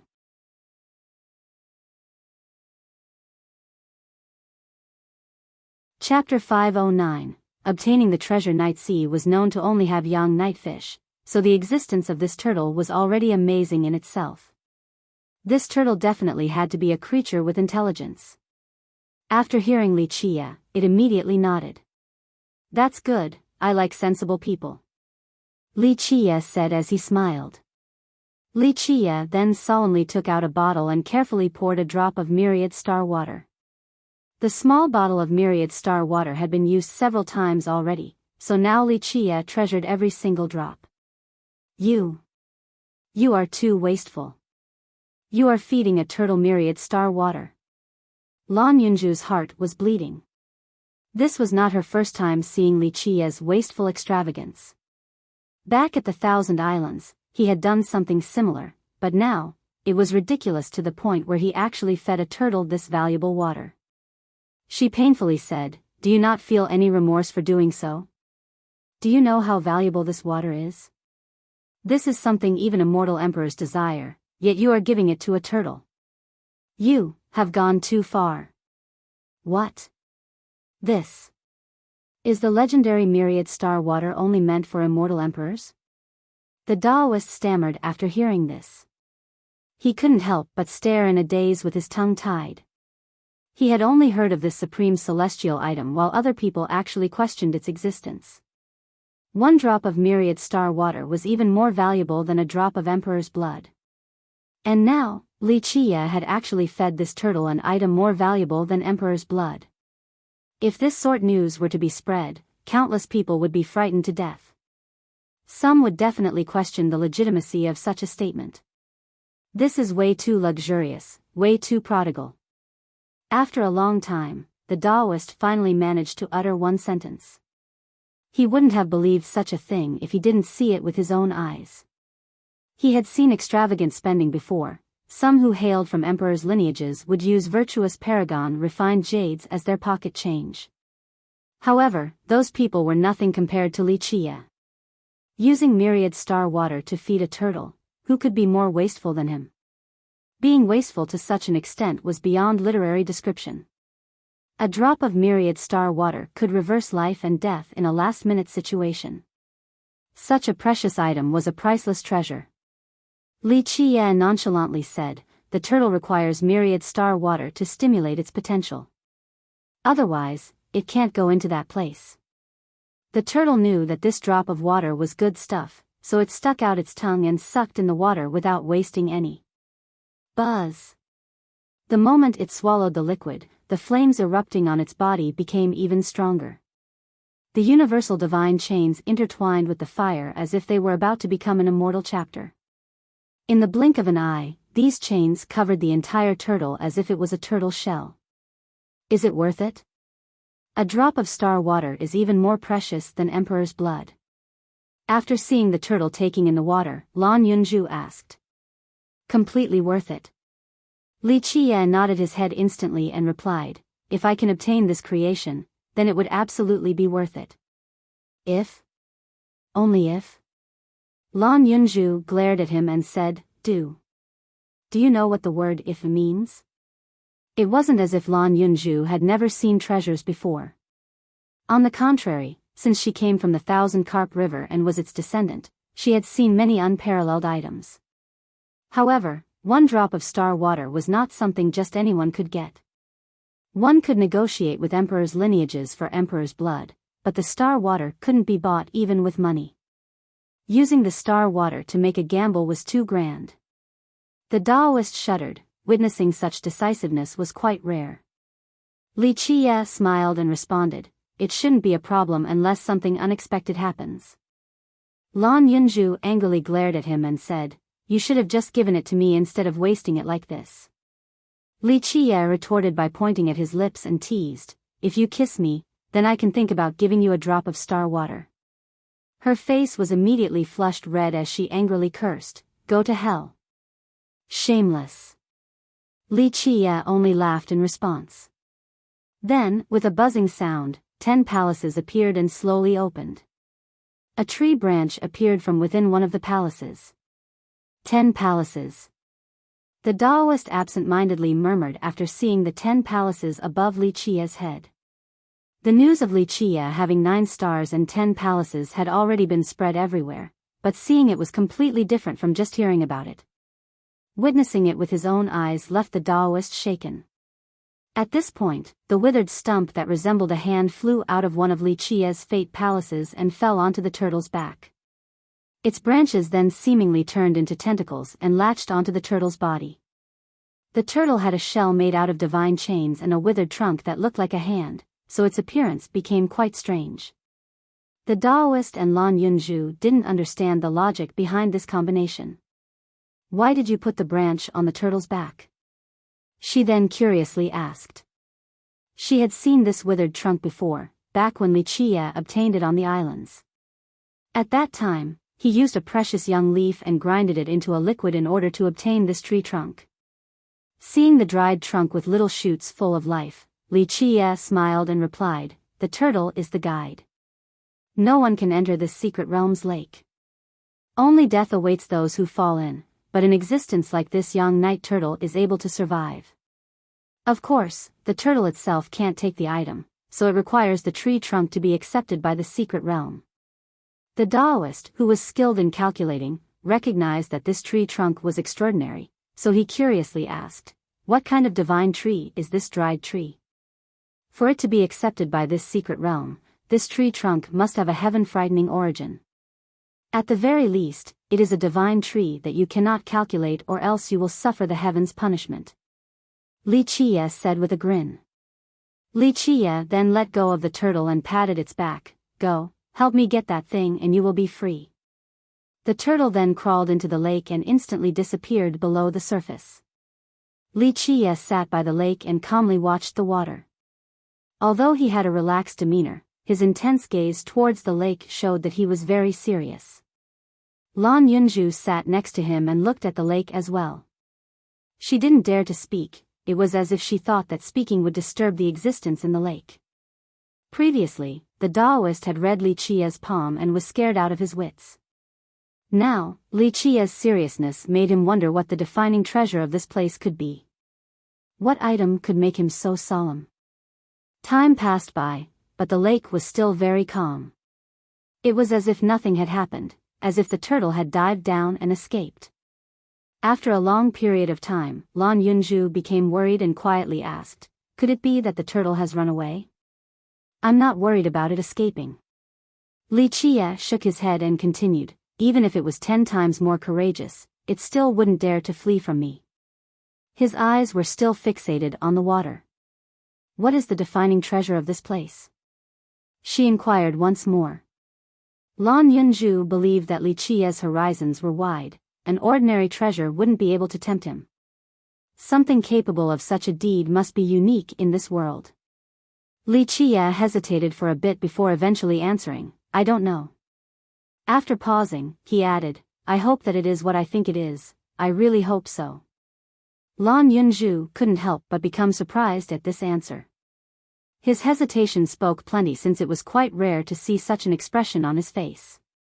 He was not the indecisive type, but now, he was not certain and was lacking confidence. This was something Lan Yunju had never seen before. Even when he said he wanted to destroy the Myriad Bones throne, he was still full of absolute confidence. However, this time was different. What was it that made him so unsure? Boom! The entire secret realm shook as if something was affecting it. This caused the lake to ripple with waves while water shot up high and splashed everywhere. Success! Li Qia became ecstatic. He stood up to gaze at the rippling water. Lan Yunju and the Taoist became nervous as well. They stared at the surface, waiting for the turtle to appear. After a good while, the surface calmed down as the waves receded, then the turtle finally emerged and swam to the shore. It was apparent that the turtle was greatly fatigued, even a single step took all of its strength. The turtle shell created by universal laws had been completely shattered and cracks were visible on its body. Although it had swallowed a drop of star water, its wounds still didn't quickly heal. Just a damn cool turtle.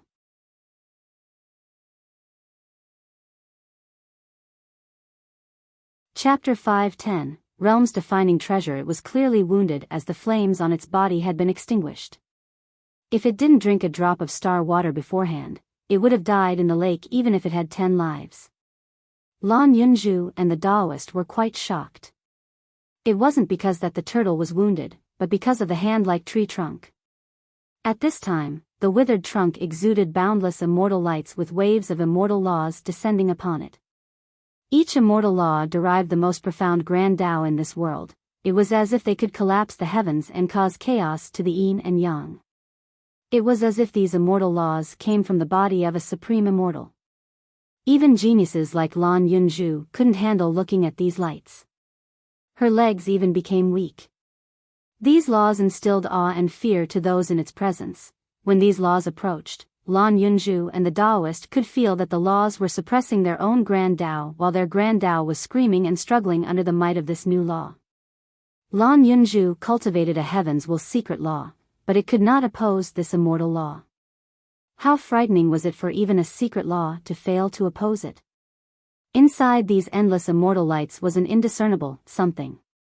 The lights were simply too bright, so Lan Yunju had to activate her heavenly gaze, powered by her secret law, just to see the thing inside. It was a book, a very old book. It seemed to have been created in a natural process, so it was more of an item crafted by the heaven and earth than a book. This book harmonized with the world as if it was one with everything. Lan Yunju couldn't imagine the power this book would exude once the pages were flipped. Once the pages of this book were turned, maybe the heaven and earth would shake, or maybe myriad worlds would lose their music.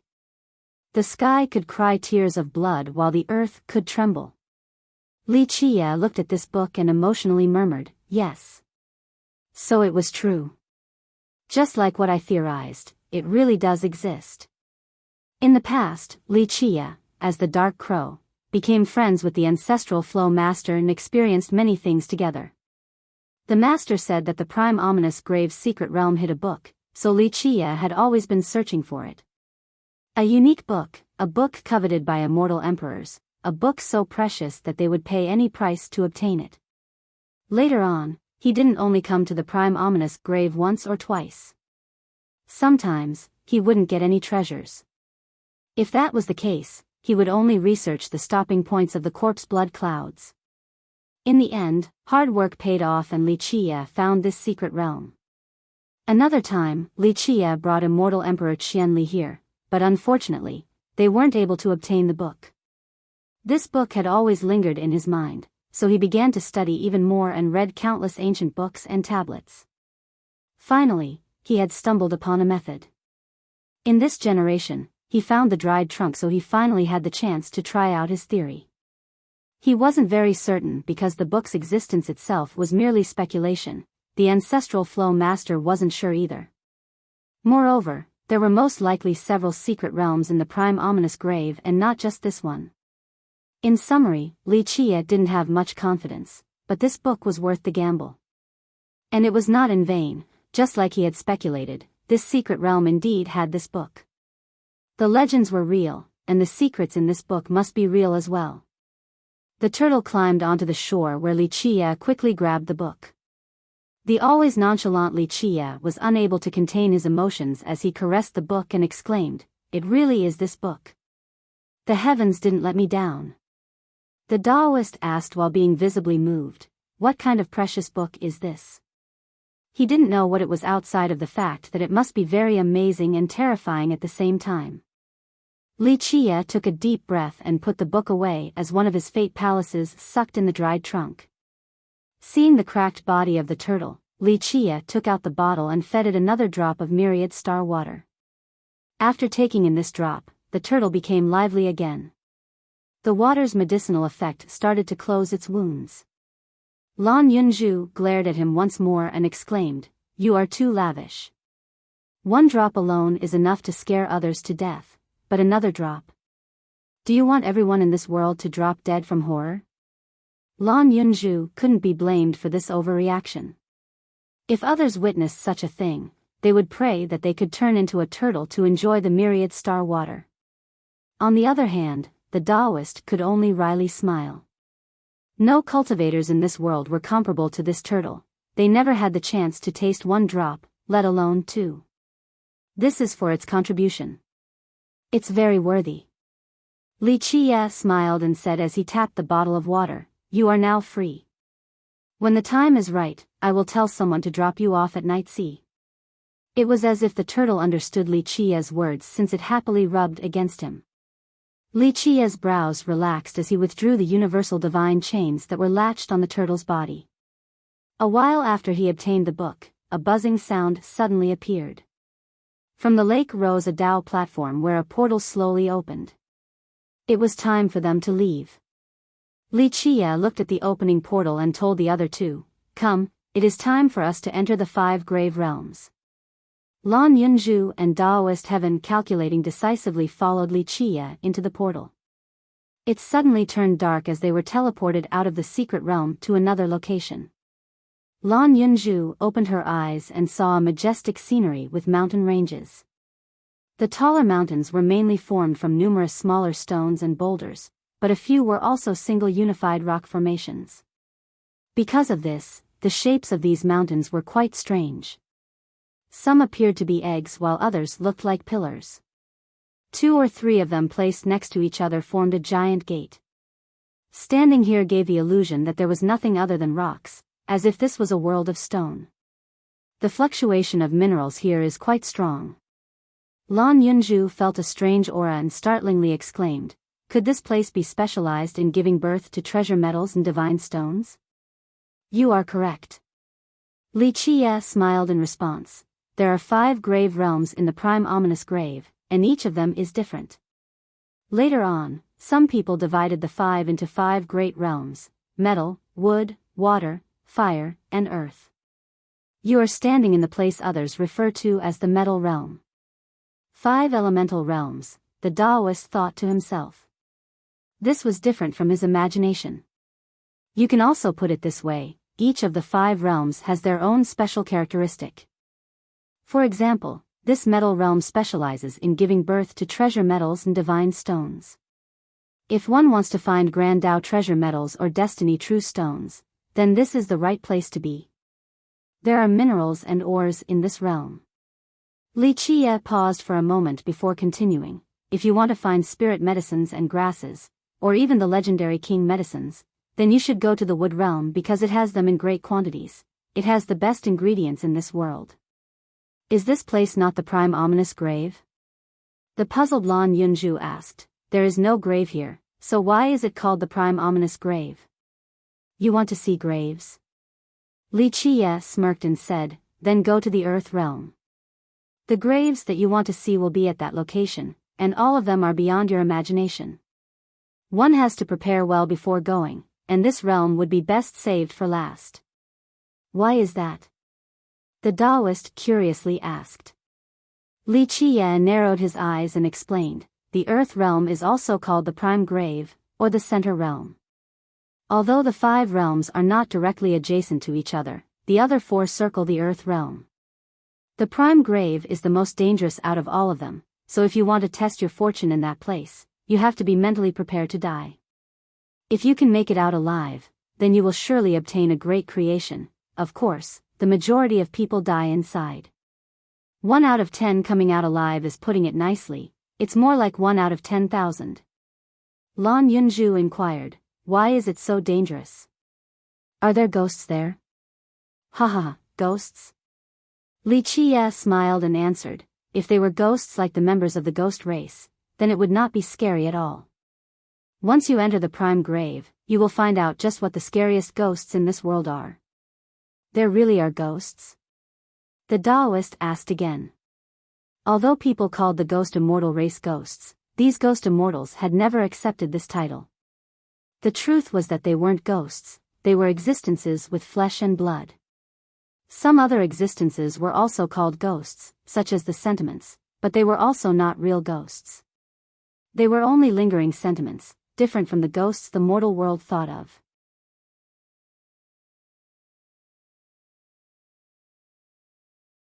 Chapter 511, Mysteries of the Destiny Stones. In fact, these so-called real ghosts had never been seen before.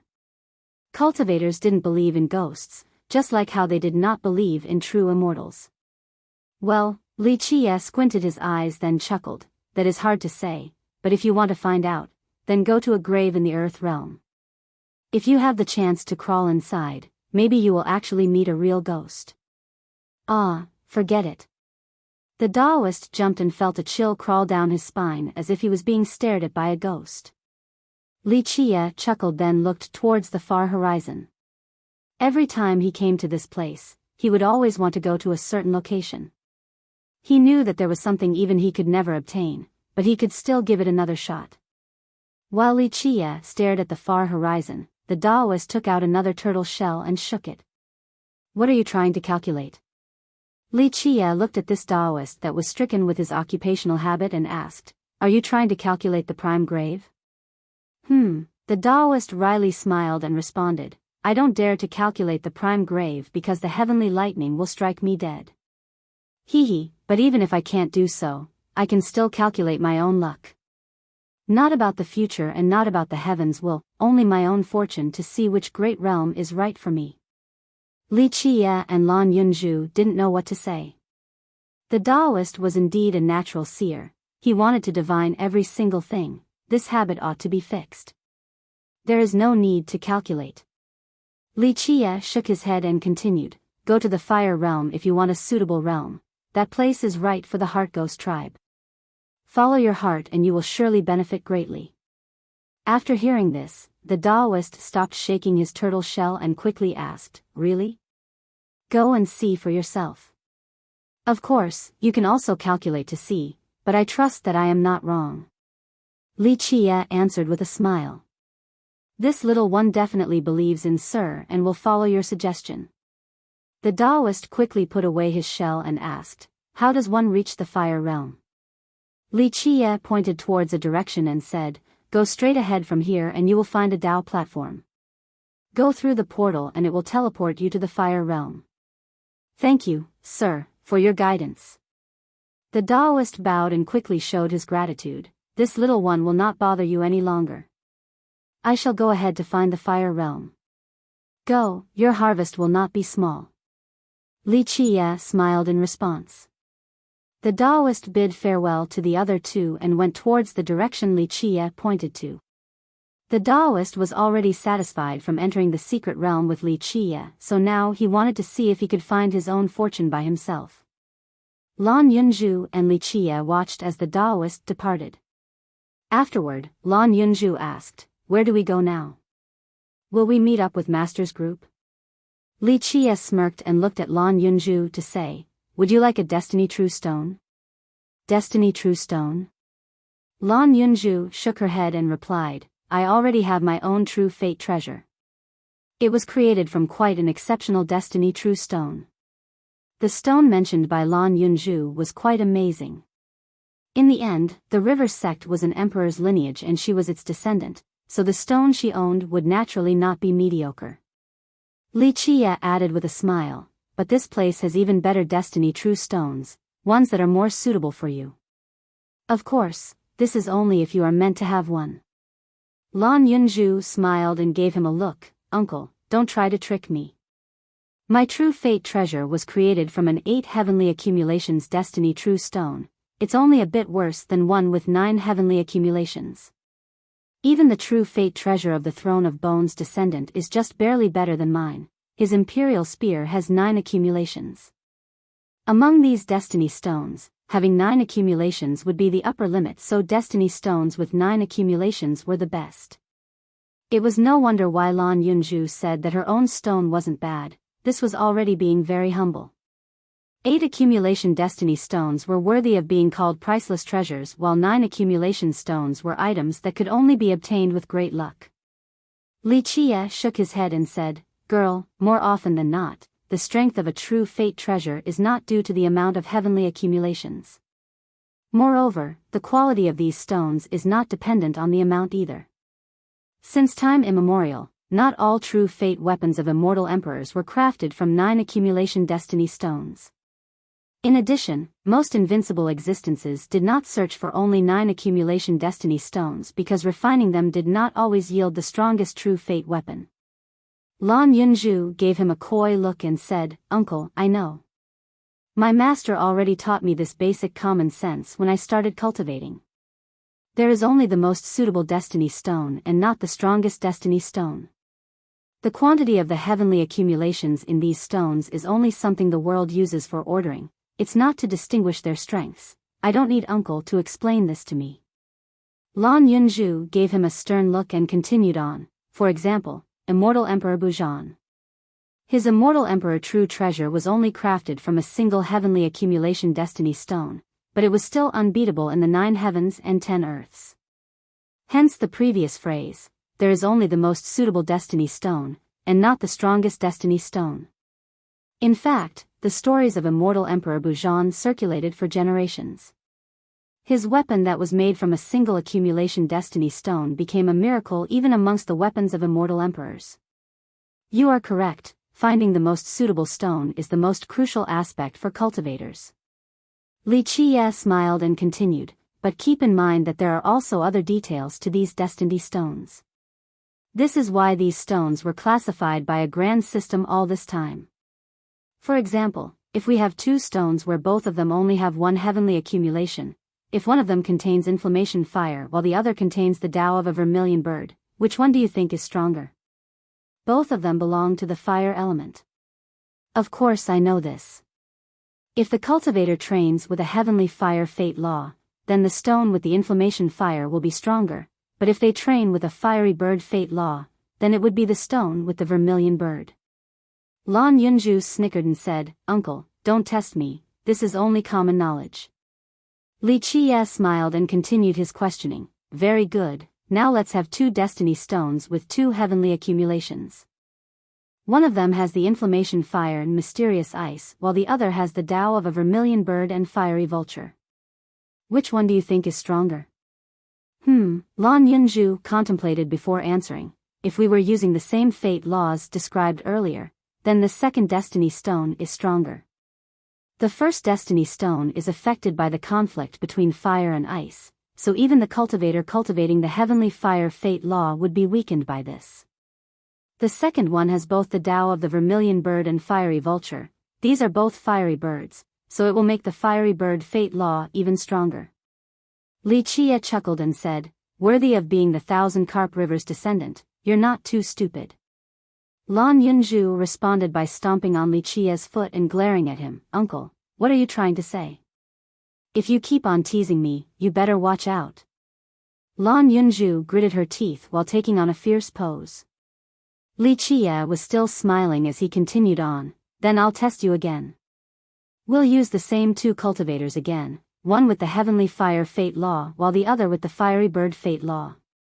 Then we'll give them the choice of two new destiny stones. These two have 3 heavenly accumulations. One of them has inflammation fire, mysterious ice, and pure yang. The other has the Tao of a vermilion bird, the Tao of a fiery vulture, and samadhi flames.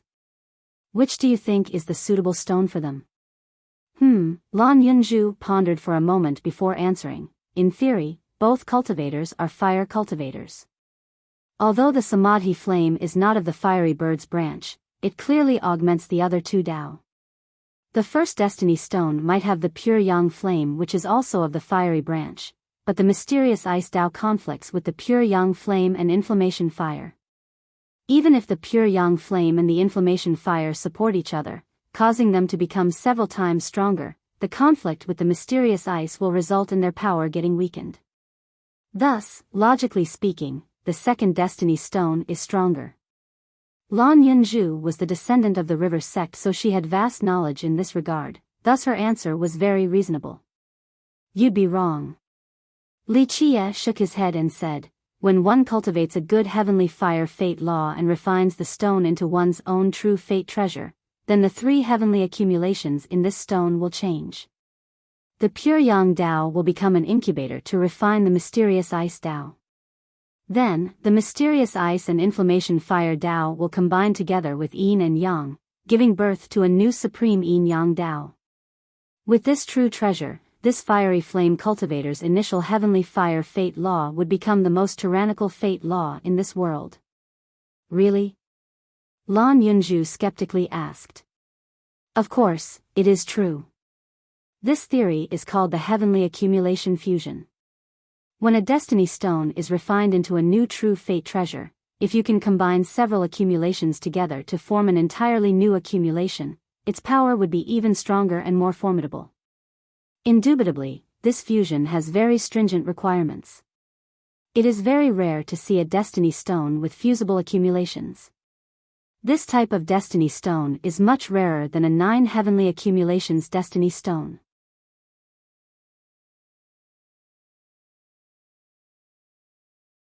Chapter 512, Adventures in the Metal Realm, Heavenly Accumulation Fusion. Lan Yunju pondered for a good while before replying, "I think I have heard of it before." "Oh, right.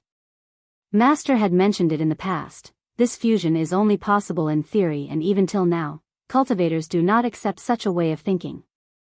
They think that this type of fusion is merely theoretical speculation." "Then you are mistaken." Li Chia shook his head and said, "Discussions of this fusion have existed since a very ancient time, and it is not just a theory. Later on, during the Desolate Expansion era, the person to carry it out was Immortal Emperor Qianlong of the Soaring Immortal Sect. The world knows that the Emperor's true treasure was created from a 3 heavenly accumulations destiny stone, but very few people are aware that this true treasure has all 3 Tao fused together. Someone actually managed to carry out this type of fusion." Lan Yunju quietly murmured. Li Chia nodded and added, "It wasn't only Immortal Emperor Qianlong, some other invincible existences had done it during the Emperor's era as well. Future generations were unaware of it, but the few who were privy to this secret considered these fusions to be the most supreme of destiny stones. 3 Tao are existences, 6 Tao are grand forms, and 9 Tao are deities."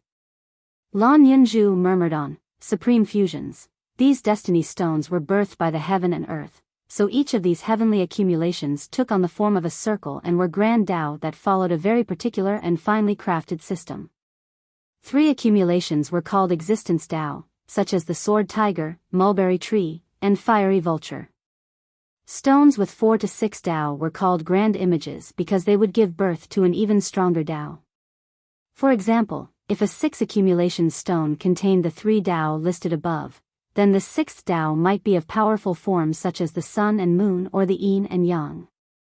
As for the 9 accumulations destiny stones, stones that had 7 or more accumulations would have a possibility of containing 1 Tao of the deities. A 9 accumulation stone would definitely contain at least 1. Due to this particular system, the majority of cultivators believed that a grand form Tao was stronger than an existence Tao, while a deity Tao was naturally stronger than a grand form Tao. It made sense for these cultivators to have this belief.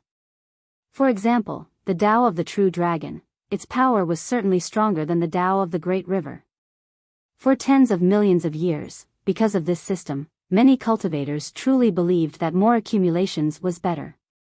The sect master took a look at the treasure stone and joyously exclaimed, "This is indeed the myriad water source stone that the sect needs." Good job. Shaoliozi, you have done a great job. I'll keep it in mind for now and will reward you after we return. The disciple who made this great contribution was very happy. Li Qiye and Lan Yunzhu then crossed over another dangerous mountain ridge. Many cultivators here found many great things, and the joyous atmosphere affected plenty of cultivators in this realm. The prime ominous grave was one of the 12 burial grounds. This place was not peaceful or safe at all. The metal realm was one of the 5 grave realms, so it absolutely would not stay peaceful as a paradise for treasure seekers. It was also filled with dangers. Once they passed the previously stated ridge, they found a ghost tribe decimating a huge mountain. The members of this tribe had to dig down for 1,000 feet before finding the things that they wanted. After seeing the treasure, the ghost tribe master grabbed this divine metal and roared, "Look, this is the heaven-devouring furious dragon divine metal in the legends." The entire tribe drowned in happiness. However, during their celebration, insects started to gather in the sky and formed a huge hole. Buzz! Not good, metal-eating insects. Run! Seeing the emergence of these insects that covered the sky, everyone lost their minds and tried to flee. Ah! Terrifying screams sounded out continuously. Although these experts ran for their lives, the speed of these insects was too fast and they caught the cultivators in an instant. All the experts in the tribe who participated in the excavation were devoured by the insects. After the insects flew away, only skeletons remained. The insects ate the experts and then carried this divine metal back to their hole before disappearing inside. Seeing several hundred experts turn into skeletons in an instant made all the spectators shudder in fear. No one dared to approach this area anymore, let alone attempt to grab that piece of draconic divine metal. What are metal-eating insects? Lan Yunzhu looked at the group of insects that were seemingly made from steel and asked Li Qiye. Li Qiye answered, "An extremely dangerous type of insect. They will eat just about anything, and they like divine metals the most. Their bodies are also extremely tough. It is rare to see them outside, but they are actually everywhere in the metal realm. Anyone who wants to dig out precious metals should be ready to meet metal-eating insects. They like to hide below these treasures. The bigger they are, the stronger they will be." Some stories even mentioned an insect ancestor swallowing an invincible existence. Not just anyone in the cultivation world could be called an invincible existence. For example, even paragons capable of starting their own countries or experts who were bestowed divine titles couldn't be called invincible. Thus, one could only imagine how powerful these invincible existences must be. And yet, the metal-eating insects could still devour them. How terrifying was this? However, the dangers of the metal realm went far beyond just these metal-eating insects. There were a few other dangers that simply couldn't be described with words. Li Qiye and Lan Yunzhu then passed by a plain and saw a great character of the heavenly sovereign realm rush out from a bottomless stone cave while screaming, "Run, run away." His entire body was stained with blood. The experts behind him were bloodied and battered as well.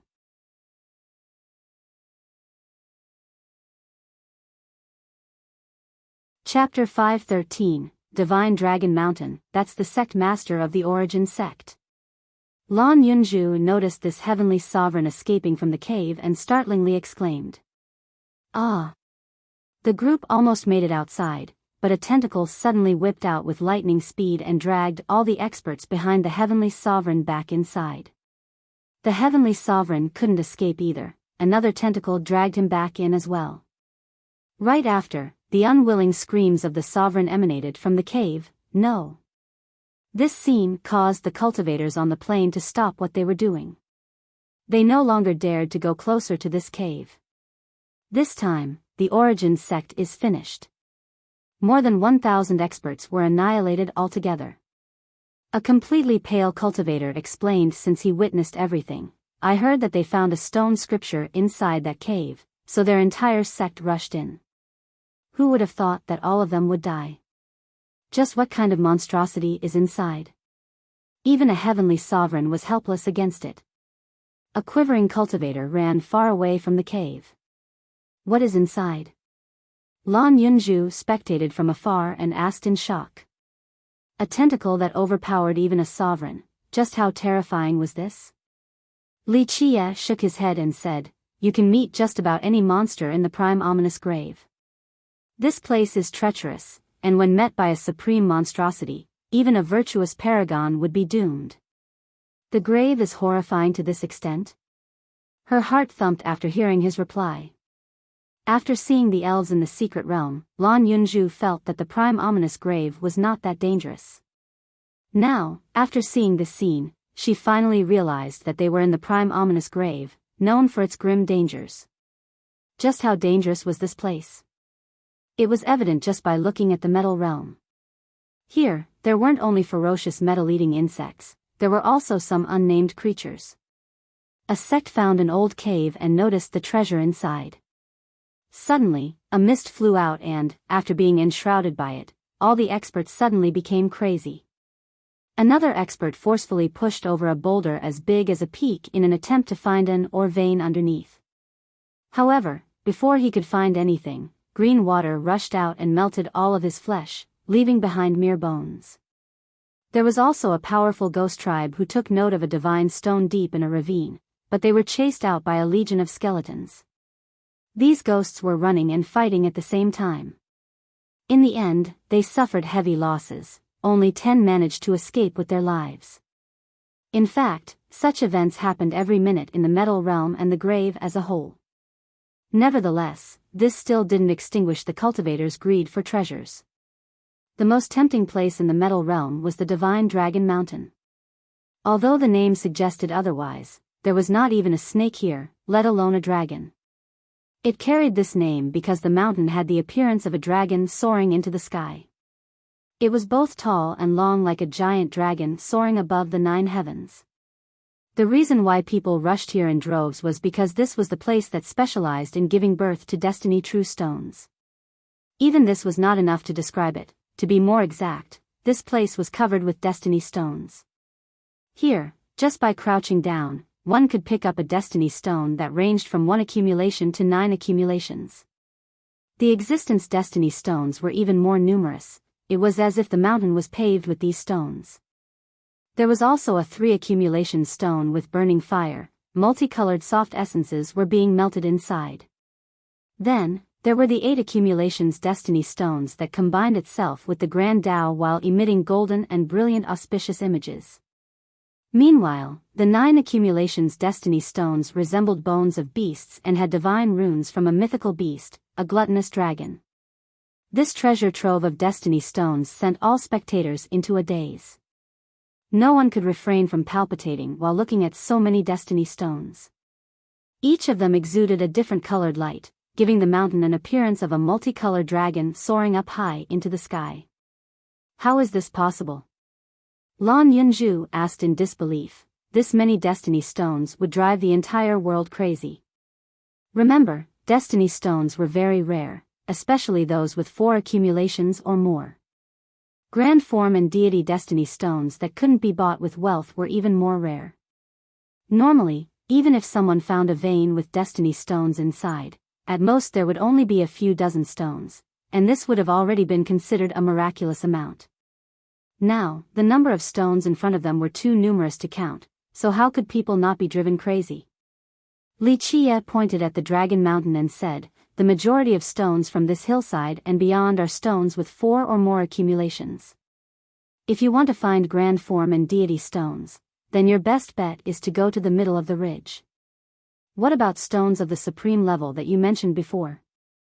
Lan Yunzhu looked at Li Qie and asked, "Uncle, since there are so many destiny stones here, do you want to try to find a few Dao fusion destiny stones?" "That would depend on luck." Li Qie answered with a smile, "If you want to find some, then I'll go with you. Any stones with 4 accumulations or less can be taken as you please, but if you actually find a Dao fusion stone with 4 or more, then it would all be for naught if it doesn't accept you." "I know, uncle."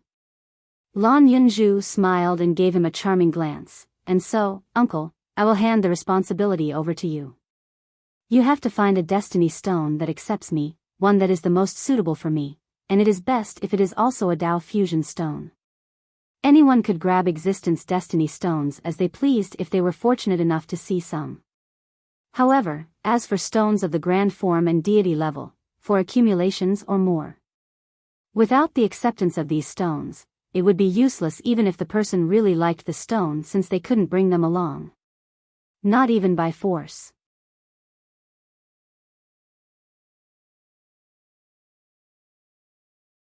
Chapter 514, Dragon Mountain's Destiny Stones, all right. Li Qie teased her and said, "Because you are my fiancé, I will lend you a hand. If I can find a Dao fusion destiny stone that is suitable for you, how will you repay me?" "With your body?" Li Qie then gently touched her chin. Lan Yunzhu gave him a charming glance and coyly smiled to say, "Uncle, do you want to be an old ox who eats young grass? My standard is very high, and you might not be the type that I like." Li Qie flicked her forehead in response and said, "Girl, keep teasing me and I'll really taste you completely." Li Qie's words made her blush. She could only give him a scornful glare. They then went to the mountain. Below their feet were bright destiny stones of different shapes and colors. The two began to look at each of these stones. Some of them had the shape of burning metal while others looked like multifaceted jewels. One that was more exceptional took on the appearance of a piece of soaring immortal sacred gold. Although they were called destiny true stones, they were not pieces of rock. There were indeed some that looked like stones, but the majority of them were sacred metals. Stepping on so many destiny stones caused the hearts of many people to beat faster. They were full of desires. Li Qie and Lan Yunzhu weren't the only ones at the Divine Dragon Mountain at the moment. Many cultivators gathered here. Some were alone while others were in groups of 3 or 5. There were even entire sects who came together just to test their luck. Li Qie and Lan Yunzhu's arrival caused many people to turn their gaze towards them, fierce Li Qie and Fairy Lan of the Thousand Carp River. There was no need to elaborate on Li Qie since his notoriety has recently been on the rise. With his demonstration of one battling tens of thousands, any ghost, including the big shots, would be wary when they saw Li Qie. It was the same for Lan Yunzhu. She was a famous beauty in the southern distant cloud and even the entire sacred netherworld. She was the descendant of the river sect with dual saint talents, causing her fame to spread far and wide. Some people considered Lan Yunzhu and the Phoenix Maiden to be the two heavens' proud daughters of the sacred netherworld. Lan Yunzhu had many admirers in these parts, so it was particularly intriguing when she came here with Li Qie. Could it be that fierce Li Qie and Fairy Lan are both here to test their luck? Someone commented after seeing the two of them. A ghost cultivator who didn't like Li Qie sneered, "Pa, a human like that Li fella would, of course, come here to test his luck. People like him always want easy fortune." A human cultivator didn't like these words and retorted, "Your Dizwa is also the same. Just earlier, he also came here to test his luck." The ghost cultivator only scowled since he had no comeback. Lan Yunju stepped on a bunch of destiny stones. Although only stones with 4 accumulations or less were here at the lower part of the ridge, it was a shame to not bring them back. Moreover, it was easy to do so since one didn't need their acceptance. Lan Yunju felt that it was a waste to ignore them, so she crouched down and picked up a few to bring back. Even if she didn't use them, she could give them to the ordinary disciples back at the river sect. However, Li Chia stopped her from doing so. He shook his head and said, "We don't need to waste time on these types of destiny stones. Also, this place is the prime ominous grave. Things here cannot be taken away so easily, especially at the Divine Dragon Mountain. These existence destiny stones have metal-eating insects guarding them. They are currently hiding below these stones, so if you take them, these insects will fly out." Lan Yunju shuddered after seeing so many stones down on the ground and took a deep breath to ask, "Then all of these stones have metal-eating insects watching them?" At this time, she realized that they were not only standing on top of destiny stones, but also a monstrous insect nest. Maybe this entire mountain was their lair. Her scalp tingled at the thought of standing above so many insects. Li Chia saw through her expression and replied with a smile, "Don't worry, if you don't take away destiny stones with 4 accumulations or less, then the insects will not take the initiative to attack you." Having heard this, she breathed a sigh of relief since she had seen firsthand these terrifying insects. A few were manageable, but a swarm of them meant big trouble. The majority of visitors didn't come to this mountain for existence destiny stones. After all, they were still relatively easy to find outside. People didn't want to waste this once-in-lifetime opportunity for ordinary destiny stones. Cultivators didn't stop at the base of the mountain and instead traveled to the middle ridges, aiming for stones with 4 or more accumulations. Some were even here for the 9 accumulation stones. A sect master led a group of disciples forward and ran all the way to the top. The sect master told his disciples, "Time is precious. First look for good destiny stones to see if any deity destiny stone will recognize you." On their way up, a disciple noticed all these existence destiny stones paving the way and felt that it was too much of a waste, so he couldn't stop himself. However, the sect master noticed this right away and scolded him, "Little demon, come. Don't waste time here and put your own life in danger. Existence destiny stones will have metal-eating insects guarding them. It is not worth your life." Under the sect master's leadership, they all made it to the ridge safely. The disciples then began to look for grand form and deity-level stones that were suitable and would accept them. Of course, there were also those who were tired of living.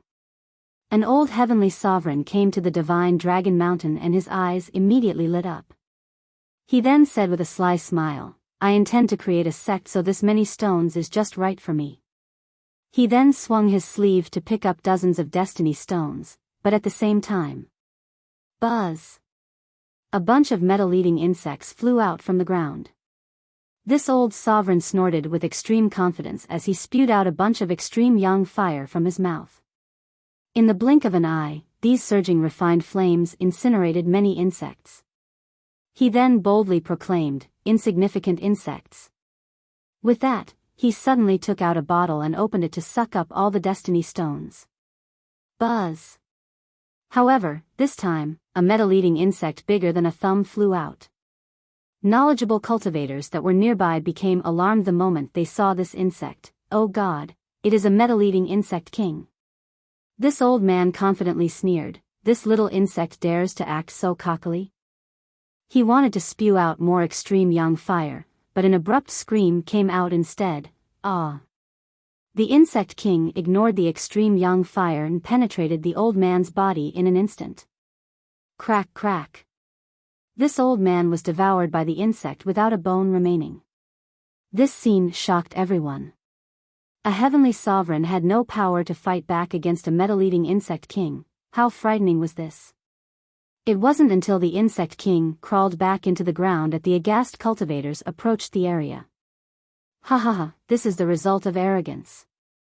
One cultivator quipped, 2 days ago, an amazing heavenly king dug out a divine stone and met an insect king. This insect king ate him completely, yet a heavenly sovereign still dares to oppose one? Another pale cultivator recalled, "These insects are too ferocious. I heard that 4 heavenly kings from the Nether Crossing Swamp combined their strength yesterday to open a sealed cave, and they also met an insect king. The 4 of them ignored the treasures and fled instantly." After seeing the fate of this heavenly sovereign, the rest of the cultivators didn't dare to touch any of the existence destiny stones anymore. Losing one's life for these destiny stones was not worth it. However, such a scene was only the prelude. People calmed down and once again rushed to the mountain to find their own destiny stones. At this time, someone found success. A young cultivator excitedly exclaimed, "Ha ha ha! I got a 6 accumulations destiny stone." He then placed his hand on the stone. It was as if the stone had its own life. It jumped up several times and the cultivator immediately took it away. Another young cultivator got pretty lucky and was accepted by 3 destiny stones, all of which were jumping alongside him. He was quite hesitant since he didn't know which one to pick. His master happily stroked his beard after seeing his disciple being accepted by 3 stones and said, "Wuxia's talents are really good for you to be accepted by 3 stones at once. One of them is even a 6 accumulation stone." "All right." Wuxia teased her and said, "Because you are my fiancé, I will lend you a hand. If I can find a Dao Fusion Destiny Stone that is suitable for you, how will you repay me? With your body?" Wuxia then gently touched her chin. Lan Yunzhu gave him a charming glance and coyly smiled to say, "Uncle, do you want to be an old ox who eats young grass? My standard is very high, and you might not be the type that I like." Wuxia flicked her forehead in response and said, "Girl, keep teasing me and I'll really taste you completely." Wuxia's words left her blushing. She could only give him a scornful glare. They then went to the mountain. Below their feet were bright destiny stones of different shapes and colors. The two began to look at each of these stones.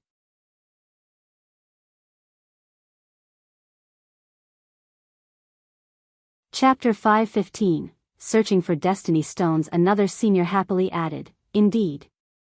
Wuxia will surely reach the heavenly sovereign realm 10 years from now." Destiny stones with 4 or more accumulations would pick their masters. The choosing process had no rigid conditions or special standards. Normally, cultivators with greater talents would be accepted by more stones, but this was only what usually happened and not an absolute rule.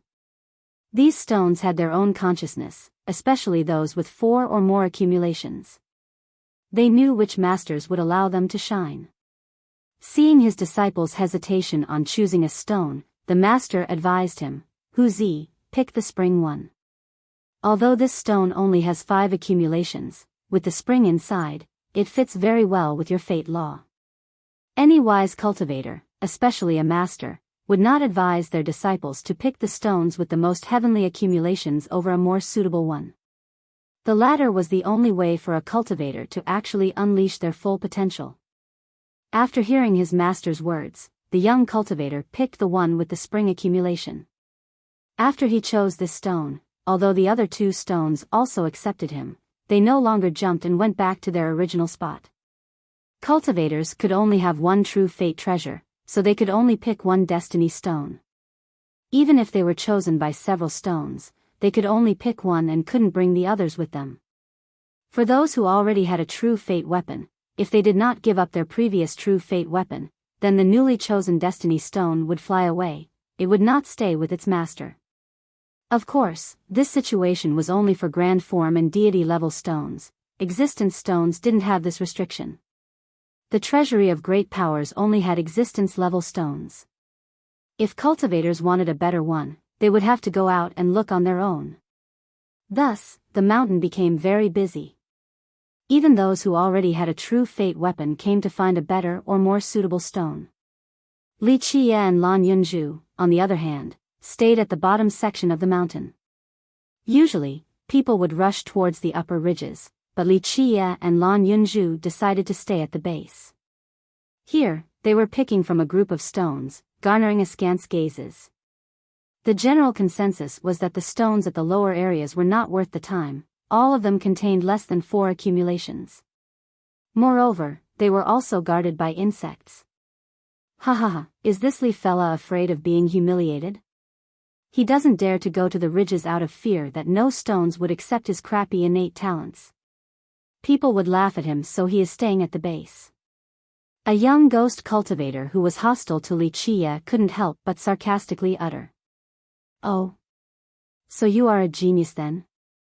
A human expert struck back instantly. Does a genius like you have any great battle records? Although young noble Li, our human race's pride, doesn't have any heaven-defying innate talents, he can slay ghost geniuses like dogs. Tens of thousands of ghosts were annihilated by the young noble's bare hands. You! The ghost cultivator angrily glared at this human expert. However, the human expert came from a great power, thus he fiercely gazed right back at the ghost without apprehension. Sup? Not convinced? Then go have a shot at young noble Li. Just like you said, our young noble Li's innate talents aren't that great, so a ghost genius like you should be able to beat him within 3 to 5 moves, right? Please go and challenge our young noble. The human expert sneered. Even though he was reddened with rage, the young cultivator gave up in the end. Although ghost cultivators hated Li Qie and humans were only ants in his eyes, he didn't have the courage to challenge Li Qie. Li Qie could slay even heavenly sovereigns, let alone someone like him. Although other people didn't sneer at Li Qie like this ghost cultivator, the majority wondered why he was staying down at the base for so long. What are they trying to do?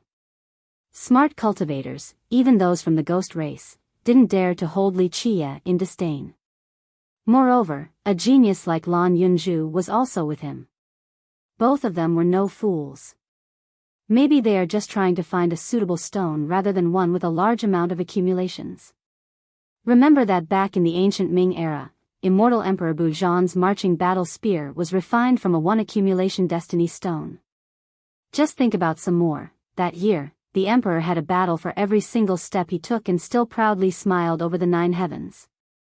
With his spear, he killed till myriad worlds lost their colors. Countless immortal emperor true treasures and invincible weapons were overshadowed in the presence of his spear. That makes sense, and this applies to the truly devilish geniuses. Not all cultivators agreed with the theory that was just stated. An older cultivator stroked his chin and commented, "Personally, I think the more accumulations, the better. I crave for a 9 accumulation stone. Just think about it, the power of a deity destiny stone. It would be as if the gods themselves descended." Another great character did not support this view and countered, "Not necessarily. Even if you have a 9 accumulation stone with 1 deity Dao, do you think you have the ability to control this deity Dao?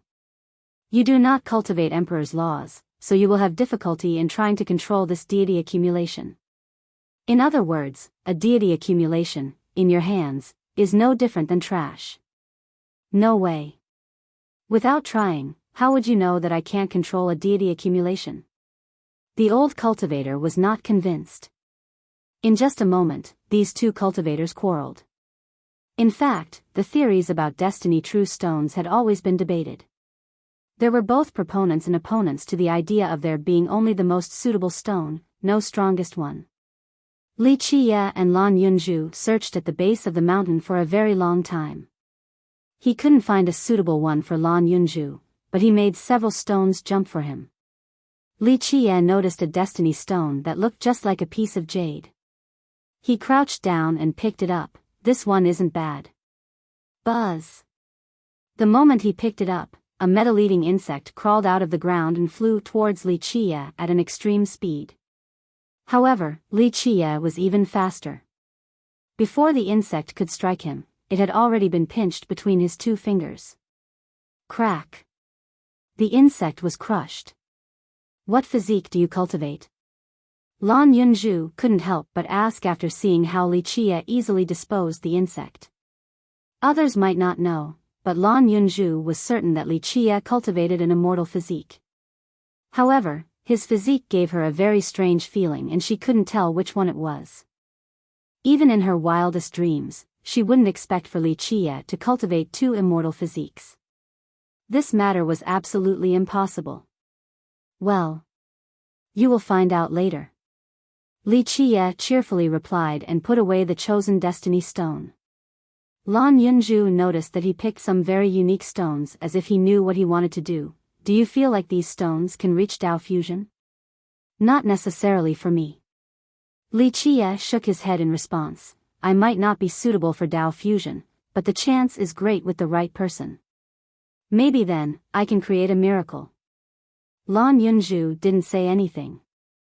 Dao fusion accumulation was merely a theory in the eyes of many people. The majority of cultivators had never even heard of it before.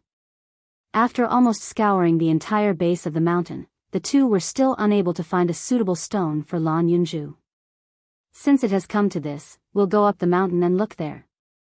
Li Qiye lifted his head to look at the mountain and narrowed his eyes to say, use the cyclical river of fate for your Dao foundation. As far as I know, there is a destiny stone very suitable for your circumstances. It definitely exists, but I'm not sure if it is still there or not. After hearing this, Lan Yunju angrily glared at him and said, What? You knew that there was a suitable stone for me on the mountain, yet you didn't say it and instead made me foolishly look with you here? Li Qiye looked at her fierce appearance and responded with a grin, Girl, pay attention to your demeanor. You are a fairy of the river sect, someone famous for your beauty and your elegant, virtuous, and transcendent manners. Don't you feel like your reputation will be ruined with such a scary appearance? Lan Yunju almost vomited blood from his teasing. She gritted her teeth to say, Damn you, one day I'll properly take care of you.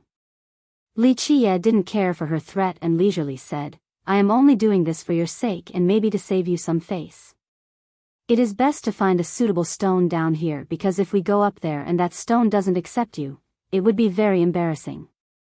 Everyone knows that you are a genius, a fairy, so if you get rejected by a stone, wouldn't that ruin your reputation completely? Another senior happily added, Indeed. Hu Zi will surely reach the heavenly sovereign realm 10 years from now. Destiny stones with 4 or more accumulations would pick their masters. The choosing process had no rigid conditions or special standards. Normally, cultivators with greater talents would be accepted by more stones, but this was only what usually happened and not an absolute rule. These stones had their own consciousness, especially those with 4 or more accumulations. They knew which masters would allow them to shine.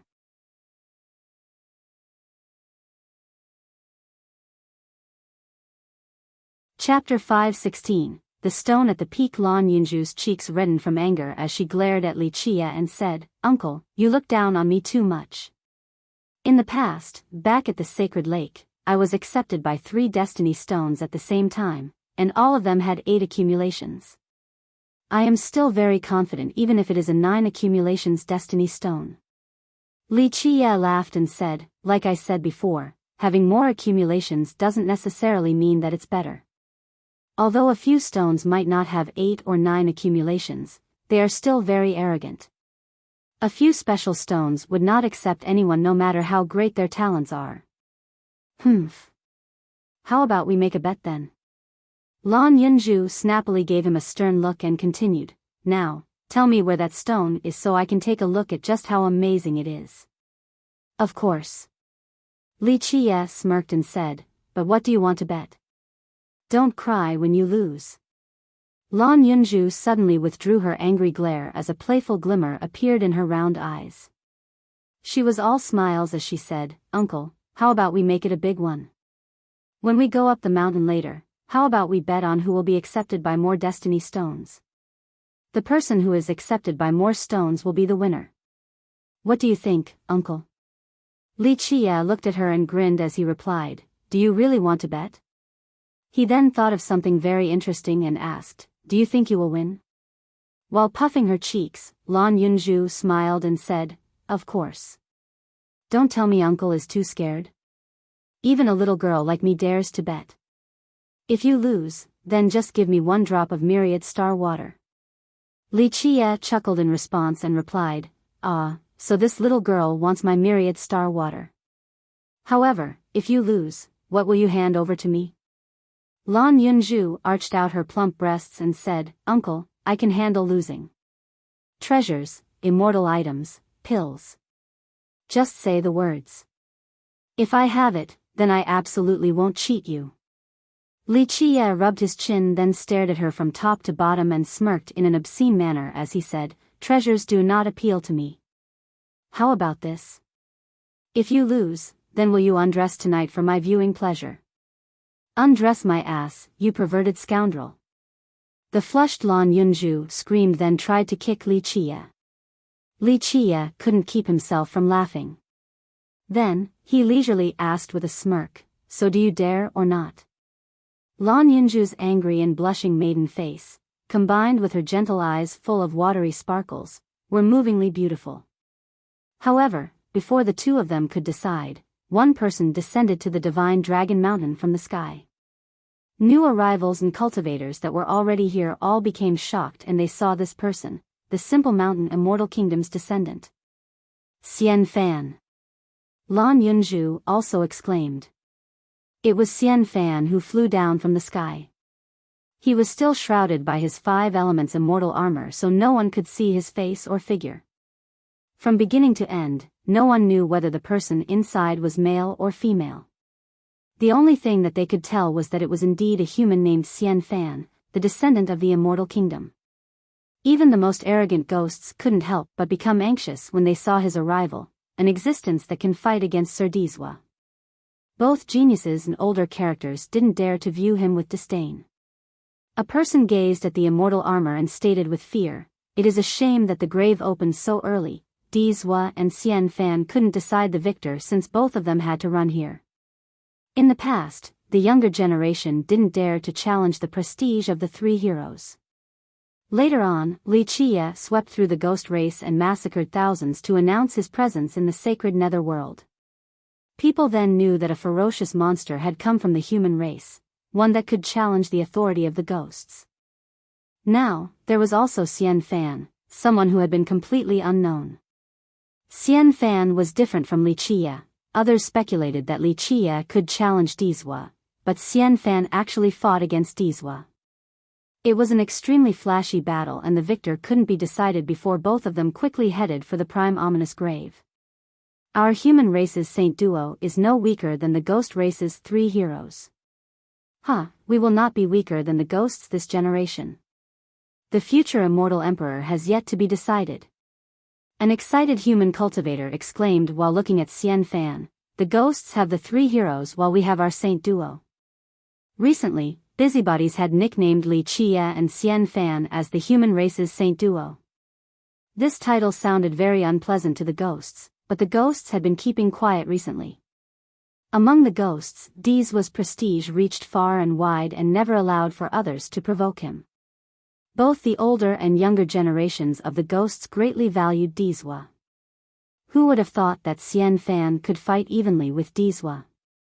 Although this fight abruptly ended, people had to accept that Xian Fan had the ability to oppose Dizwa. Before this, the ghost race, especially the young ones, looked down on humans. But now, there appeared fierce Li Qie and then the mysterious Xian Fan. The young ghosts could no longer maintain their arrogance. Quite formidable.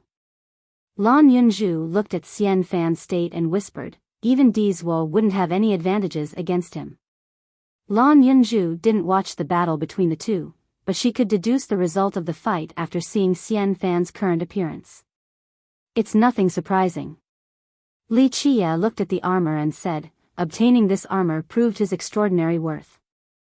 This thing is very careful when it chooses its master because it is quite proud. This situation was completely within Li Qie's expectations. There was no need to see Xian Fan's cultivation level or which emperor's law he cultivated. Just the armor adorned on Xian Fan's body told Li Qie many things. The armor was a symbol of power. If one was not strong enough, they wouldn't be able to own this armor. Xian Fan reached the Dragon Mountain and immediately ran to the peak instead of stopping by the base. A cultivator murmured at this sight, could it be that he is also here for that stone? Possibly. The ghosts paused their business and gazed at Xian Fan. Xian Fan arrived at the top in one breath. He really is here for that stone. An aware old cultivator murmured while looking at the mountain, does he actually want to try it too? Another sect master added, it makes sense. Luanhui and Dizhua came along with the imperial descendants. Those who are qualified all want to give it a shot. What is at the top of the mountain? Lan Yunju didn't know anything, so she asked Li Qiya after seeing Xian Fan ascend to the top. Li Qiya narrowed his eyes and looked at Xian Fan before replying, "A destiny stone. A unique stone of this world, a stone that no one has ever obtained since time immemorial." At this moment, all eyes were on the peak. A ghost cultivator asked, "Tian Luanhui failed, and the same goes for Sir Dizhua. Will Xian Fan be able to do it?"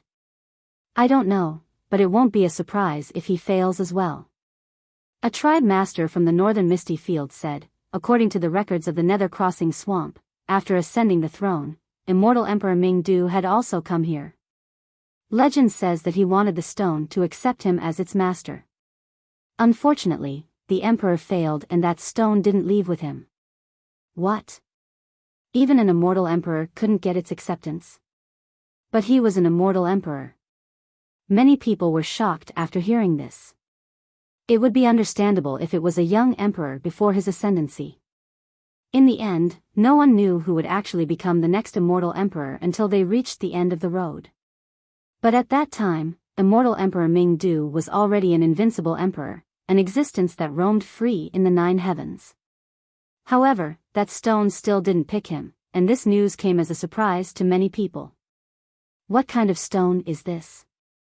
It didn't even accept an immortal emperor?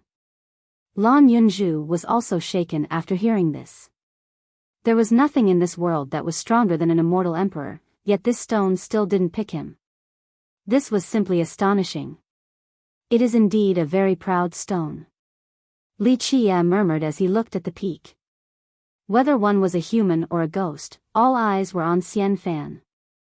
The ghosts didn't want Xian Fan to succeed at all because Dizhua and Tian Luanhui, the two with the highest talents among the ghosts, both failed. If Xian Fan could do it, then it would harm the pride of the ghost race. In fact, since people knew that there was a stone that didn't even accept an immortal emperor, many geniuses all came to test their luck to see if they could get chosen by this rock. In the span of a few short days, countless people had come.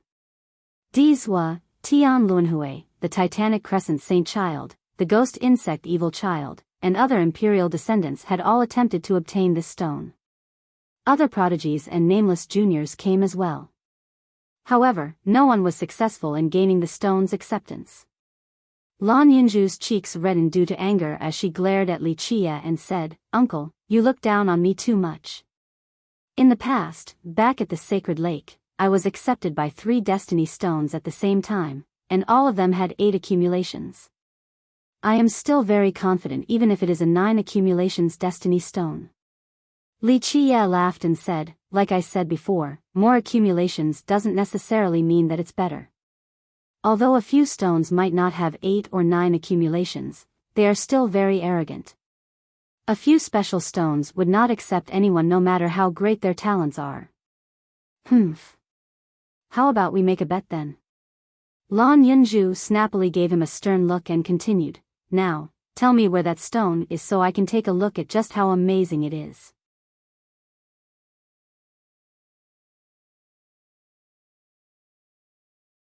Chapter 5:17. Arrogant Stone. Xian Fan reached the top and found that there was a stone the size of a water basin. It was gray without any sheen and completely inconspicuous like a random pebble on the street. If this stone was located at a different location, no one would give it a second glance. Due to its ordinary appearance, nobody would think that this stone was very precious. Is this stone really as magical and amazing as what the legends say? It wasn't just a couple people who had this thought, since many felt that it was quite out of place in relation to its myths. "Yes, it is," an older person said, "not to mention anything else, so many have failed already, not just the group of Sir Dizhua and Tian Luanhui. 2 days prior, an ancestor of the Alira's ancient kingdom came and wanted to forcefully take it away, but he couldn't move it at all." Having heard this, the group gasped and asked for confirmation. Even an Alira's ancestor couldn't move it? The ancient kingdom had 2 emperors, so its ancestor must be very brilliant as well. An ordinary ancestor from a regular great power couldn't compare with him. However, even an amazing person such as this couldn't move this stone one bit. This was a very horrifying thought. The ancestor was for sure a virtuous paragon, but he still failed to move this ordinary stone. Is that stone really so heaven-defying? Lan Yunju had dual saint's talents and was very sensitive, but she still couldn't feel any special aura emanating from the stone.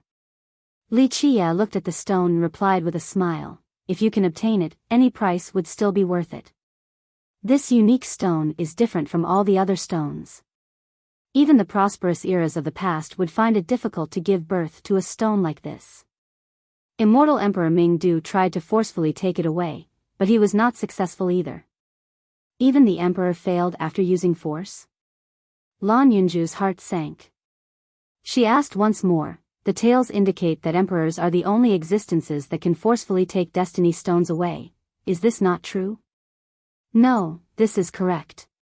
Li Qia nodded his head and said, however, this is not an easy thing to do.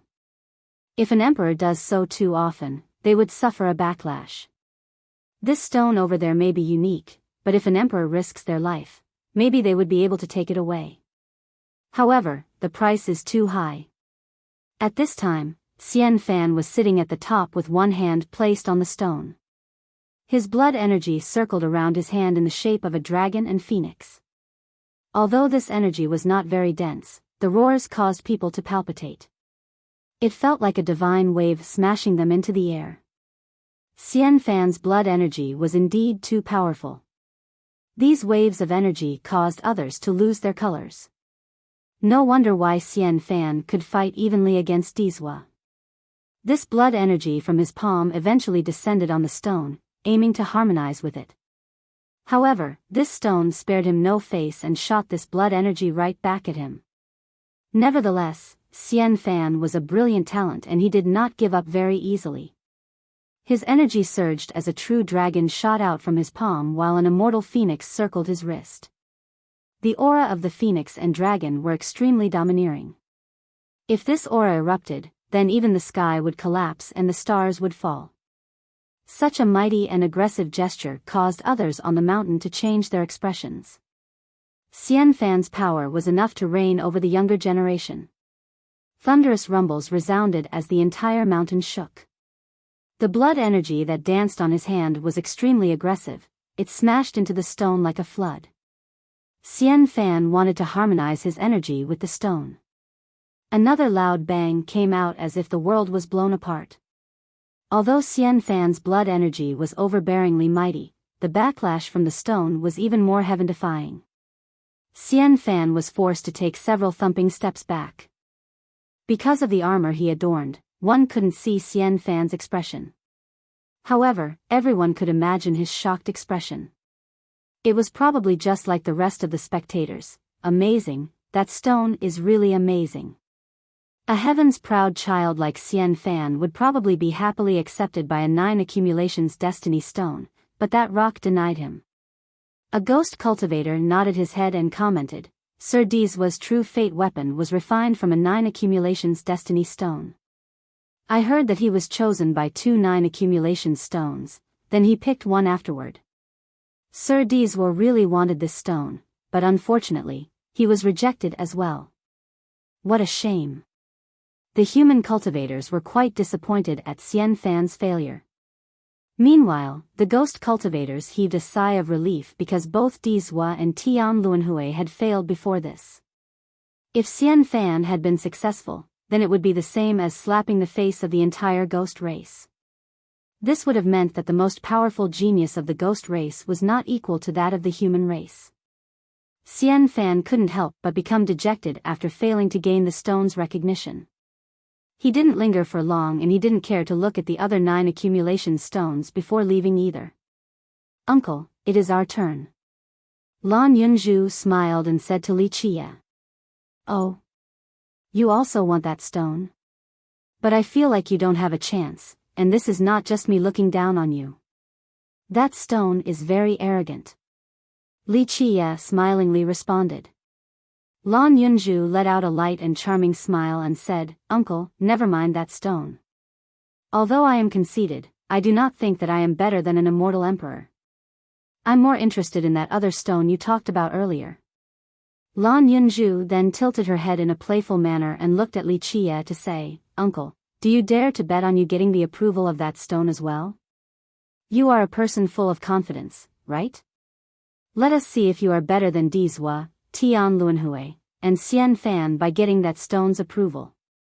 Li Qie's interest was piqued as he narrowed his eyes to say, if that stone accepts me as its master, what will you do? Uncle is boasting again. Lan Yunju showed off another graceful posture and smilingly responded, rather, you should phrase it as what you will do when you lose. If I lose, then I will give you an amazing item worthy of someone like you. Li Qie grinned and continued, however, if you lose, then undress tonight so I can have a look. Lan Yunju chuckled and said while being slightly flustered, perverted uncle, wait until you win, then we can talk. Lan Yunju turned around and went towards the top. After taking several steps, she wanted confirmation so she turned back to ask, do you dare to take this bet, uncle? Sure, you think I'm afraid of you? Li Qie chased after her and the two walked shoulder to shoulder up the mountain.